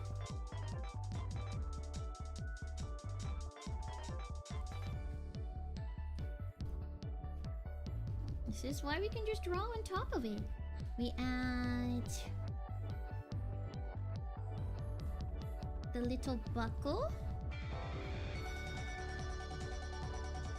This is honestly the method where I kind of started merging the kind of painterly style. Cause before I used to like line work all the little details. All of the little details of art. But I kind of like don't do that fully anymore. I don't line work for the biggest parts, but then little details I end up just kind of drawing in like the painterly style. And I think it's been making my artwork look a lot nicer. To have a little bit less. Woo! Woo! Ah! And we also have this. Okay. The clasp. So the clasp. It's such a funny word. Clasp over here. Okay, this way.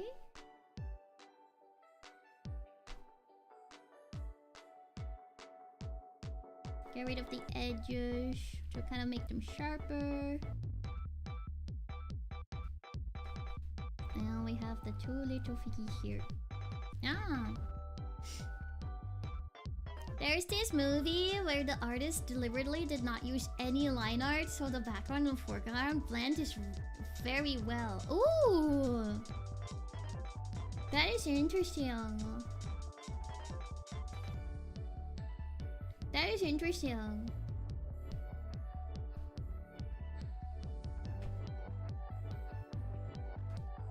If you ever find it, do show me. I would love to see it. I love me some art. Okay. Now we also have...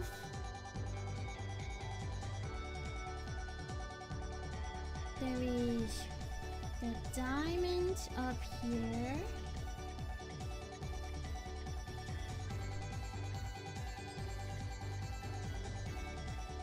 This like diamond star shape is somehow...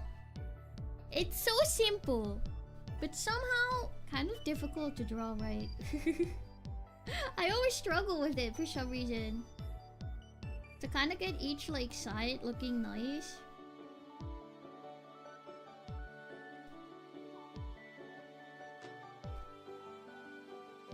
There we go.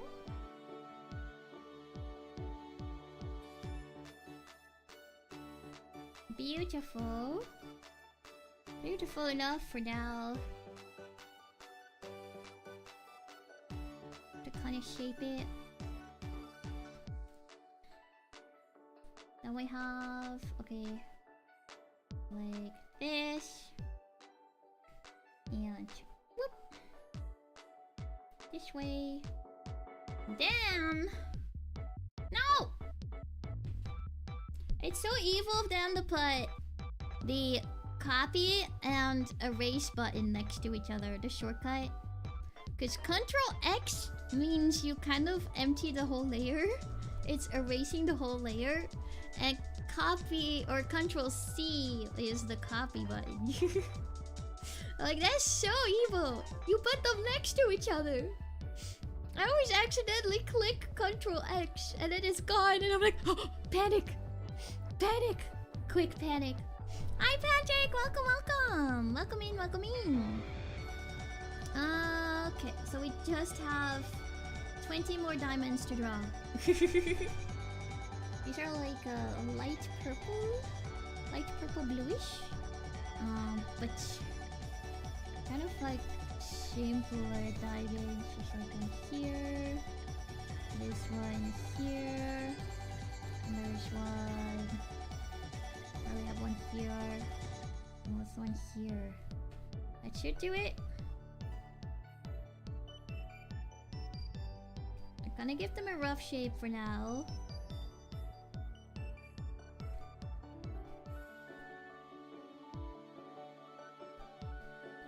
And we'll make them look nicer in the rendering process too. I can rebind keys, but I'm so used to it that I think it's gonna mess me up too if I'm going to, you know, change it now. Yeah. Also, it doesn't actually, like, delete everything. I mean, it does, but you literally just Control Z and it's back. So it's not like it's ever been, like, a problem. But it's just usually, like, a little bit of, like, a it's gone kind of situation. But it's never actually gone. You just bring it back. There we go. Little diamond. Yay! Okay, Ayla base color is here. Ayla base color is here. Then we have Kevin.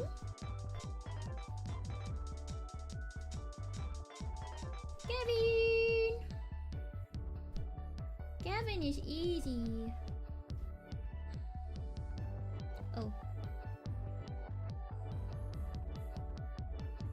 There we go.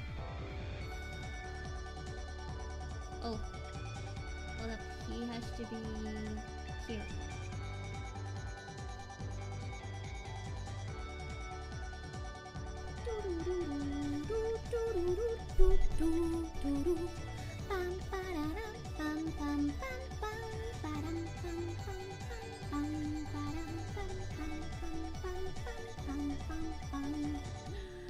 I see a mistake. There we go. That is Ayla hair over there. Okay. And Kevin is just... Oh. This part. This? We make this the same color as this.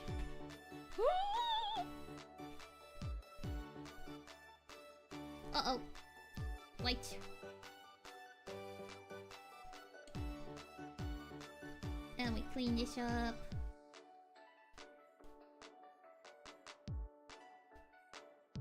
And his little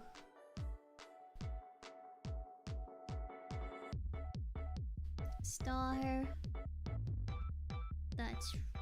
I guess I can put this on the same layer, that's fine. Wait, B. Pink. The son of the white mare. Ooh. That sounds nice. I will have to check it out later. I'll check it out later. Also, thank you so much, Frank. Thank you, thank you. I'm glad you like how it's looking. Glad you like how it's turning out.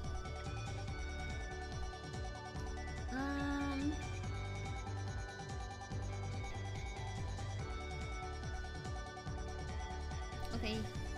One more diamond. One more diamond, guys. And I won't have to draw diamonds again. Woohoo!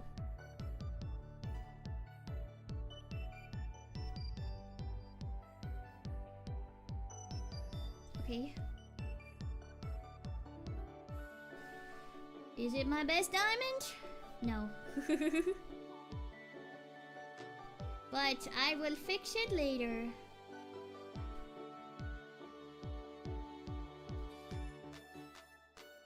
It will be fixed during rendering. I'm bad at drawing diamonds! Listen. Sometimes the most simple shapes are the most difficult.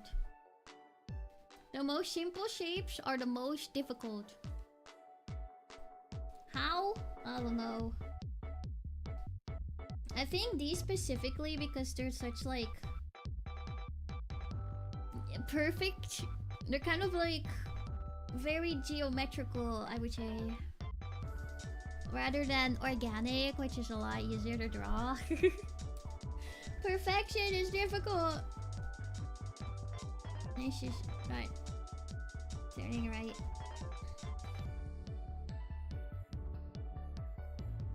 There's ways to solve that problem too.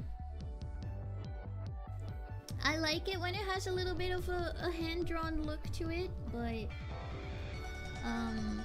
you can also like kind of import like the perfect like diamond shape and reposition it to fit. It's also an option. The lazy way, I suppose. But lazy does not mean bad. There's plenty of art tricks that just make your life easier. There we go! The SpongeBob episode with the circle! You first draw this beautiful perfect face and then you erase it until you only have a beautiful perfect circle left over. Exactly. And we have a little figure.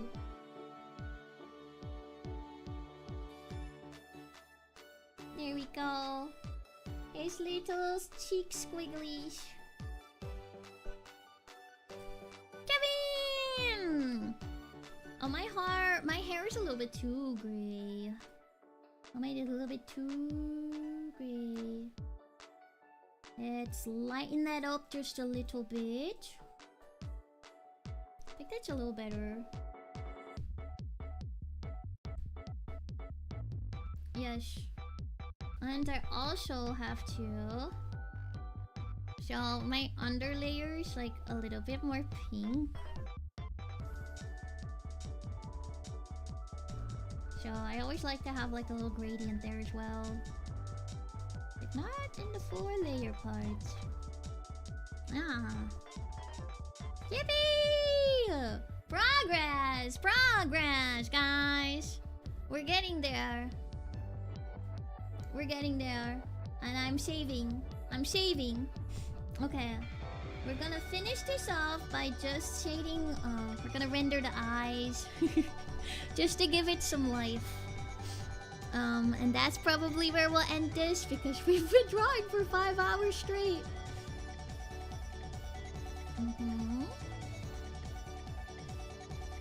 Hello, hello, hello. Welcome, welcome. This is my favorite part. I love drawing eyes. There's just so much detail in them. I can go crazy. The eyes are typically always the focus of like a character. Every single time, the first thing the human eye wants to look at is another eye. So eyes are really important. It's honestly partly why anime style has such big eyes. And also because eyes is what really contains like... It contains the personality, kind of like life of any kind of like living being. The eyes are so important. It contains emotion and everything, which is why eyes are so... Exactly, they're the gateway to the soul. They're so important.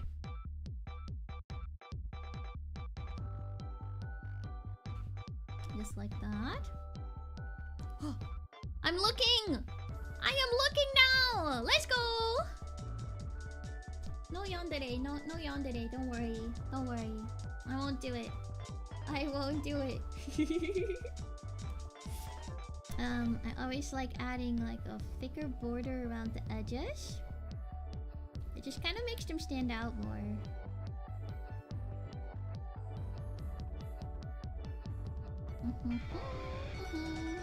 I am perceiving. I'm looking at you guys. You better don't cause any mischief right now because I am looking.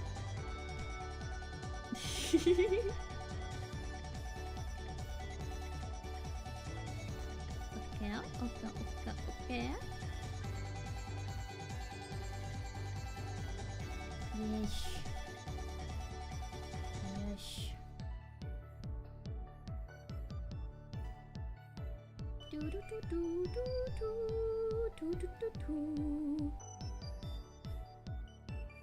Raise a little bit over here.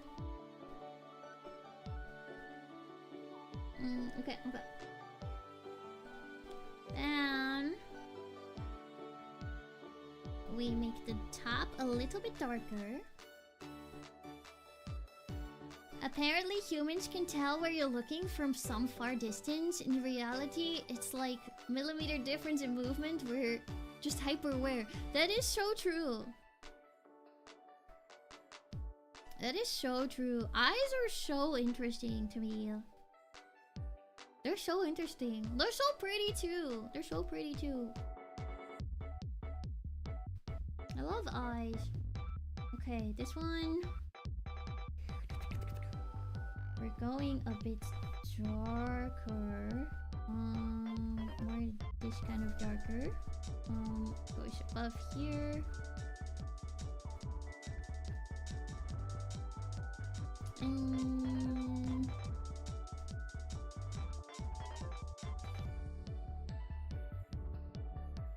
Does it go above there?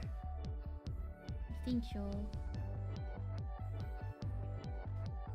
Also, I don't think I answered this question before, but I did see it, and I was intending to answer it, but I went on like a big tangent. But have I ever found my personal style? And my answer to that has to be yes and no. Yes and no. I'm literally always still like improving my style, my art style. It's always evolving. It's things like me. Like what I was saying before was like you kind of like do some research and like experiment with new things. I still do that. Even though I've been drawing for years, I still do that. I'm always experimenting. I'm always looking at like other artists as well. Trying to like learn new things, new tricks. figuring out how I want to improve my own art as well.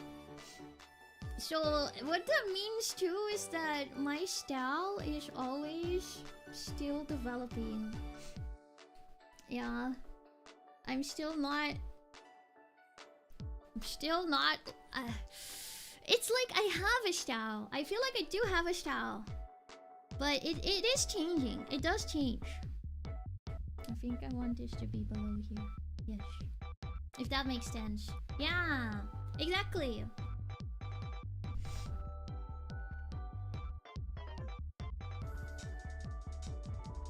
If you stay stagnant, you don't improve. Yeah. So I do adjust my style all the time. I start like noticing things like, I don't think I'm actually a fan of the way I draw this certain thing. So I try to experiment and draw things a little differently. And I'm like, oh, I kind of like the way I did this, or I like the way this artist implemented something like this, and see if I can like develop my own touch to it.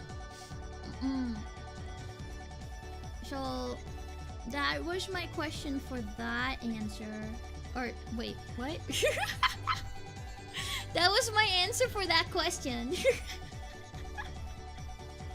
My brain is dying, guys. My brain is dying. I've been yapping for 5 hours. Oh no. Yeah, exactly. I'm always learning. Always learning. Oopsies.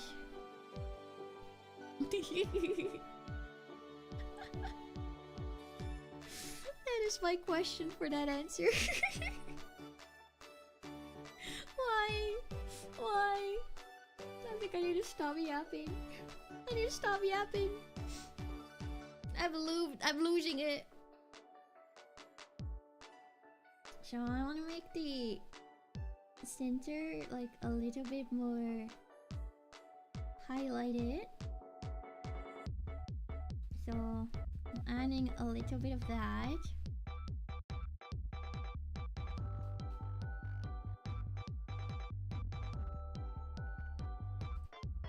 A little bit of that. Blur it out just a little bit, so it has that very soft little look. Yeah! That's why I like art streams a lot too. It's very cozy. Lots of cozy times. Hold up, I feel like I'm covering you guys. There we go. I'll be low and big again. There we go. I got style. Let's go. Let's go. I got some style. Okay. On top of here, we start using our blending mode. I use like a... Painter's Shy has like a blending mode called Shade. But it's very similar to Multiply, if you guys know what blending modes are. Which is, once again, coding. It's coding. But this makes whatever, like, color I use. I'm currently using, like, a middle color blue. It kind of, like, makes a darker version of it. It does math from one color to the color that's already on here. It does math. Yeah. Yeah, you see math right here in front of you. Ew, math! Ace, have a good rest. Have a good rest. Thank you so much for joining us today. I hope you have a really good sleep. It's past midnight here too. But I hope you have a really good sleep. And thank you so much for joining us, okay? I hope to see you again soon. Okay. Then I like to kind of amplify the center of the eyes a little bit by adding a lighter layer. It's very soft. I use the watercolor brush a lot for like shading, because I can like really like it blends things, which is really nice. Yeah. Very cool, very cool. Very cool, very cool. And my eyes. If you look at my eyes,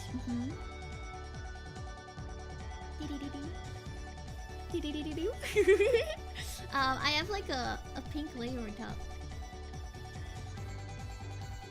It's like a pink highlight. But this is something I do in like any color eyes, to be honest. I really like adding in like a complementary color that's different than the actual eye colors, like a highlight. I think it just adds like a little bit of like an interesting element to eyes, personally. I think it's fun. But I kind of blend it together. And I'm gonna make it a little bit of a pinker eye. Okay. Rather than the reddish pink, more of a pink. Yeah, pink and cyan is a good color, if I say so myself. It's a good color combo. I typically have my set colors for different kinds of eyes. Like blue eyes, I would usually go either pink or yellow. Green eyes, I would go yellow as like a highlight color. Brown eyes can go any way, to be honest. But pink, purple, or yellow also work for those. Yellow eyes or like golden eyes are tricky. They're kind of tricky. But pink works nicely for those two. I feel like those are the most common eye colors. Red eyes. Red eyes depends what kind of like effect. If you want warm red eyes, you would use like a yellow. But if you want more like cold red eyes, I would use like a blue. Yeah. Raina, I subbed to you yesterday and came in just to greet you. Thank you so much for the sub. Thank you. Welcome. Thank you for saying hi. Purple would also be like a yellow gold, I feel. But it could also be a blue. It's once again, what kind of like, do you want it like to be warm eyes or like cool eyes? Very important to think about. But in reality, I think any color can work. It depends on the character too. Sometimes I like using like whatever character's color. Like, let's say it has a lot to do with color theory, yes. It does have a lot to do with color theory. But sometimes when it's like, what's a common character that has like an obvious color?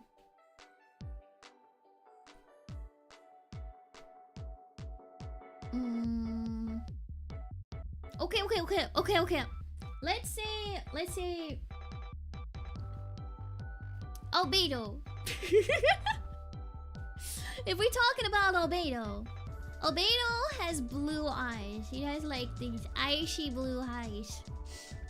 As a secondary color for him, I would add like a little touch of yellow to his eyes. Yellow gold to his eyes.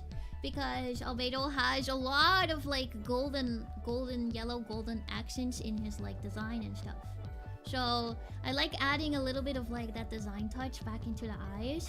But if we think about Brand has purple eyes if I remember right. His eyes are more purple, but he has a lot of blue in his design. So I would add like a touch of blue to his eyes.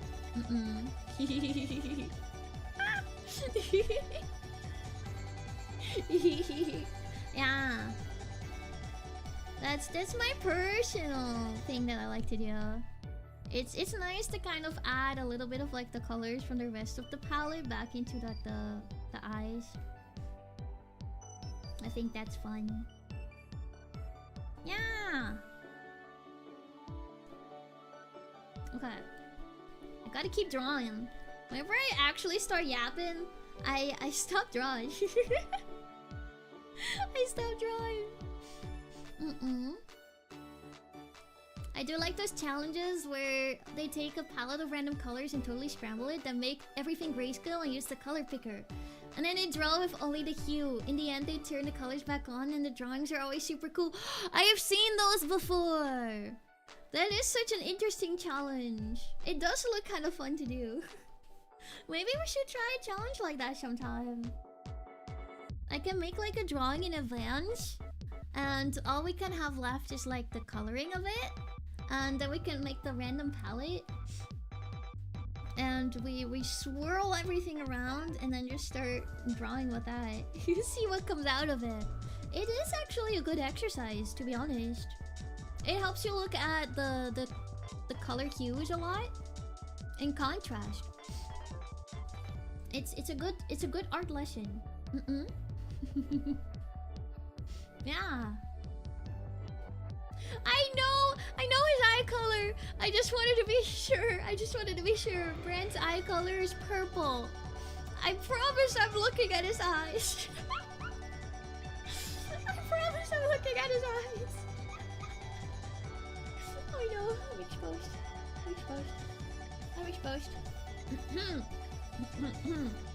Anyways, Kefkin, look, we add a little bit of shine to it to make it pop.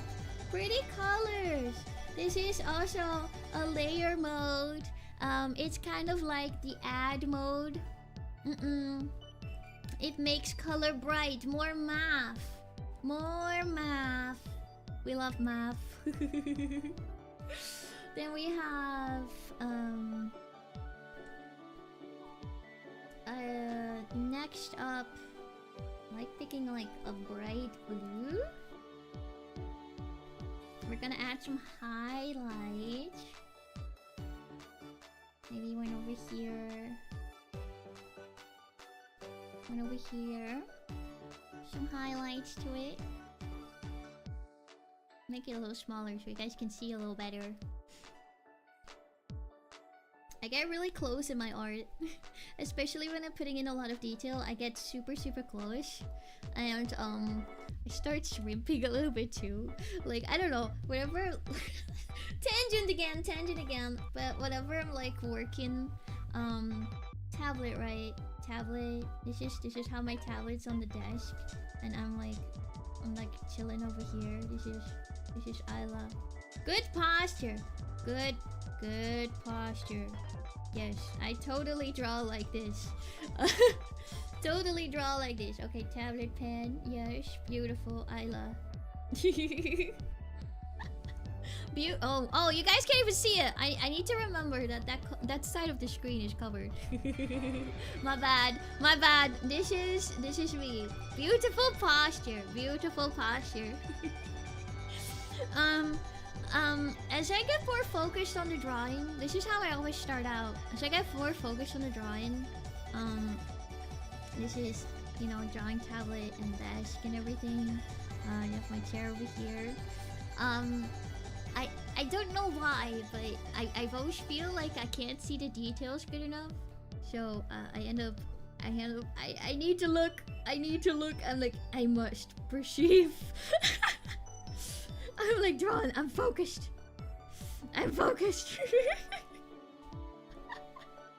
This is how I draw. It's like I can't see things properly or something. I'm like this zoomed into the art. I'm like literally this zoomed into the art, but I'm like still I must look closer. Must put things perfectly.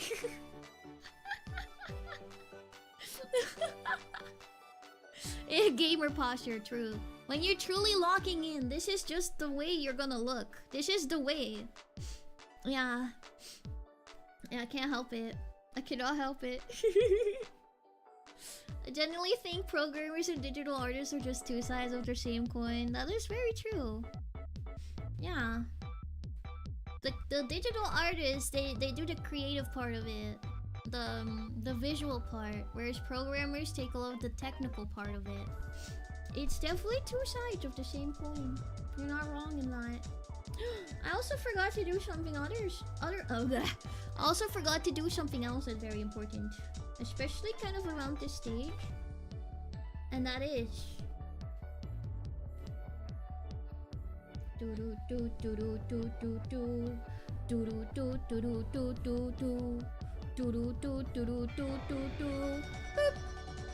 Coloring the line work. Maybe this is a little too light. There we go. It just makes things look a lot softer. I do end up touching up the line work again later. Especially during my final phase when I go over a lot of things and add detail. I kind of add more depth to certain areas of the line work to kind of make things pop more, stand out more, you know?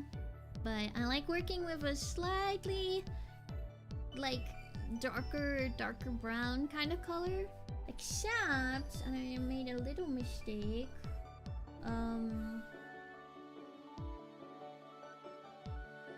Except not for the eyes. The eyes are different. Yes. That is true. Coding can be very creative. You actually can make a lot of art with just coding. And art can also be very technical. They're definitely like a combo of both. There we go. This is where we're at. Okay. Back to business. What do I do next? This is just a part of adding as many details as I can without making it look bad. Highlights.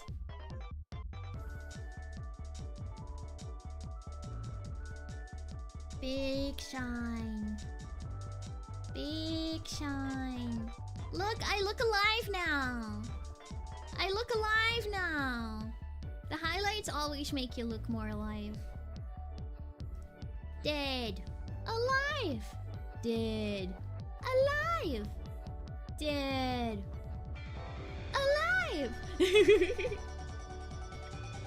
That's the way. Alright. Then I like to blur it out a little bit. So it's not just solid. Shape it a little bit further. Clean it up. There we go. Now it looks soft. I'm always so alive. Yeah. Then I grab a dark color again. And kind of like outline it a little bit. It makes the highlights stand out. I like that a lot. Makes the highlights stand out. And something good at this stage too would be coloring the line work of the iris, which I kind of try to match it with the actual iris, so it kind of becomes just one thing. You don't really see the line work of it. It's just like the eye kind of thing. And then I have some more little details. Just little details. Like just kind of like building it out a little bit on the side. Just make it all come together. Little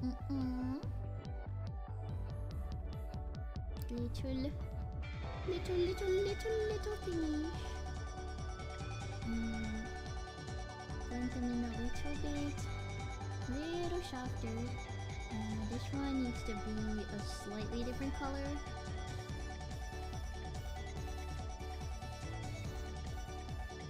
And we have our little lower area shine. Makes it pop a little bit on the bottom. Then we also have the top area. I always like to add a little layer here to separate the lash. It makes the lash stand out a little bit. You like my stare? It's interesting. No. It does good with like staring contest. Then we also have a little highlight over here, which I think is also kind of cute. And then it's also important to kind of zoom out sometimes. It's very sparkly. Very, very sparkly. Okay. Then another important part is to color the lashes. Very important too. Color these lashes. The bottom ones will be a lot more like blending in with the skin and line work. On the edges it'd be like a lot lighter, which kind of makes it look like it's a little bit like translucent on the edge, which I like to do. Then I like to add like a soft purple kind of like layer on the inside.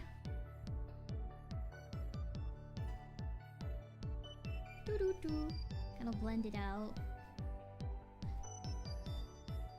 Something I like to do. And it can help highlight the lashes.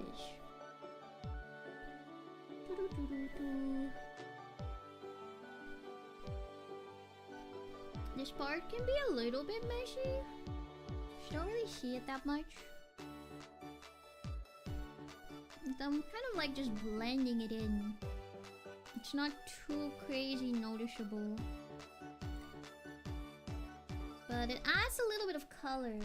I'm thinking I want the edges to be a little bit more like... maybe that's too orange. Maybe more like reddish. Doo-doo. Doo-doo-doo-doo.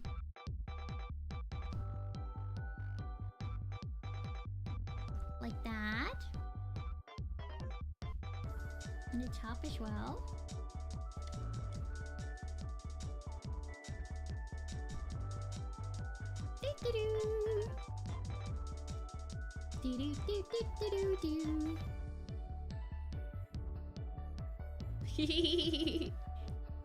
Oh, true. Kevin's eyes are so dead right now compared to mine. They're so dead right now compared to mine. Okay, now I can continue adding some little things, like a little lower lash in the highlight, which I think is cute. Just little touches. Little touch. Which is cute. Another important thing would be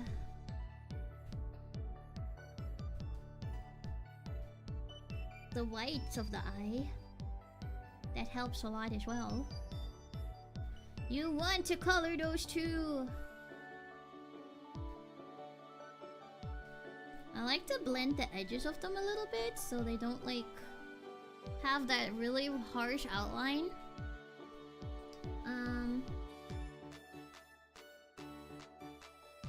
Pull it up. I'm not layering this right. There we go. And the top would be... it's kind of like a purple gray?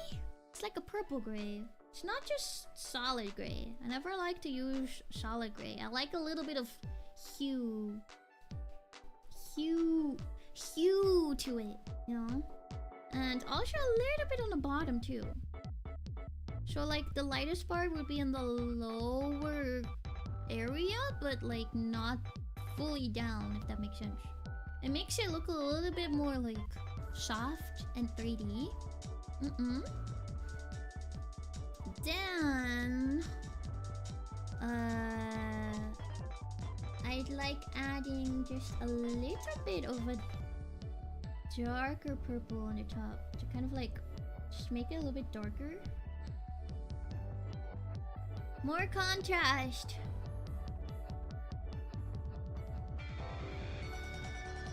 Yes, let's slightly blend it out so it makes it soft. Softness.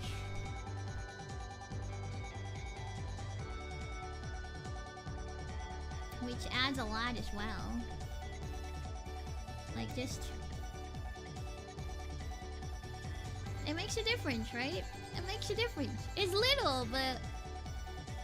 It makes the lash blend together with it too. And let's see, where are the lashes? Where's my lash layer? Over here. I like to very slightly blend it out a little bit as well, to actually make it a little bit transparent on the edges.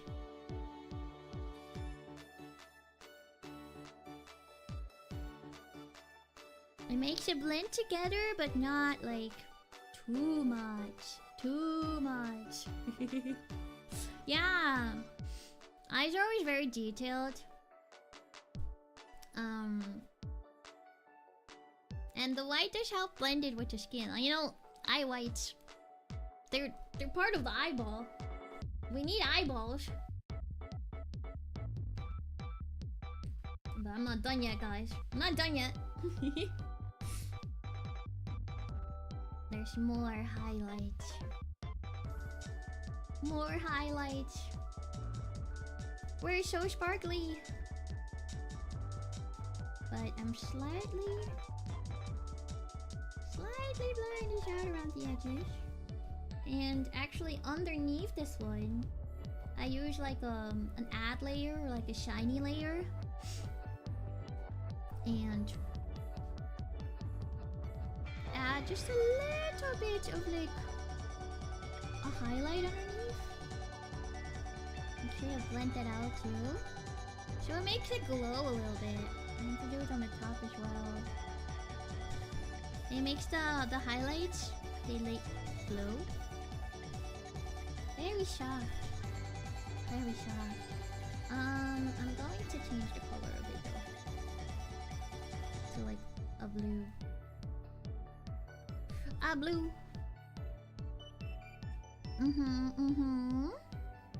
Nose. Eyes, 100%. Mouth, sketch. Nose, non-existent. Non-existent. This is coming together. It's coming together though. I feel like it needs more though. It needs a little bit more oomph. Oomph. Let's see. Let's see. Let me go detail it out. Maybe like a little bit of like a layer in here.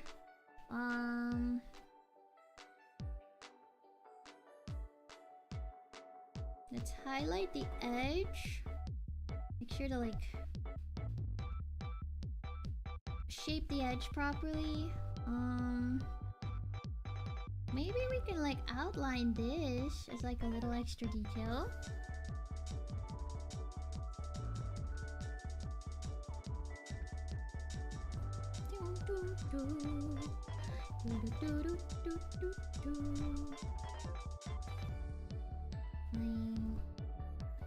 Maybe highlight these thingies a little bit.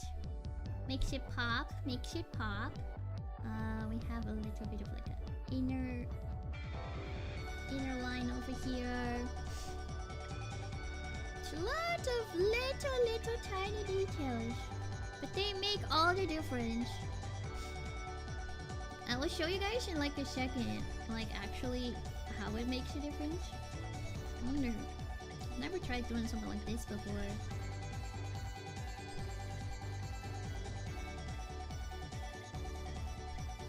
I'm not against that. I'm not against that.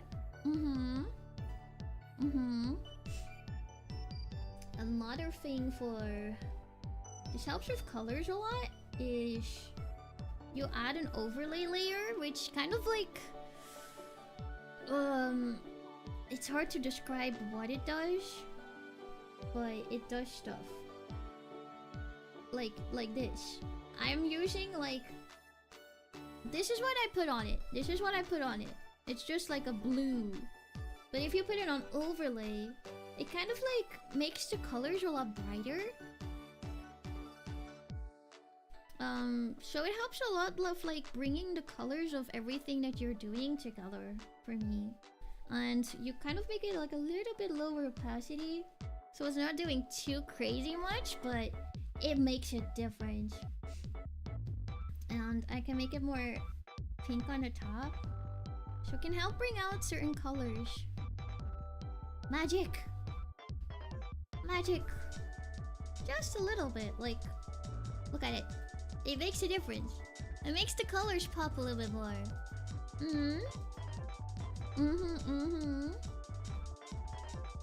Maybe in the middle, I make it just a little bit more blue.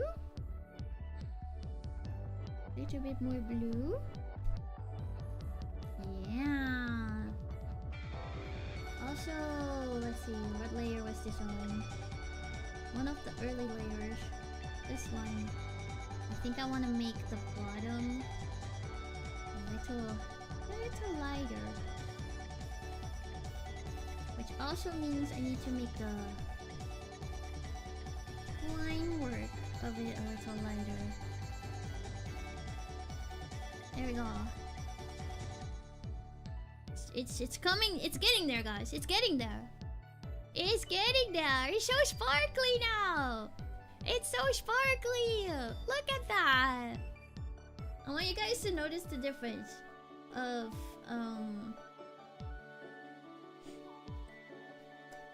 what I just did. I think they're all on this folder. Yes. Alright. You guys want to see the magic of all the little details I just added, including the highlights too. From like a base color to all of the tiny little details. This is all that I did. It's like, it's decent. It looks like eyes. It looks like eyes, but it feels a little bit empty, a little bit plain. So I add a lot of little touches. And it makes it really pop and make it bright and happy and sparkly. Which is the look of enemy. So sparkly! Sparkly! Sparkly! Sparkly! It makes a difference, right? Ah, it's turning out really cute. It's turning out really cute. I'm going to color in the mouth. Shading is one of my favorite parts of drawing, just because everything really starts coming to life when you like work on the artwork. Oh, the shading makes it it brings it all to life. I love that part of it. It goes from a plain lifeless drawing to something that feels alive and full of emotion and character, you know. Toof. Toof. There we go.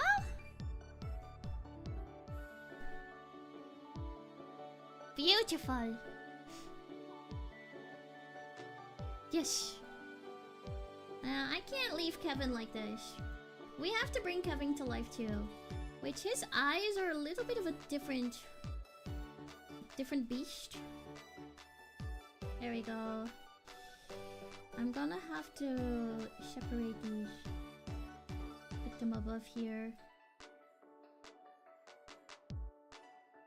In their own layer. Okay. 1,000-yard stare to a disco ball in one click. Exactly. Alright. He has... It's like blue. I'm going to make the overall eyes like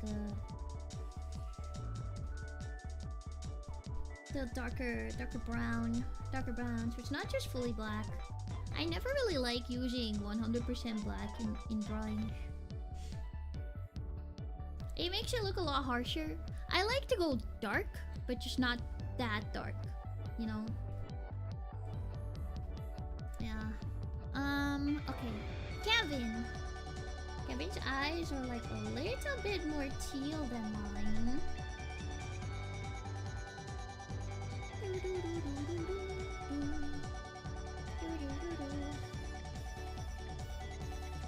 So the way we draw Kevin's eyes is we draw like there's no line work or anything, so we kind of draw it the opposite way.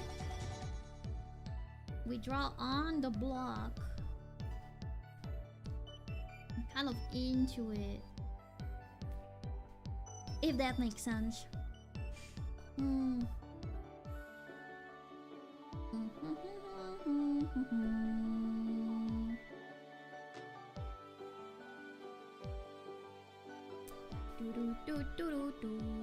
The shape should be a little bit more this way.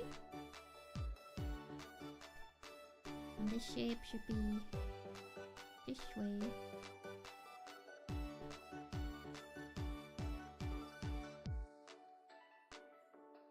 Okay.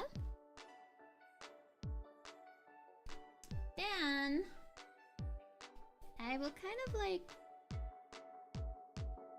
smaller brush, soften it a little bit. Just a little softer. It's been a while since I've drawn Kevin too, so I'm definitely going to be experimenting a little. Maybe blend it out a little bit on the bottom. We can do some similar effects as we've done on Ayla.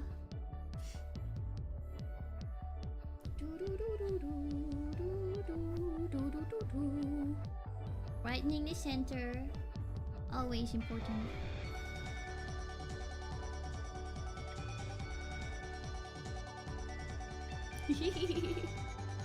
Kev can try his best to make a heart but no fingish. No, he's doing the thumbs up. He's thumbs upping me. He's totally thumbs upping me. I think what will be important for him is the highlights, to work those in very quickly.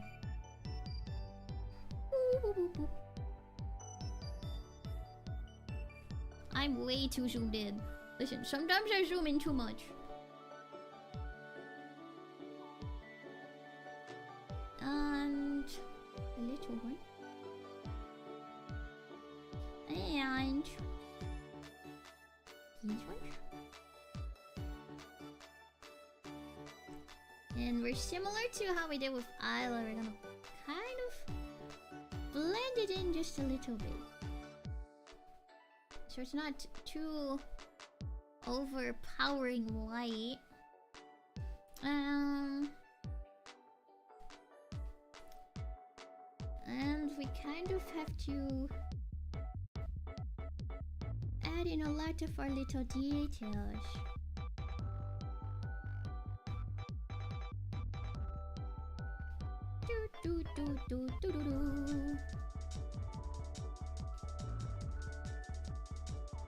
Also like little lines.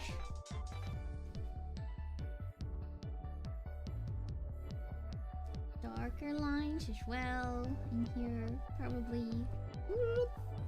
New layer. Alright, guys want to guess my layer count right now? You want to guess my layer count?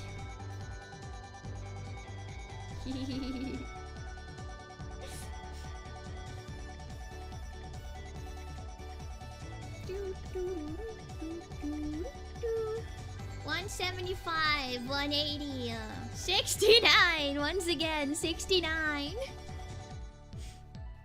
$420. Okay, it's not that bad. It's not that bad. It's not that bad. I am bad, but I'm not that bad. It's actually 117. We're not quite up there yet, but we're definitely over the 100. We're definitely over the 100. They increase really quickly when we start shading. 300! Oh. 80,085? The program doesn't allow me to have that many layers. It does not allow me to have that many layers. We are safe from that many layers. Okay, just gonna add some little touches over here. He's so sparkly, but blend these out a little bit further.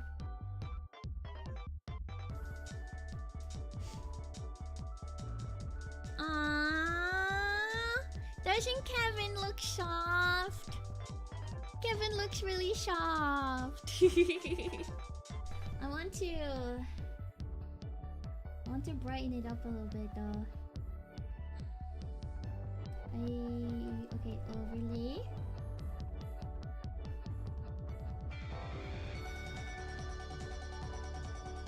Just a little bit brighter. Little bit brighter, little bit brighter. He's so cute. He's so cute. Yay! Oh right, we also have to underneath here.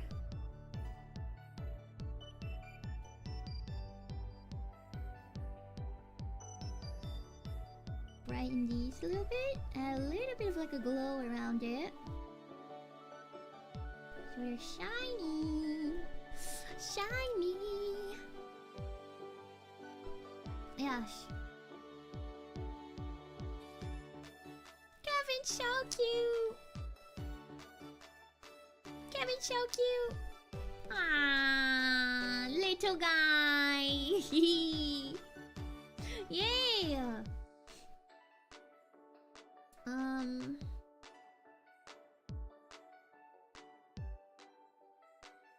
As much as I want to keep working on it, I probably shouldn't because it's always been 6 hours. It's getting late again. It's getting late again. But it's been so fun to work on this piece. It's been very fun. You can start adding like some skin shading in there. It's going to help add a lot. There's some like gradients. This is going to be darker. This is going to be darker. This is going to be darker. Yeah, it's about time to go sleep.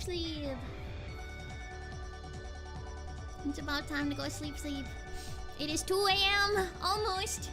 Once again, I feel like all my streams this week has been long.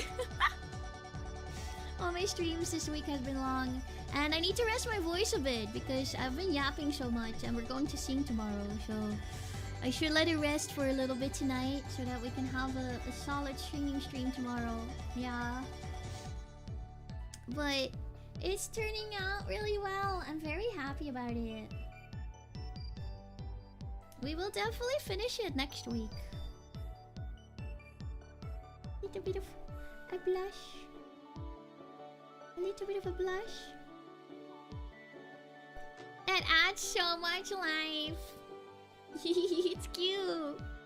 It's cute. Okay, wait. One thing we can do to it though. One thing.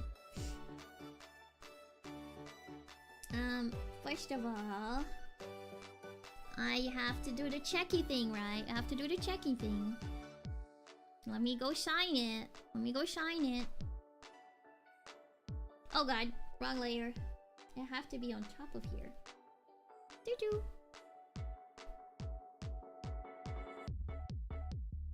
I'm so good at signing. This is too big. It needs to be more like this. There we go. Doo-doo.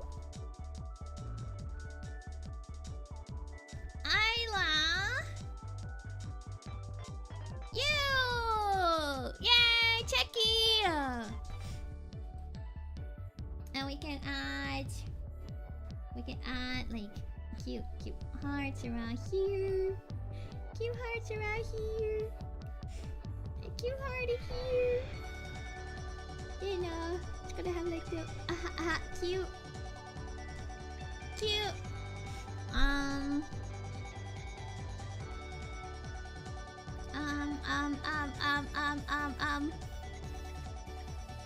What else can we do to it? Something like this. Something like this. We can make Kevin look cute. the little thingies on it. I feel like, hold up. My signature is slightly. Maybe I should put it over here. It's gonna cover. It's gonna cover. It's okay. It can kind of cut off on the bottom. There we go. I don't want it to cover our beautiful heart over here.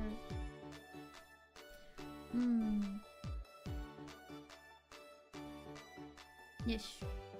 This works. This works. And I will end up writing like a little message over here. Like a thank you.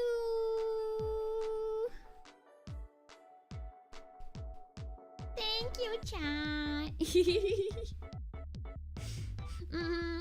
CHEKI decoration. So that's kind of the idea. We'll add more and stuff to it when it's like actually done. But it's gonna have like a cute background with like some funny shapes and things like that. I also wanted to like draw like little stickers.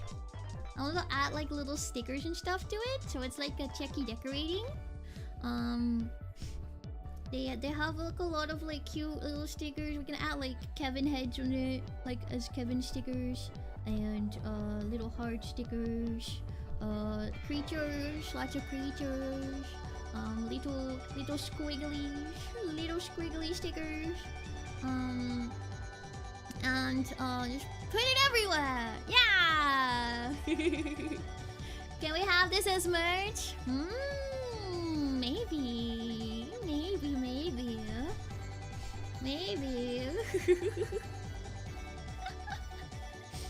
I'm totally wondering why I'm drawing this. I say nothing.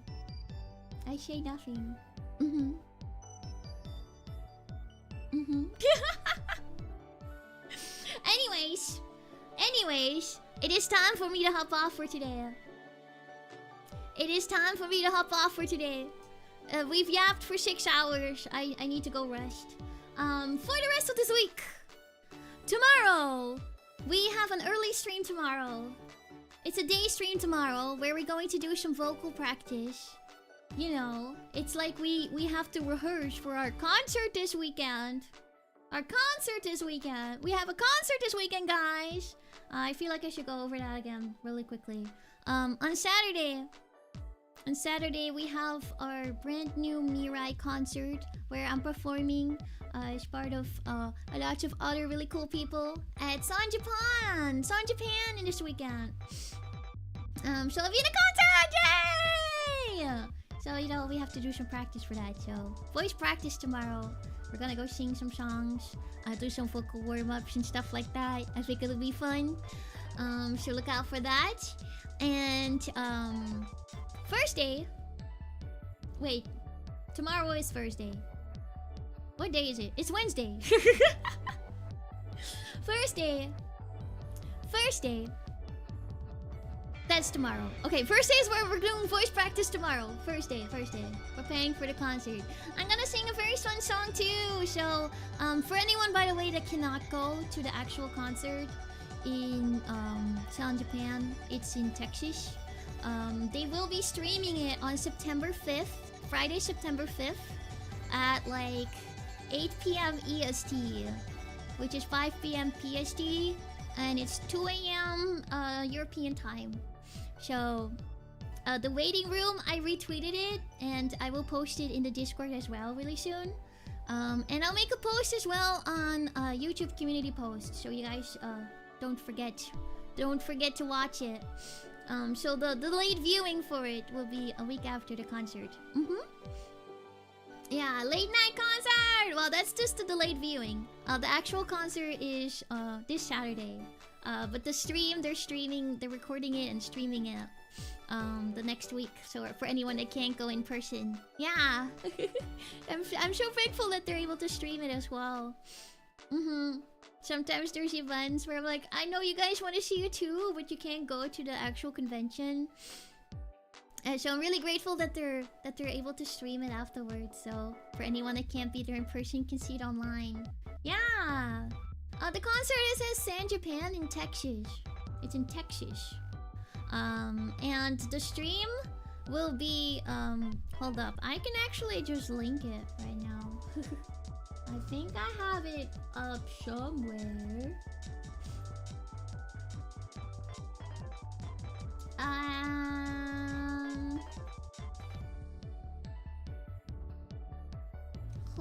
Hold up.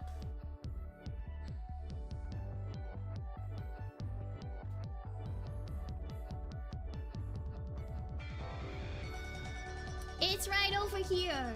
So if you guys wanna, it's on Rio's channel. It's Rio's channel because Rio is the host of the concert. Yes. So put a little bell ringy notification on the concert if you want to be sure that you catch it. And wait, that's where you live? Oh, go to San Japan. Go to San Japan this weekend, Saturday, August 30th. I believe it's at 5 p.m. I believe it is at 5 p.m. If I remember right.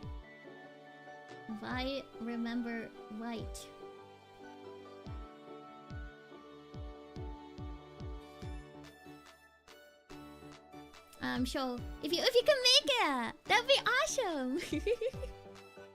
That'd be awesome. For anyone that's able to make it, by the way, if you want to take some like pictures or videos, you're welcome to. You're welcome to. I'd love to see it. I love to see it. But yeah, that is happening this weekend. And we're gonna do some voice practice for tomorrow. I'm gonna sing a very fun song. It's Genshin themed. To no one's surprise, it's Genshin themed. And Friday we're going to do our last official practice for the tournament of Mario Kart this weekend. So look out for that too. I'm gonna open it up for you guys again to join. So let's do some last minute hard training. Lots of training last minute. We're going to practice a lot of the maps that we don't know too well yet. Practice the ones we're not good at, and you know, get ready to win. Hopefully, I don't know. Yeah. Then on Saturday, we have the concert. We also have Repo collab. We have a Repo collab at 6 p.m. Very excited for that too. It's gonna be a lot of fun. Multilingual, so I'll be speaking Dutch again. Then after the Repo collab is the very first qualifiers for Mario Kart. So we have to win those, guys. We gotta win those. We got to. To make it to the semi-final and the finals, we have to win the qualifiers first. Top four. So that will be happening after the Repo collab. The Repo collab is from like probably about 6 to 9. Our cup in the qualifiers should go around 11. So we'll probably do some little practice before that as well. Yeah. 6-hour drive. Oh my goodness, that is far. That is far. But same state. Oh, Texas is big. Yeah. So that's happening on Saturday. Saturday is a busy day this week. And then on Sunday, we may or may not have the finals. We may or may not have the finals of the tournament. Yes. We may or may not have the finals. It depends if we make it past the qualifiers. If we have a Mario Kart stream on Sunday. If we make it, we stream at 8 p.m. If we don't make it, we also stream at 8 p.m. But it'll be the member stream for the week. Our weekly member stream. And we will be watching the tournament regardless. Because I want to watch the racing. And if we do make it to the finals, we will have a member stream, but it will be afterwards. It will be afterwards. Yes. So that's what the week looks like, guys. It's a busy week, but a fun week. I'm so excited for this week. 6-hour drive. That is a weekend trip. That is a weekend trip. You can't really do that in one day. Yeah. You can think about it. You have a couple days to think about it. Yeah. Yeah, next week is VExpo week. So for anyone going to VExpo, my meet and greet schedule got announced today as well. I'll be having my meet and greet at 11:45 a.m. on Saturday at the Vaso booth. So if anyone is going to VExpo, make sure to catch me on Saturday morning! Yay! It'll be like the first thing you can do at the con. Say hello to me. Yeah. So that's happening too. Yes. And there will also be merchandise. There will be merchandise as well. Yes. Oh no! Doggo! But spending time with the doggo is also fun. So that's okay. Yeah. That's okay. That's okay. They have the restream. They have the restream next week, so you'll be able to watch it just virtually. But yeah, so there won't be as many streams next week just because I'll be at VExpo. So we'll have like a couple of streams at the beginning of week, but that'll be it. That'll be it. I'll be at VExpo the rest of the week. So it's another reason why we have so many this week. Yeah. Me too, me too! I can't wait, I can't wait. But for today, we're going to call it here. Let's see. Who shall we invade today? I will do my best to see if we can go next year too. I'll do my best. I would love to go again. Today, I will send you guys to...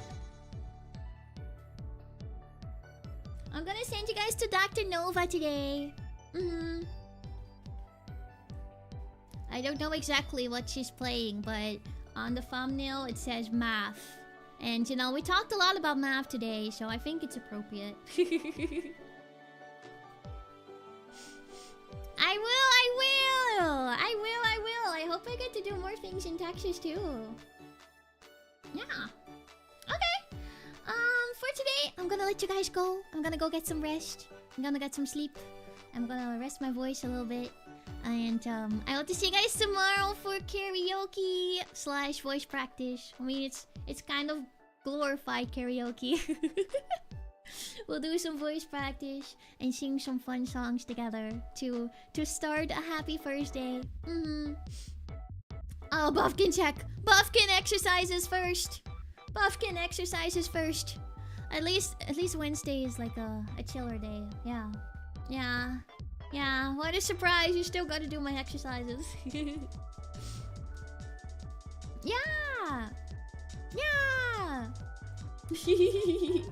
Okay, bye-bye everyone. I'm excited to see you guys tomorrow. Bye-bye.